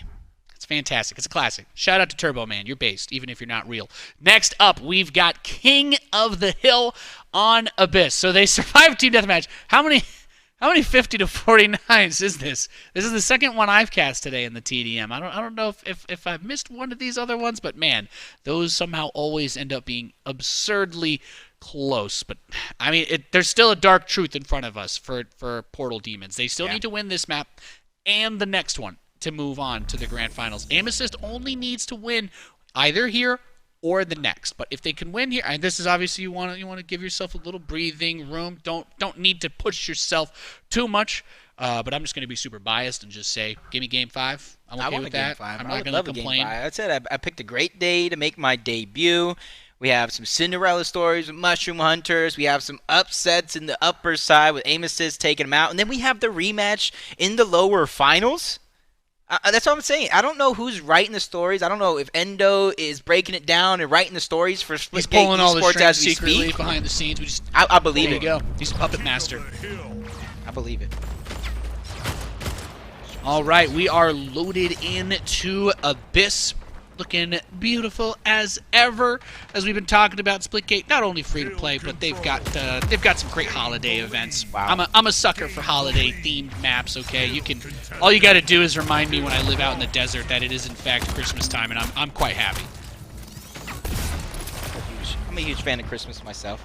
Got myself a inflatable Snoopy for decorations. Hopefully one of these guys with the prize pool, they can continue to decorate their home. 14 They fill a whole sleigh with presents at 25 grand. That's Hypnos, man. He just literally keeps popping out of these portals with the BFB. He's just waiting. Look at him. There's only so many times where you're gonna see the end and then get to step back from that precipice of this is it. We're gonna be eliminated. It's all over.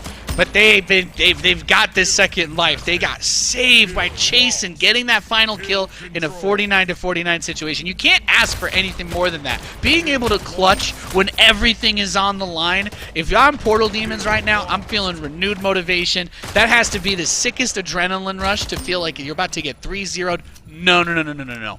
We're still in this, and now we've got a full reset. We got a full game to start fresh and just take it from here. Treat this as game one and just do your thing. You have to win this, but you've made it past what I would say is probably going to be the hardest part of this match already. Yeah, and I'm just glad after a wave for that match to end, like I say, back-to-back rocket misses, big plays on the enemy team. I'm glad that they came back out in this one, and they're not flat. They're coming and sticking towards their game plan. They're going ahead and doing everything that they practice here. They're trying to control the power weapons, but Portal Demons with a victory like that is definitely a momentum shift if I've ever seen one. They come out of this map, they start off hot, they have about a 15-point lead, which isn't too much, but they have the weapons.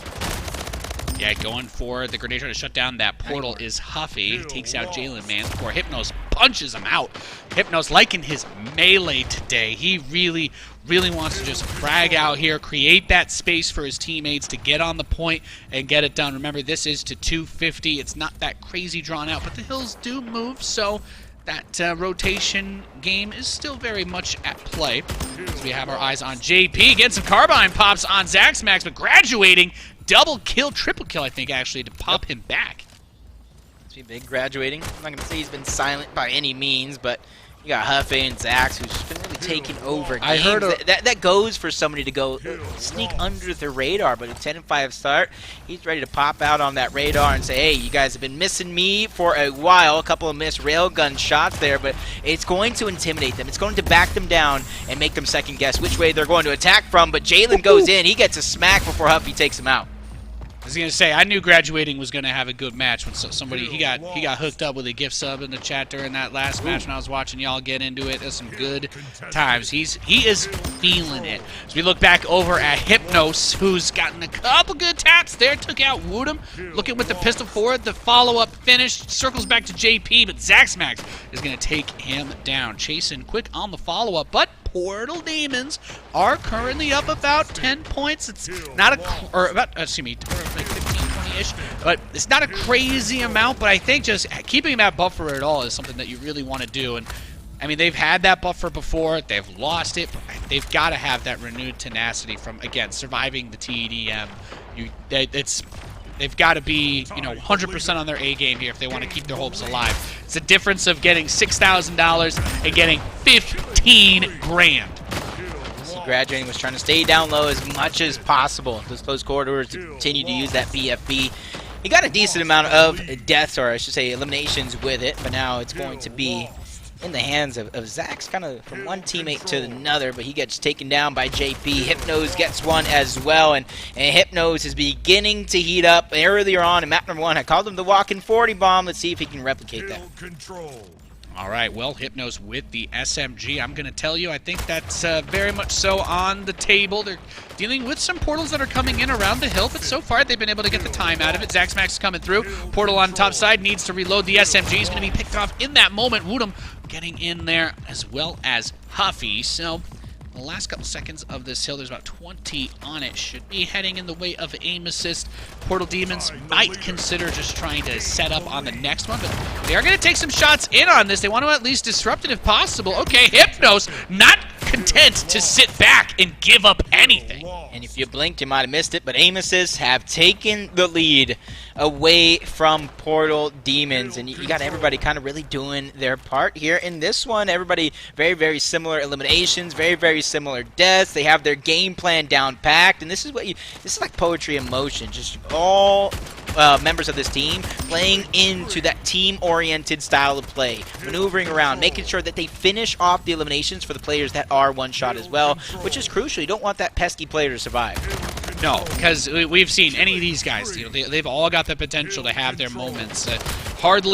Hardly a competitive player at this level who isn't capable of popping off. You look at Chase and you're saying, okay, maybe he doesn't have as many frags as everybody else, but he's still the guy that will find you that one kill you need to save your team when it really matters. So everybody has a role, everybody has a job. Jalen Mann's job's getting smacked by graduating, though. He drops down with a pistol, and JP returns the favor in kind. But you were talking about it, aim assist. They're still building on this lead. They've been able to hold on to the hill for a while, and I don't know, that creeping feeling starts to come back. Almost 100 points away from securing themselves second place in that $15,000 bag. Yeah, whether they're above by a lot or down, they're just playing slow. They're playing steady, taking it one step at a time. As Jalen does take out Huffy. EFB is going to be in the hands of that man himself, and he finds himself in the open, and he gets taken out, and that's exactly why I was saying graduating was doing a good job staying down low, those close quarters. You go out in the open, these guys are going to tear you apart. Yep, Zax, Max, and the squad holding this hill, getting even more time. 60-point lead for aim assist, feeling fantastic. Jason comes in and trades Zax for graduating, but if you're not getting on the point with these kinds of plays, that's where you're just like, okay, it's just another death timer. Now it's a 3v4 to try and take the point, right? Or a 3v3, except the defender's side, they're always going to be on the look outward, trying to make sure nobody comes in on them. And it's just so hard to engage into a team when the comms are this clean and the rotations are this smooth. Coming over onto Woodham is JP, though, with the SMG. He's got 5 kills in a row. He really wants to make a play for the team, but Huffy shuts him down. Is that a no-scope? What was that? Plasma? I don't even know at this point in time, but 60-point lead. They bring the BFB back down low to where it found the most success. That's what I'm saying. No matter if it's graduating, if it's Zax, as soon as they have that BFB in their hand, they know exactly where they need to position themselves to get the most use. And look who's on the point again. The cumulative time that's been gained is very high across the board on aim assist. Zax 80+, Woodham 90, graduating. Of course, it's not, individual score, it is combined, but they're all on the point together. They're all playing the objective together is what I'm saying. And that defensive stature that they're taking, but all of them being on the hill, it's working. And it's working big time. They're at 214 points to 136. They hardly need half of one of these hills now to close the game out. It's going to get in Chasen's face, smacks him with the bat as he gets gunned down, and all that does is get just a little bit more time on this hill. Portal Demons is finally going to start to get some clock back, but they have to take the full next hill and a half if they want to climb this one back to even. And right now, you can see in a lot of these exchanges, Chasen is not having the best game of his life with the team's backs up against the wall. In these final moments with about 25 seconds left, he needs to figure out a way to come big. Lend that helping hand as 20 seconds count down like New Year's, and only one team can be victorious. Now that ball is on its way down, and that victory explosion celebration seems to be leaning its way towards aim assist. Portal Demons have taken this next hill, but there's only going to be 18 seconds of the next one required for aim assist to close out this best of 5. So you talked about this earlier, but it's not just take the hill and hold it. You also need to be taking every last second, leave nothing for the other team, but also get to the next one and do the same thing again. Move the whole entire team over, and that is never going to be easy to do. Aim assist, they get the hill back. Even if it's just for a few seconds, that will be enough to put them up to the grand finals, and they have done it, graduating with the 40 bomb and Huffy both have 41 kills. Aim assist moves on to the grand finals for a rematch dance with WGL. To me, I don't even know what to say. I thought Portal Demons had woken up from a slumber. They lose that first matchup against Amos, and since then, they were winning these matchups, whether by convincing large margin in some of these game modes or a close one. You got to think they're bringing to piece it together. But Aim Assist, man, when you go up against WGL and you find a little bit of success, you get that blueprint out and you begin to find a way to replicate it. So they're doing a good job overall controlling the weapons. They know where to put those weapons as well. So it's not enough just to get them in your hands, but to know exactly to drop down low with the BFB, give that sniper high ground with a line of sight, and they played it absolutely perfect. It really can't ask for more than that. Just the coordination was on point. I mean, I got to give shout-outs, right? I mean, Hypnos had a great game. Jalen Mans had his pop-offs, but it was just an across-the-board performance from Aim Assist, and they've really come in to show, hey, look, I know that we weren't winning all the qualifiers, and I know that we were up there, but, you know, we were one of those teams that, you know, people are talking about us like Bork. Like, yeah, we're good, we're recognizable, but we're not at the top. We're not taking these guys down. Well, now, congratulations, because at the very least, you got $15,000 coming your way. And of course, that grand final is going to be playing for another 10K. Cannot wait to hear what Endo is going to have to say. You called it, buddy. Give me the breakdown on this one. Well, that's got to be the most unexpected game 4 or game 3 I've ever seen. So like I was getting ready to like talk to you guys towards the end of that TDM, and then I'm like, wait, it's 49-49. What happened? And then I looked at the score and I saw that everyone on Portal Demons popped off there to survive at least for one more game. And so, I mean, they deserve all the credit for that. That was quite the interesting game. So Aim Assist, we had this matchup earlier in the tournament. That matchup also went 3-1. So nothing terribly unexpected here, but yeah, here we are. Aim Assist going to go against WGL in the grand finals in a moment. But yeah, just to talk about Aim Assist for a second. Look, they're going to have to clean up a few things in order to beat WGL. They're going to have to make sure they maintain control of power weapons. They're going to have to be a little bit more clean on their rotates. They can't let their opponents outflank them. They're going to have to be faster with their rotations. And if they can clean those up, they have a chance against WGL. But, you know, congrats to them for making it to the grand finals. And I'm not going to make a prediction. We're just going to let this play as it is. Good luck to both the teams, and back to you guys.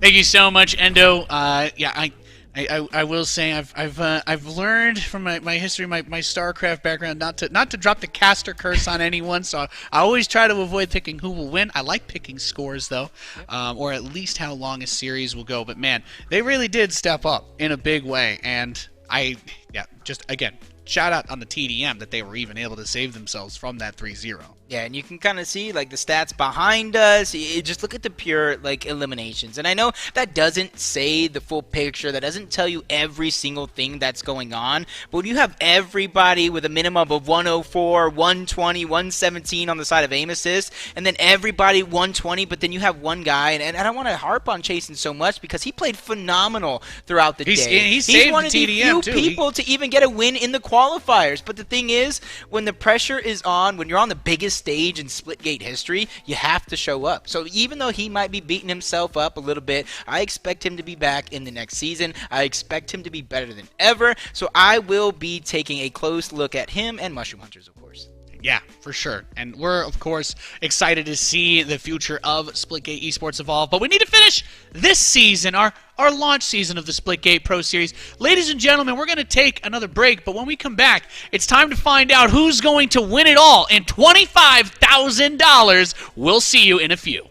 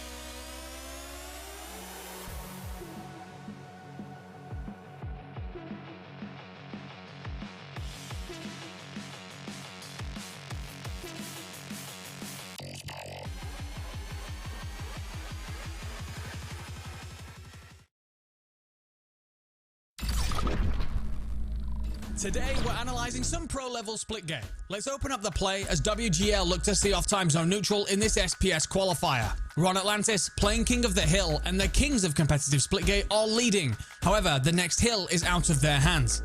Watch and listen as we break down how Matty played this one out. Also, so they'll be able to move in, take control of it for WGL, not time zone neutral, and steal that away one more time to keep this lead nice and healthy at a solid 100 points over what time zone neutral. Atlantis is a map of tight corridors and single portal walls, making maneuverability more linear and difficult.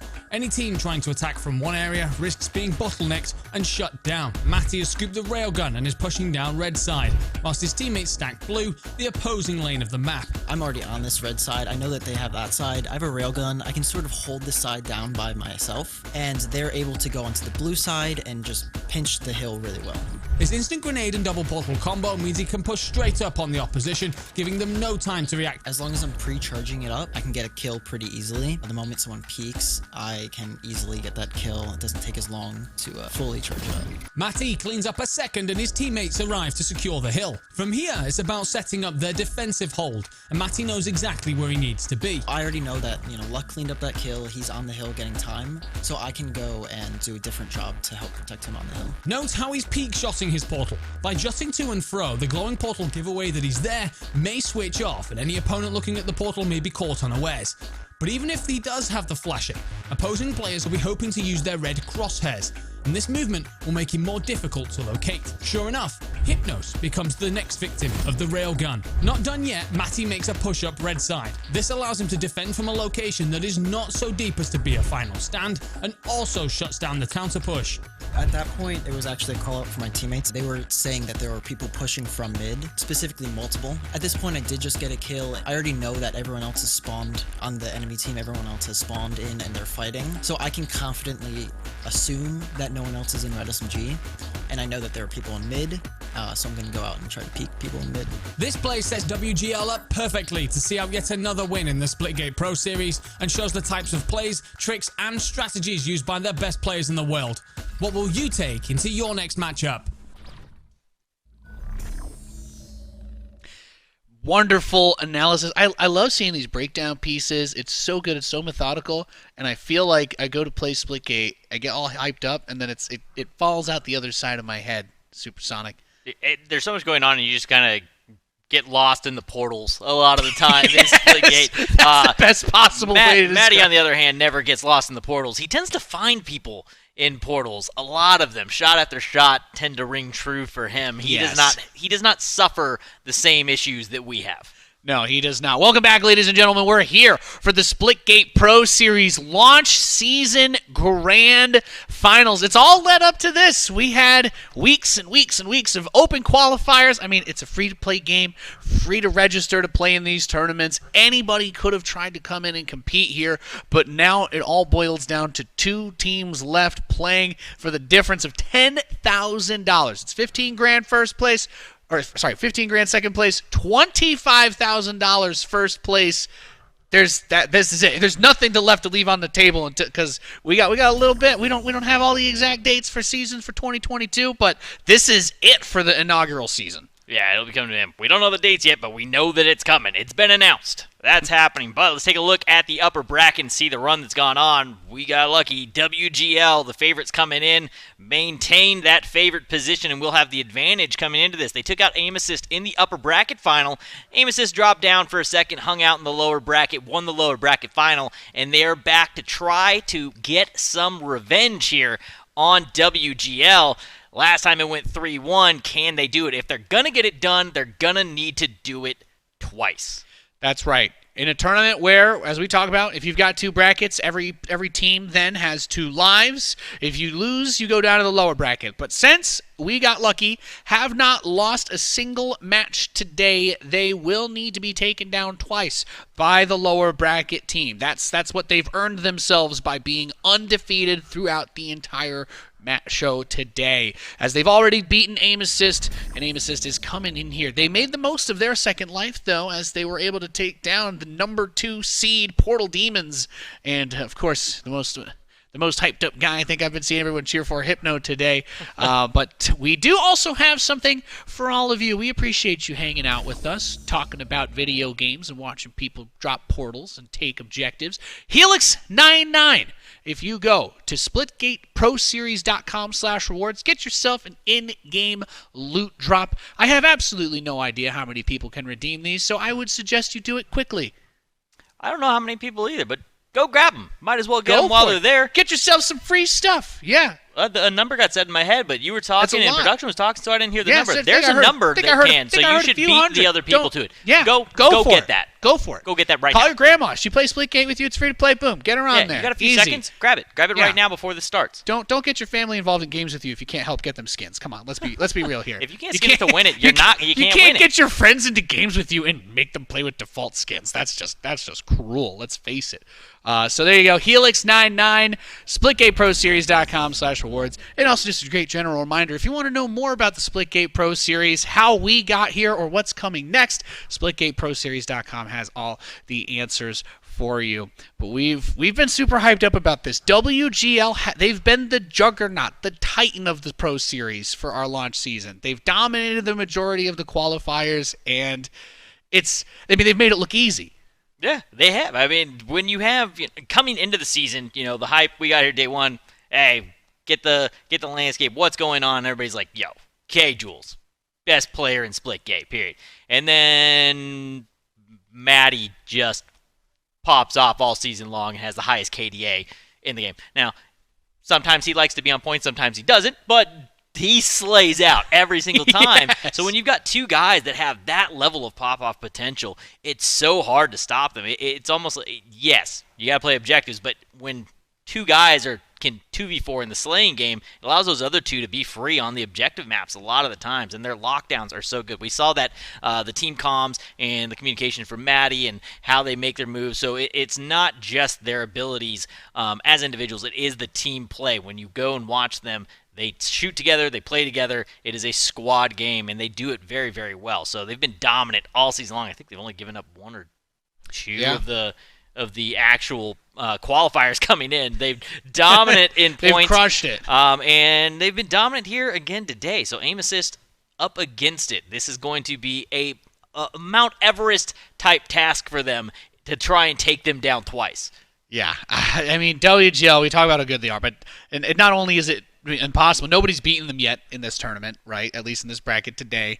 But now, in order to take them down, they need to be defeated twice. If WGL, if they do, as I think it's fair to say at this point, there is an expectation that they are the favorite going into this series. Yeah. They go through, they win this 25 grand. They're feeling great. They're going to be going into next year on top, looking like, okay, who's going to come challenge us? This is our throne. We're the reigning champions. Bring it on.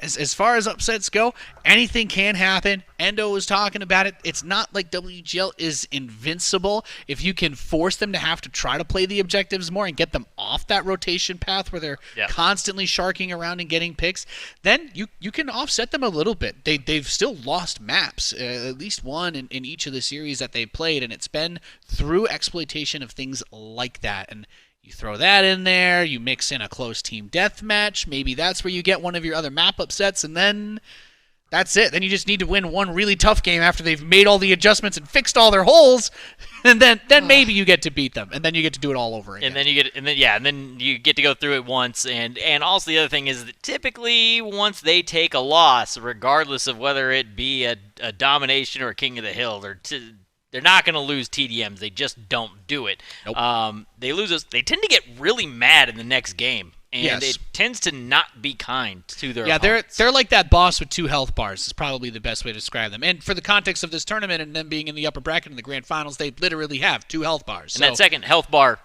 is larger than the first one. They come back with a vengeance. It's one of those ones where it's like, oh, you've beaten my first form. I'm going to Super Saiyan levels here as a squad. All the enemies have red health bars, but this one's purple. I wonder why.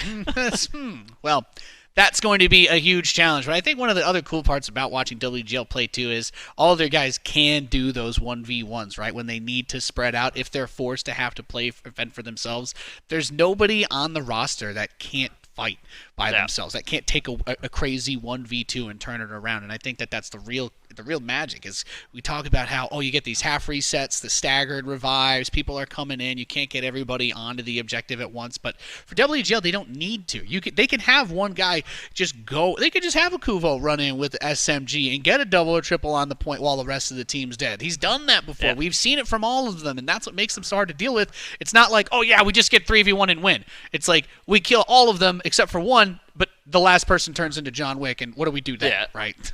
I think the other side of this is, we talk about WGL all the way through. Aim assist on the day, though. Coming in, we didn't get to see, I don't know if we did see them on the broadcast through all of the qualifiers. Now, they qualified in the top 7. They didn't take the last chance qualifier, so they did qualify in, but they didn't make it to the main broadcast. They've gone through Bork, who was top 4. They went through who was AST, Portal Demons, who was our number 2. So they took out the number 2 and number 3 seed to earn the chance to go up against WGL, drop back down, then beat the number 2 seed again to come back up. So this is a run from them. This is not like this has been a mountainous task already, and they've seemed up to the challenge. They've been competing, just to be clear. Aim Assist has been competing in the qualifiers throughout the season. We normally, when we've been broadcasting them, we start with the semis and the final. Because we're like, okay, we're going through the qualifiers. This isn't the big shebang yet. Obviously, we've done a lot more of the matches today. But you're right. They're not a team that was on our radar as much because they didn't actually make it into the top 4 for us to even be seeing their matches, which kind of set this expectation that, okay, maybe they're one of those teams that ends up struggling. And we're going to take a look at the leaderboards. This was the point standings coming into today. So WGL, or We Got Lucky, we know they were number 1. They won basically everything. The points really tell the whole story there. But Portal Demons at 1,050, they were, I mean, for me, they were the clear favorite to be in the finals here against WGL. Yeah, I mean, one of them used to be on WGL, right? Yeah. Jalen coming through, getting that first week win with WGL, and then going into week 2, we started seeing player swaps and roster changes and all that happen. But Aim Assist, only 1,705 points behind first, but they find themselves here. They've taken down Bork. They took out Portal Demons. Portal Demons, again, taking them down twice, and now they're up against WGL in the grand finals. I love that. I love the way you say that. This is going to be, only 1,705 You're so right. It's like a 1,700 point gap, except they're the ones that made it. They turned it on, and here we can see for our first round of the grand finals, assuming, of course, that we don't get to a second match. This is where we're going to start. So it's going to be King of the Hill on Abyss. We've got plenty of Abyss today. Everybody should be warmed up for that. Then we'll move on to Domination on High Wind, which has been popular as well. And if it gets to map number 3, and we have Team Deathmatch on Oasis again, we're going to turn into Announcer Simulator. Just a constant bloodbath, leads going every which way. But if WGL is 2-0 headed into that TDM, I'm horrified to see what Maddie is going to do to everybody in that lobby. If you're going to get something done here, this is where the pressure comes in, right? The pressure starts immediately on Aim Assist. You need a W here in the King of the Hill or the Domination, and I'm going to tell you that the Domination map, I think, might be stronger for WGL, even in their TDM at times, depending on the map. So you need a win here in the opener. If you're Aim Assist, you need a map 1 win. Yeah, no, I 100% agree. You kind of have to win this first match dominantly if you're Aim Assist, because you have to go into another one. So taking it all the way to 5 maps on a need-to-win basis, like it would be crazy if they won, right? Whether it was a 3-2 or a 3-0. But if they do that, then they still have that kind of rematch decider, since they are coming from the lower bracket. But if you're WGL, I mean, I think you want to just stomp this. They're going to be coming in swinging hard. If they come in and they play strong, and again, this is one of those things, WGL usually has to take an L before they get to that serious point, That's true. right? They That's have true. to take that L, and then they turn on. If WGL can come in and they can get a win in the King of the Hill, I think that they can 3-0 this. If they take the loss there and they give a little bit of energy to Aim Assist, and then they can find a way to fight their way in to that high win match in the Domination, that's the way to get it done, because then you have the chance on the second King of the Hill. King of the Hill seems to be the one that opens up the door and the path to try and beat them. So you have to either then beat them on a Domination or a TDM. I don't know which one of those is a better option for you, but you need the King of the Hill win 100%. Yeah, I couldn't agree with you more. I don't see WGL dropping domination on Highwind, and I mean the TDM does get crazy enough that I feel like anything is possible. But if TDMs can be anybody's game, even with WGL and all that slate power, we've seen even with WGL all season long, those matches come down to 2-3 point spreads at times. Yeah, but that's where I'm saying, especially keeping in mind, guys like Maddie and K-Jules who are going to be really fueled by that momentum. If you don't win one of those first 2 games before the TDM, I'm really interested to see how you try to start the comeback on Team Deathmatch, because it can be a momentum resetter since it's the non-objective focused map, but WGL have just been way too terrifying. Yeah, it's a scary team. That is the storyline. We continue to hype it, and it almost feels overhyped on that side. But WGL has built that reputation, and they've earned that title of being the most scary team in Splitgate coming into this, and they've been that team all day. Yeah, so as we await and get ready for the teams to be situated and us to start into this grand finals, we'd just like to let everybody know again, big shout out, of course, for Astro, helping to power the Splitgate Pro Series. We'll be giving out the Astro MVP award for the season finals. When the grand finals are complete, the winning team, somebody is going to have put the team on their back. Let's just face it. And sometimes you need a new backpack when you're helping to bring the boys along. I've got the old Astro Scout, and that one looks nice and fancy and new, and that's a solid backpack. That looks like it could probably carry some things. And what else you need? You need some good comms. And the That's Astro true. headsets, they get those done. A50s and the A40 with the mix amp, all of that stuff going to be going over to the MVP from that winning team. That's right. And of course, it's just a general great reminder that comms do win games. So very, very, very useful, very important tools to have here as we've seen them make those incredible plays all the way throughout. And I'm just excited. I'm just ready to get into this. I want to see what Amos's brings to the table, because they have to try to make at least, I feel, some kind of tweak with the way that they're going to approach this match. So they just came off. Was it they almost had the 3-0 win, right? Yes. They still went Yes. to 3-1. Did they? It was. Yes. I mean, if you ask me or Endo, when it's 32-44, clearly they're going to lose. But then they somehow won off 49 all. Yeah, it kind of goes back and forth there. But this is the point for Amos: are they the team that's hot because they're coming in off of a match and? What's the process on the side of WGL? Do they have the momentum, or is it because they've played so many games at this point? Are they going to start to teeter? Is there a wear and tear off of the number of matches? That's a terrifying question. That's a terrifying question, because you're telling me. I remember when they finished that upper bracket match, and we're like, okay, they're gonna have the grand finals. How much of this will they be watching? You're saying, well, they kind of need someone to watch for them so they can stay warm. And I was thinking about that, and then I see my boy K-Jules memeing in the chat during that lower bracket match that we were talking about earlier, and I'm like, okay, he just feels comfortable, man. It's K-Jules. But there is something to be said for keeping one's hands warm as we load into Abyss to kick off our grand final. WGL have had some time since their last match. They've had some time to either chill, prepare, or just keep that grind going. The state that they come into this match with is going to be incredibly important. What they're going to be is they're all going to be chilled here in a second when we hop into the ice box that is Abyss on this Christmas setup. I love our fly out, but we've got the Christmas version of the map today, We got the Christmas version. You're looking at what it usually is, but not during the holiday season. We've got holiday spirit here. That's right. At Splitgate. We got your worst nightmares. White fluffy snow, Christmas trees with presents under them, and I'm sure there's icy walls. And icy walls. that could be a worst nightmare. I mean, that could be. I've got bad circulation. I don't like the cold all that much. That's why I live in Vegas. That is why we're out here in the desert. I feel that. And this map, we talk about it, you got a great amount of verticality, get a little bit claustrophobic in some of those rooms, but most of the central areas you can kind of jump to or jetpack between pretty easily, even without the portals. So the movement options are going to be there, and I'm interested to see just how well they're able to get those paths and those routing movements going, because as Endo was saying, he thinks that WGL's weakness is they're too good at routing, so they constantly stay in a state of flow. But if you can get a bulwark, if you can hold a position down, then it could become a bit of a struggle if they can't just cut through you.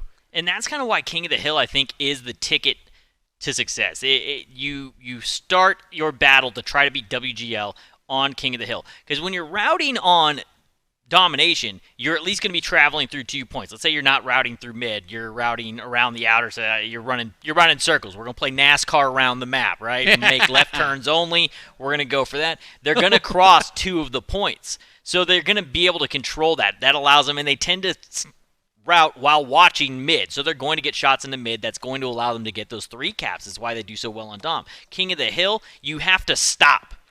That rotation, that route has to come to an end at some point because you got to stop and stand on the point. So, changes it up. Well, time to find out. We're going to jump in an immediate throwdown here at the start. 2 players down for aim assist. Nobody dropping on the side of WGL. And, you know, I'll curse that immediately as they drop 2. However, they trade 2 for 3. We got lucky. Going to lead in the kill battle, but they've got to get points. Let's see what they can get done as we are here. We're kicking it off. The Splitgate Pro Series launch season grand finals are officially underway. We've got King of the Hill on Abyss. As you said, quite a jolly version of Abyss. We're going to look at Wootum starting things off with a 5-killing spree off another double kill, and he's feeling good, holding down that first hill. Aim assist, getting the early points up on the board. He had that great approach angle originally here on K-Jules. He ends up losing that battle. Typically the way to beat K-Jules, hit him in the back of the head. Don't have the gunfight with him at all. Just go ahead and get the assassination on him, take him out. But opening points are going the way of aim assist, so they get that early win. This is one of the other things, though, with WGL. We see this a lot. WGL, for some reason, has these weird breakouts at the start that don't go their way, and they go down early. It's that second wave of respawns on those power weapons once they've figured out kind of the rotation, the speed they want to go at, what's the routes we're running, what are we doing, where can we get the kills, the picks at, and once that second one comes around in about 2 minutes, 2.5 minutes, they start flying through and they start taking control of a map. So things to keep an eye on. Big kill there with the bat.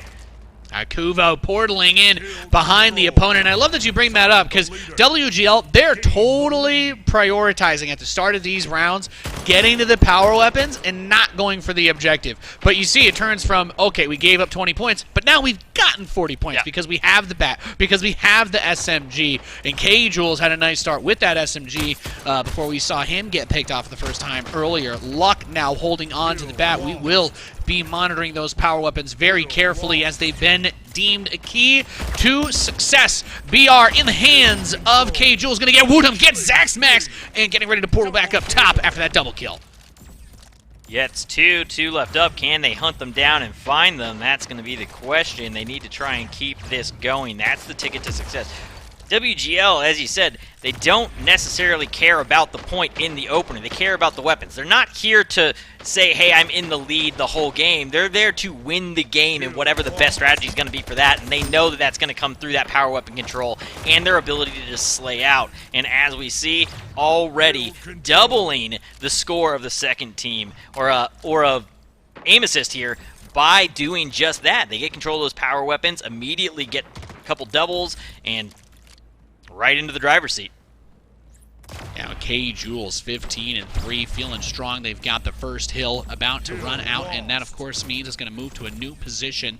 So let's follow as they rotate along. He's going to take out the portal from behind of the enemy player with that anti-portal grenade. Gets a shot on graduating, but his portal's closed down. Gets Zaxed in front of him, and he's trying to find the angle to push in, but is not able to take care of it. Zaxed hits him with the railgun. Good cleanup at the start, trying to get some more points on the board for aim assist as it's currently 60-85. Big opener here. They're going to go ahead and give up a few points here, allowing aim assist a little bit of way in. A little bit of resistance coming out.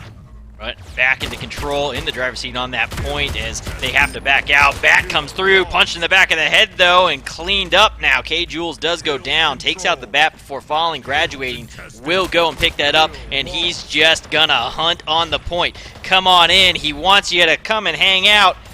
has a little friend for you if you do decide to show up. In full control right now. Aim assist all over the point. Akuvo able to push in and just rip him apart. Catch him slipping there, going in and out of the carbine and the bat. And Akuvo not only kills him, but he picks that bat up and gets a double with it before Huffy takes him down. Now we get eyes on K. Jules going on Zach Max, getting into a 1v2. Tries to reposition for the flank. He's able to get graduating from behind as that portal in front of him closes. But he gets the SMG spawn, turning it into a double kill very quickly on Zach Max. Luck has the bat in his hands again, by the way. He's starting to pop off, and we are seeing WGL definitely trying to bring out their absolute A game. They don't want to give in to that history now of losing that first King of the Hill map.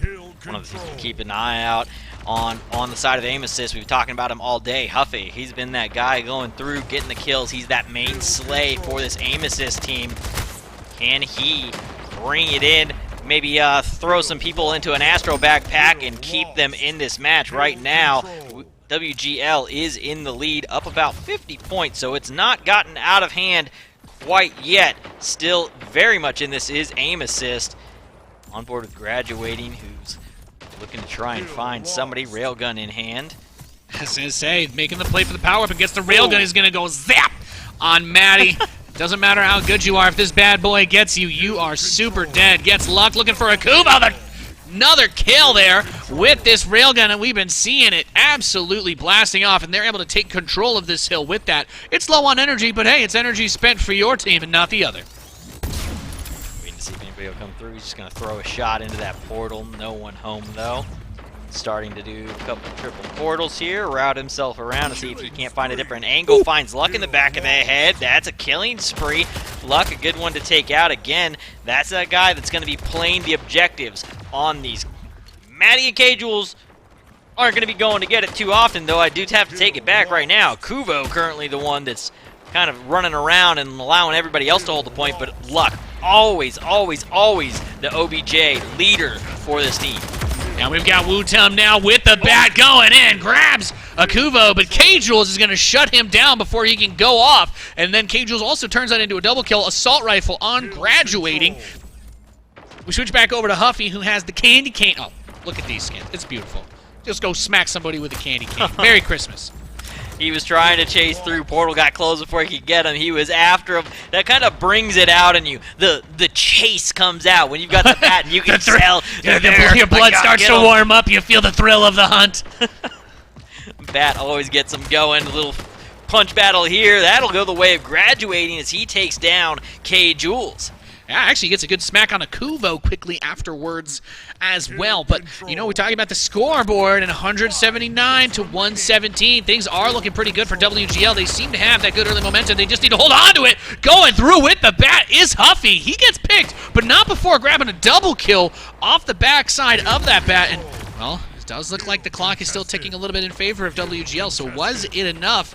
Big questions being asked. They're trying to get some portal blocks set up. Maddie going through with the BR, but it's not going to be enough. Zaxmax takes him down. Punch back from Akuvo as he gets grabbed, dropping down. Graduating, really trying to get himself on fire in this game as he's been getting some very crucial picks. That's actually a big kill there from Akuvo. It doesn't seem like much, but there was a big power shift kind of happening there as there was a double kill and a triple kill, and being able to trade out there as his team comes up and getting one person back onto the stagger has allowed them to now have momentum carry over. They just put him 3 down here once again, which gives them some of those extra seconds on it. So, though it doesn't seem like much, that little punch, that one kill from Akuvo as he goes down makes all the difference in the world when you start looking at time on hill. Yeah, he goes through with the spray and trades himself for 2 as Luck had his back with the, as you can see, he's prepping that bad boy up with the railgun's going to blast Graduating into another dimension. Yeah, you can always, everybody that holds on to that rifle, everybody that has it, a railgun, has that itchy finger. You always see him just prepping it like, please, please, somebody show up, somebody show up. Looking to just get that shot, that kill. And the battle continues here. 2 down now for the side of aim assist. And the kills keep coming out for WGL. Approaching 40 kills is K-Jules and Maddie. Both at 38 apiece. Make that 39 for K-Jules. They're in a race to see who can hit 40. Oh yeah, they've just been absolutely crushing it. They're getting closer and closer to that 250 mark. K-Jules at the 41 bomb. Maddie's like, I'll be right there. Akuvo with the side eye and Luck in the back. They're like, guys, it's not like we're all that far behind, okay? Okay, let's calm it down a little bit. But no, they got to get this dub. They're playing for $25,000, and they'd love to get a dominant start coming in as the #1 seed. Akuvo is going to smack Zach Smacks back with that bat. And we get to see on the flip side, 239. They just need 11 more seconds on the hill. And, well, poor aim assist. They need another 100.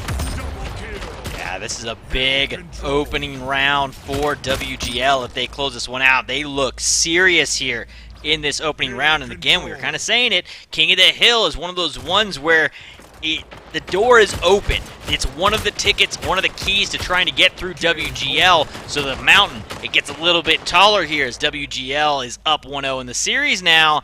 And I don't know, maybe we should have started off and I should have said that the mountain that they were climbing was K2 to leave a little room to go to the next mountain in the analogy. Yeah, well, actually, turns out it's Everest. No, it turns out it's that mountain from Earth 2 that isn't real, but if you read enough comics, maybe it is, and they still have to climb that, so good luck. But WGL just, look, we talked about potential weaknesses, and they're like, actually, we're going to outfrag you so much harder than we normally would now because Endo said that. And now, so at the end of the day, we blame Endo. Yeah, of course. Yeah, Endo's fault. Yes, yeah, he knows everything, right? So if he told us something Endo wrong, Endo it was was the to script mess writer. with us. Endo was the script writer, and he put out the wrong script, and WGL got mad. He's the Splitgate god that's in the Matrix room with all the screens. He just knows. He knows where all the portals go. He just stares at all the green text going by. He knows where they all come and from. He can read exactly. it all. Yeah, okay. He's the only person that can see through all portals in the game. Okay, a real wizard. Let's just leave it at that. As WGL has a 1-0 lead after the one mode where we were kind of like, maybe this is where they slip. Maybe this is where they have to kind of catch themselves, and we get that early map loss like they've given up a couple of times before. But they've decided not to do that this time. And I can't lie to you, Supersonic, I get a couple chills down my spine now because we're going to domination, and this map just opens up so many plays. And we know WGL, I mean, playmaking is their business. As we load into Highwind, we are already on our domination round. We're going straight into it. This is the grand finals, baby. We got no patience for sitting around.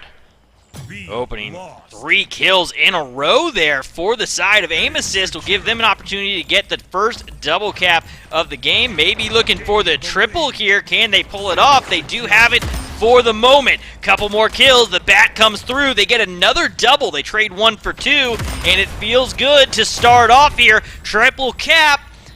Looking solid here. They got a great opening breakout. How long can they maintain this advantage? I mean, at some point, they might even have begun to start strategizing around the pressure on the power weapons at the very beginning of the game that they know WGL wants to get. So they say to themselves, hey, WGL is going to push hard on power weapons.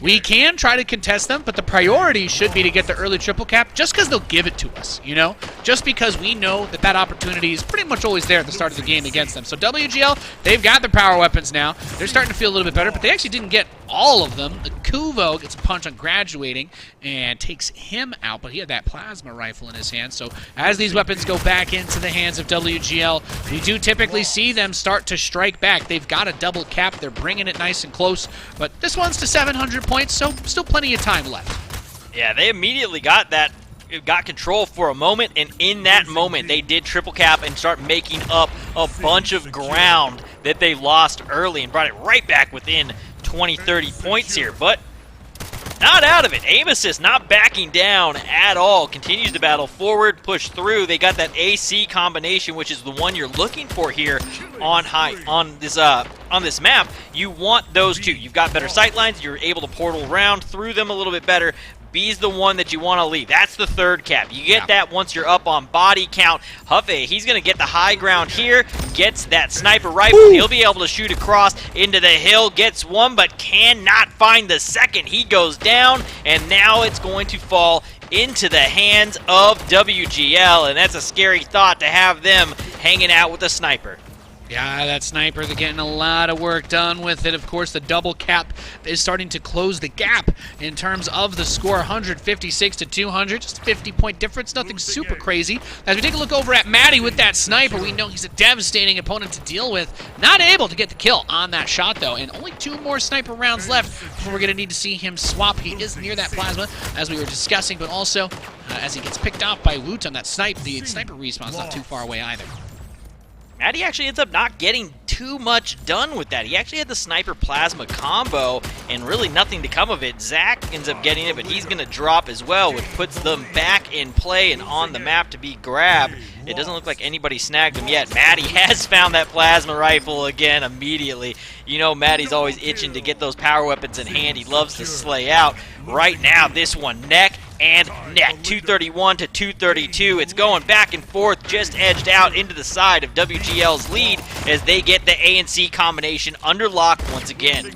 Yeah, trying to get away from the opponents that had been following him. K-Jules could not escape as graduating is going to grab him, but WGL maintains a small lead for the first time in this game as they are still holding on to 2 of the objectives, 269 points versus 240 of aim assist. We can really see they are not holding anything back. They want that $25,000. They want the pride, the guts, the glory to be the first Splitgate Pro Series champions, and they're doing everything they can to try to make that happen. Still with the double cap, we're looking over at Zax Max. He's got the bat and the plasma. Tries to get a good hit in with graduated onto Zax Max, but Akubo is going to be the one that ends up taking him out. The bat now going to fall into Woodham's hands, but he's going to get taken down, so bat back out on the ground in play, see who can grab it. Never mind, someone found it. That's Huffy. He's going to bust right through and just send luck flying. Yeah, just absolute devastation coming out. Punches. Look at that. Matty going with the punch against the bat holder. Not a call you'd see most people gutsy enough to make, but he loves getting up in the heat of the action. 15 and 6. Just trying to do his best to create those opportunities for the squad as that B and C point are still being held by WGL. Now they hold a 120-point lead. Back and forth the battle goes, but the win currently going the way of WGL as they continue to hold that A and C point. They're fine with just letting B be a floater.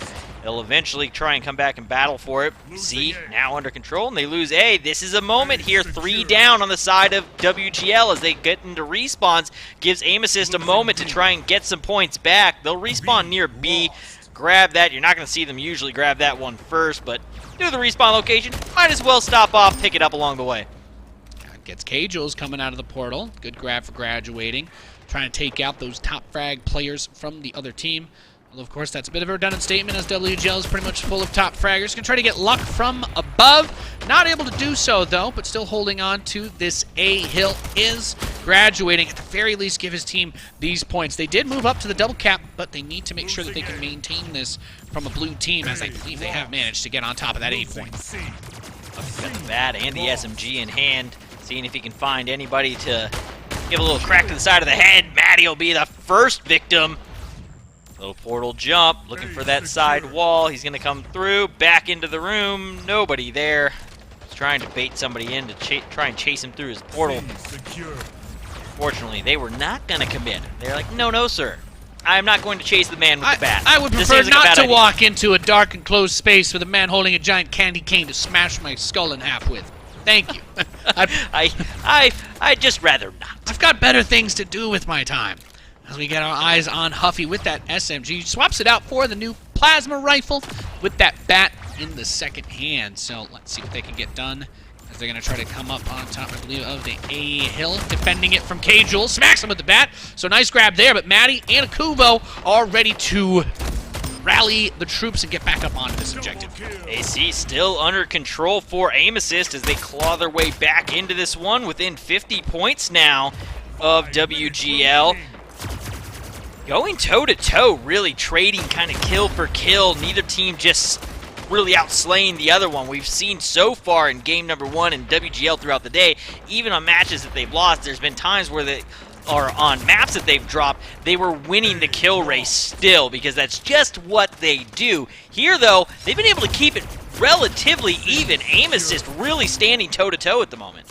Yeah, they've been doing their absolute best to keep it as close as they can, but as WGL gets closer and closer to that 600-point mark, that's the final countdown starts to begin for you, and Aim Assist are going to need to get themselves a little triple cap action if they cannot gain control of the majority of these hills soon. K. Jules is going to pick him off, getting a nice grab onto Zach's Max, so we switch back over to K. Jules himself.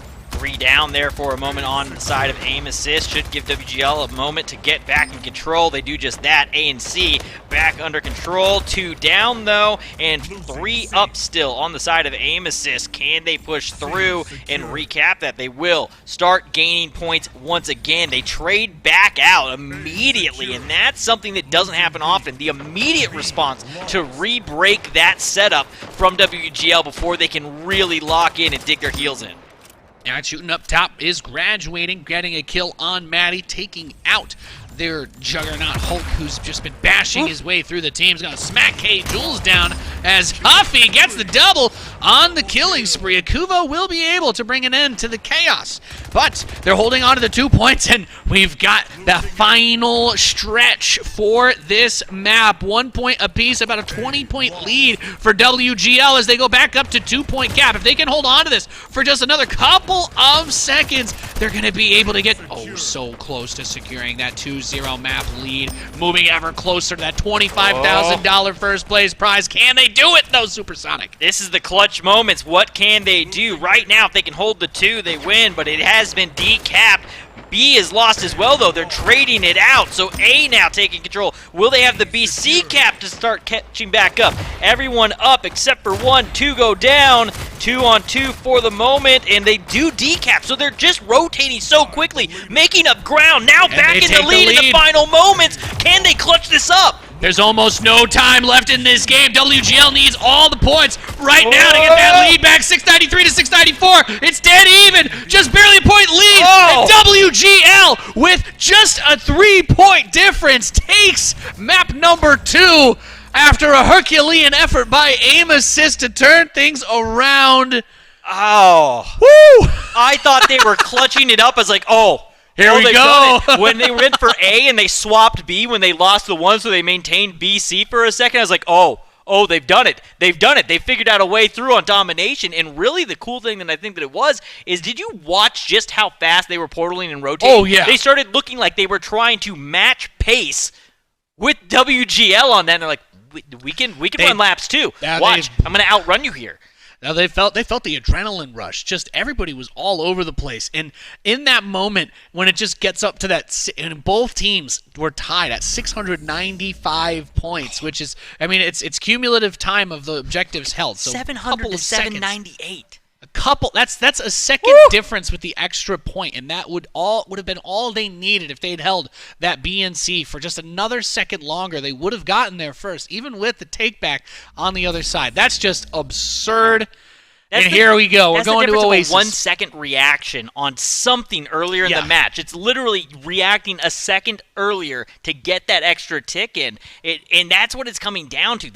It's that finite of a game in terms of how quickly it's like, okay, we've got the kill, I'm up in body count. How quickly can I communicate this information, and how quickly can we react and execute upon the information given to us? 1 second behind on one play at some point cost them that game. Just absolutely ridiculous as we load into Team Deathmatch. This has been the heartbreak round for a lot of our competitors today. A lot of good close games and upsets and comebacks and a couple of 49 to 49s at the end. It takes 50 points to win this one. And if WGL can take this round, they will secure themselves the $25,000 first place prize.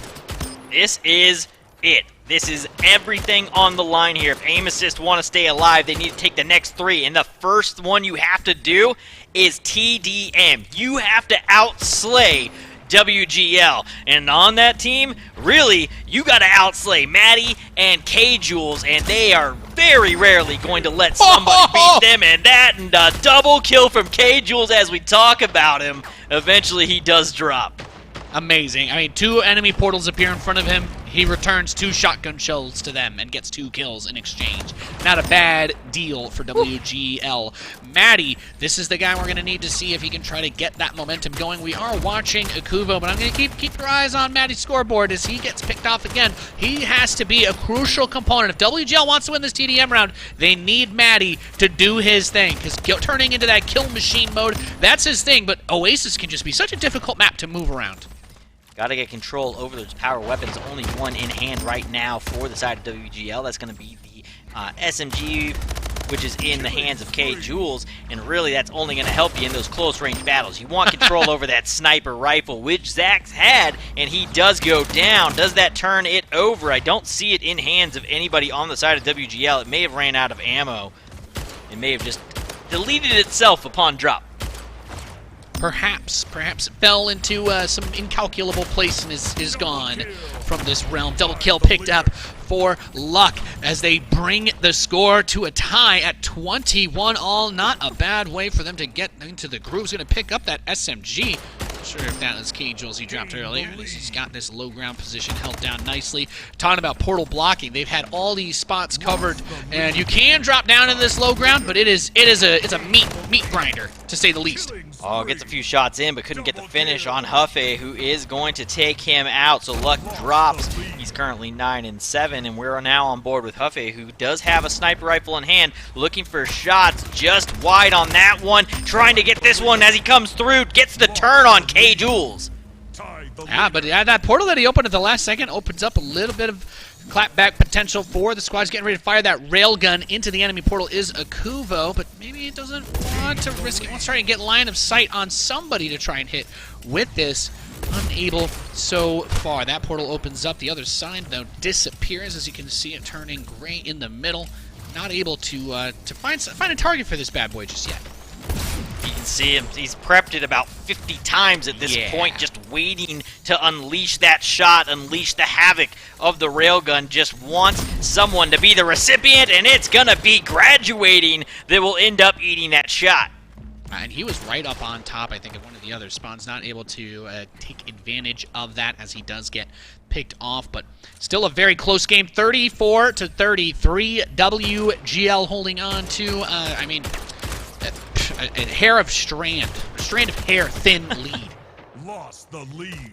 And back into the lead just barely is aim assist by 1 as we approach the 40-point mark. As we get there, we know it starts to slow down in the final 10 kills on either side as everybody starts to try and clutch up. They feel that panic, the pressure of the end of the game.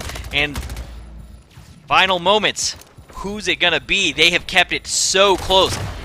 Aim assist doing a great job of not letting WGL just run away with this. A TDM is one of those ones you just expect to be dominated by WGL, and they do not want to give up. 40-38. They do not want to end it here.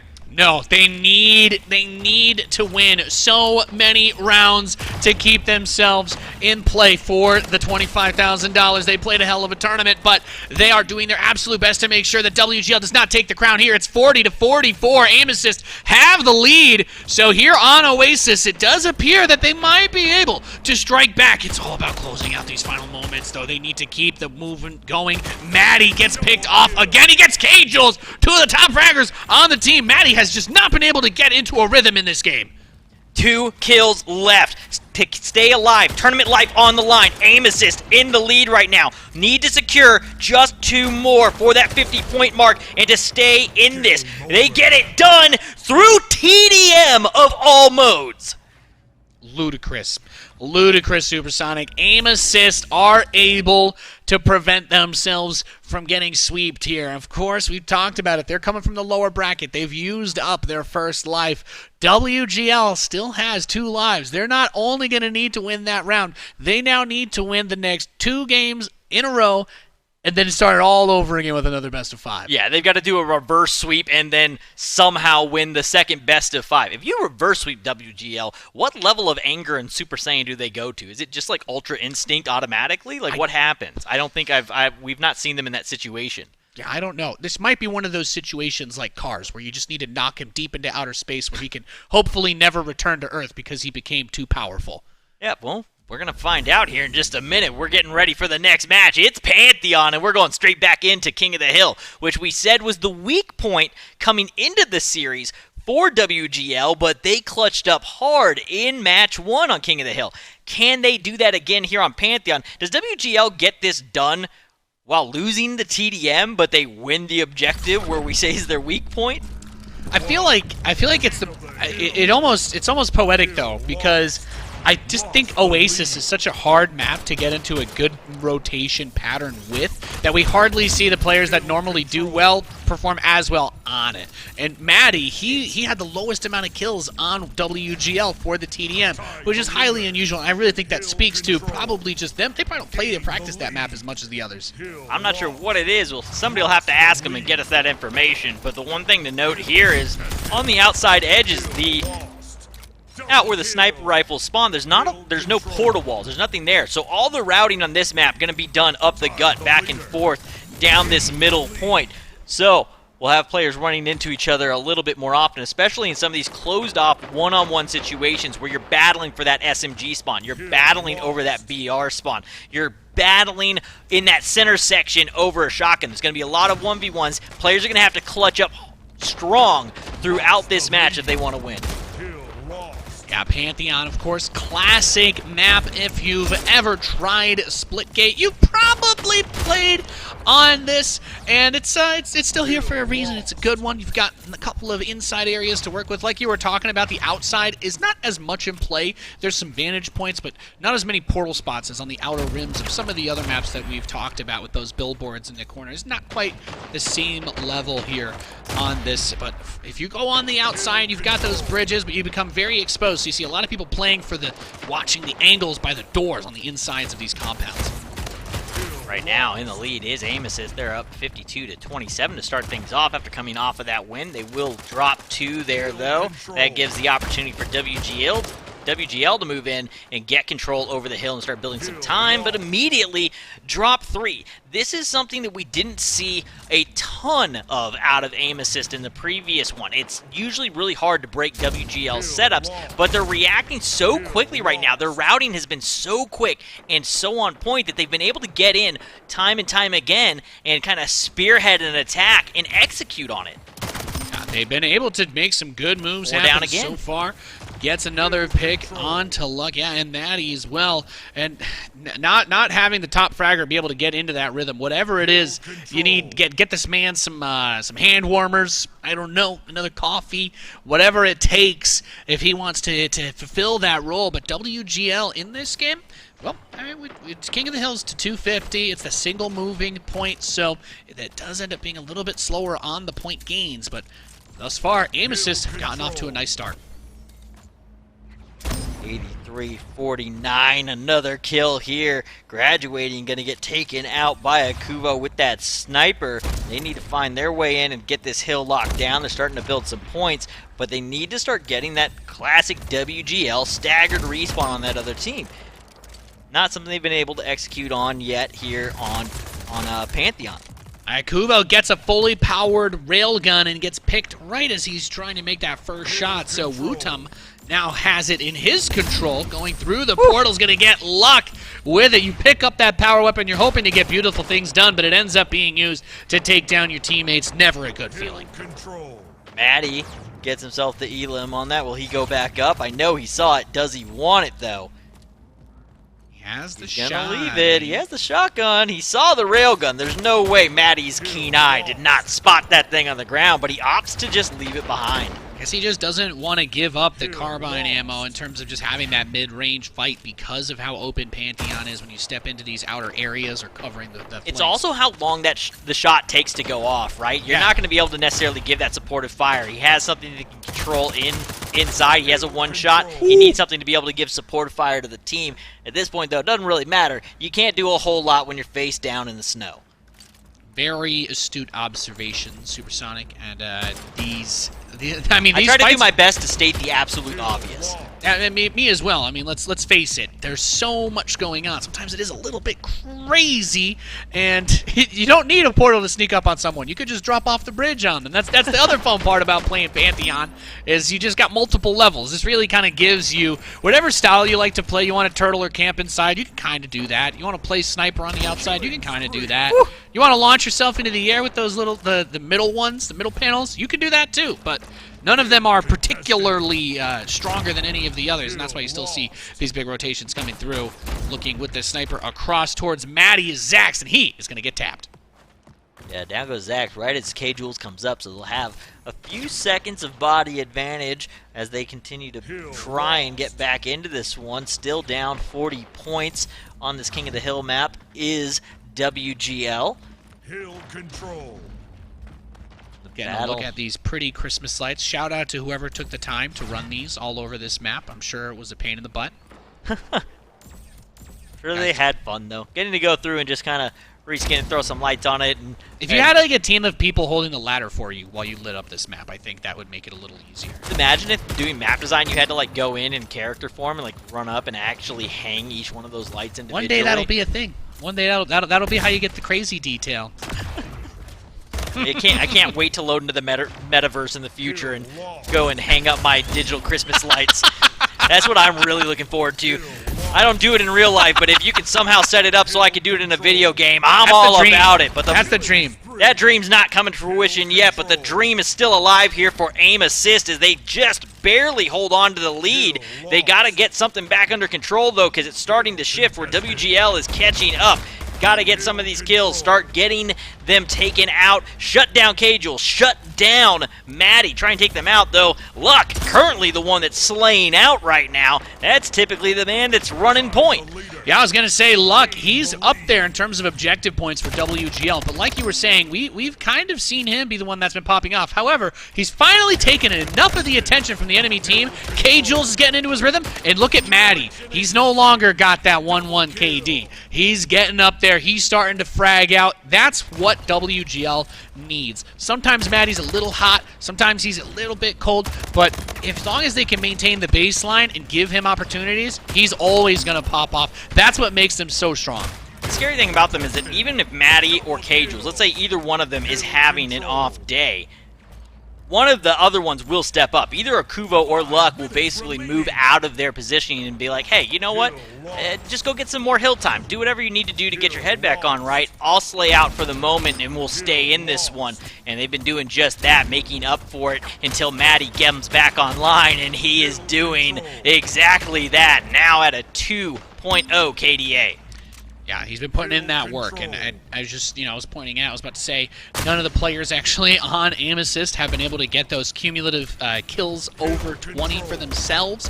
Everybody on WGL's over there. Kill participation is something that we talk about a lot, but they're always working together. They're always going for these pinches, trying to get these grabs. Akubo's going to smack out Huffy, Luck getting Zaxed, and K-Jules. 3 1v1s in a quick succession for WGL, and now they begin to break away as they approach 200 points. They just need 50 more on the hill, and they will be the Split Gate Pro Series champions for our launch season.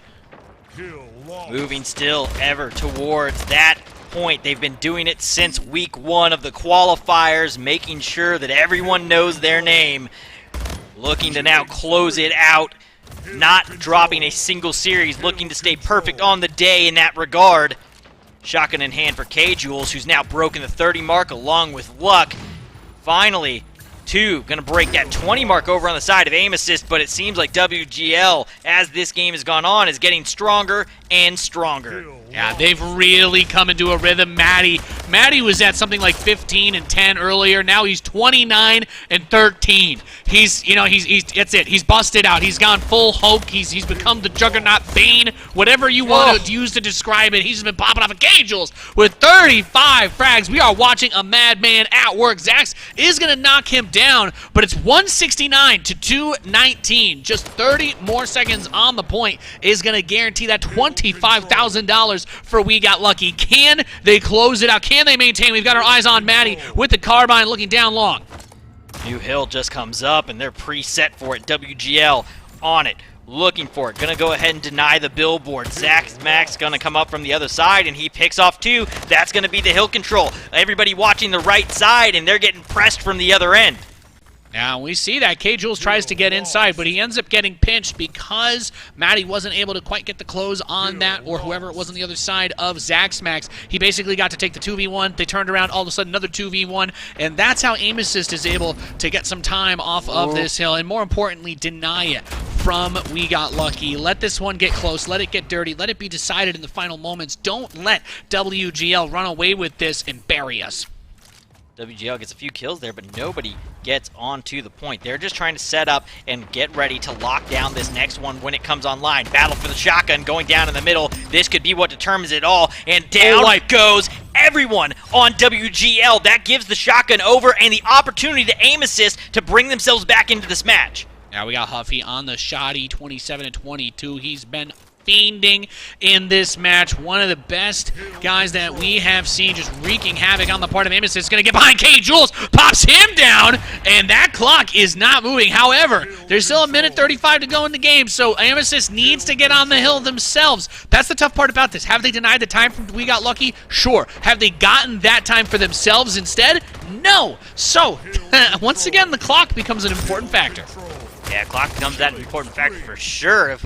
So many times that they won the kill races and everything, but they didn't get anybody on point. Akuvo comes in, gets a kill, picks up a shotgun, immediately back onto the point. 15 seconds left to go here before they become the inaugural season champions. Yeah, and that clock is ticking. 244, 5 points. So close to getting that sweet victory to become our first Splitgate Pro Series champions. Can they get it done? We've got Matty on the car. He's going to get Woodham getting graduating. They're on the point. They've got control of the hill, and WGL is going to get it done. Ladies and gentlemen, We Got Lucky is your Splitgate Pro Series launch season champion. Maddie with the emote dance as they take it Dabbing down. on him. They are the champions of the inaugural season. Congratulations to WGL. They get the job done. They gave up a TDM, which confuses me still, but they clutch up when it's needed most. They close it out on that King of the Hill, where we said if they were going to lose, it was going to be a King of the Hill. They said no.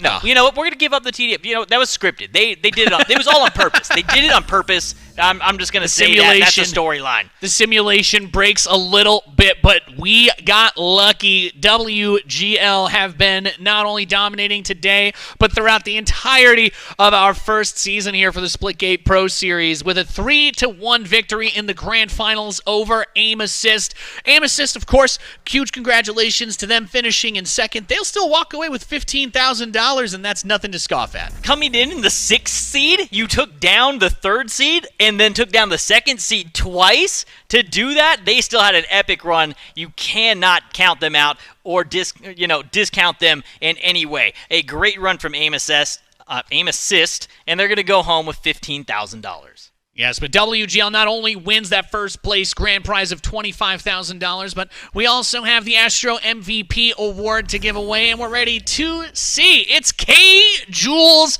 putting the team on his back. I mean, he fragged out of his mind. He was doing his absolute best, carrying the team in the TDM. They weren't quite able to close it out, but in that final match, I think he was 35-plus bomb. Absolutely deserving. He gets a ton of swag, and he's, I mean, how can you not love K-Jules? You can't not love K-Jules. K-Jules comes in on the start of the season as that #1 player. Everybody's talking about him.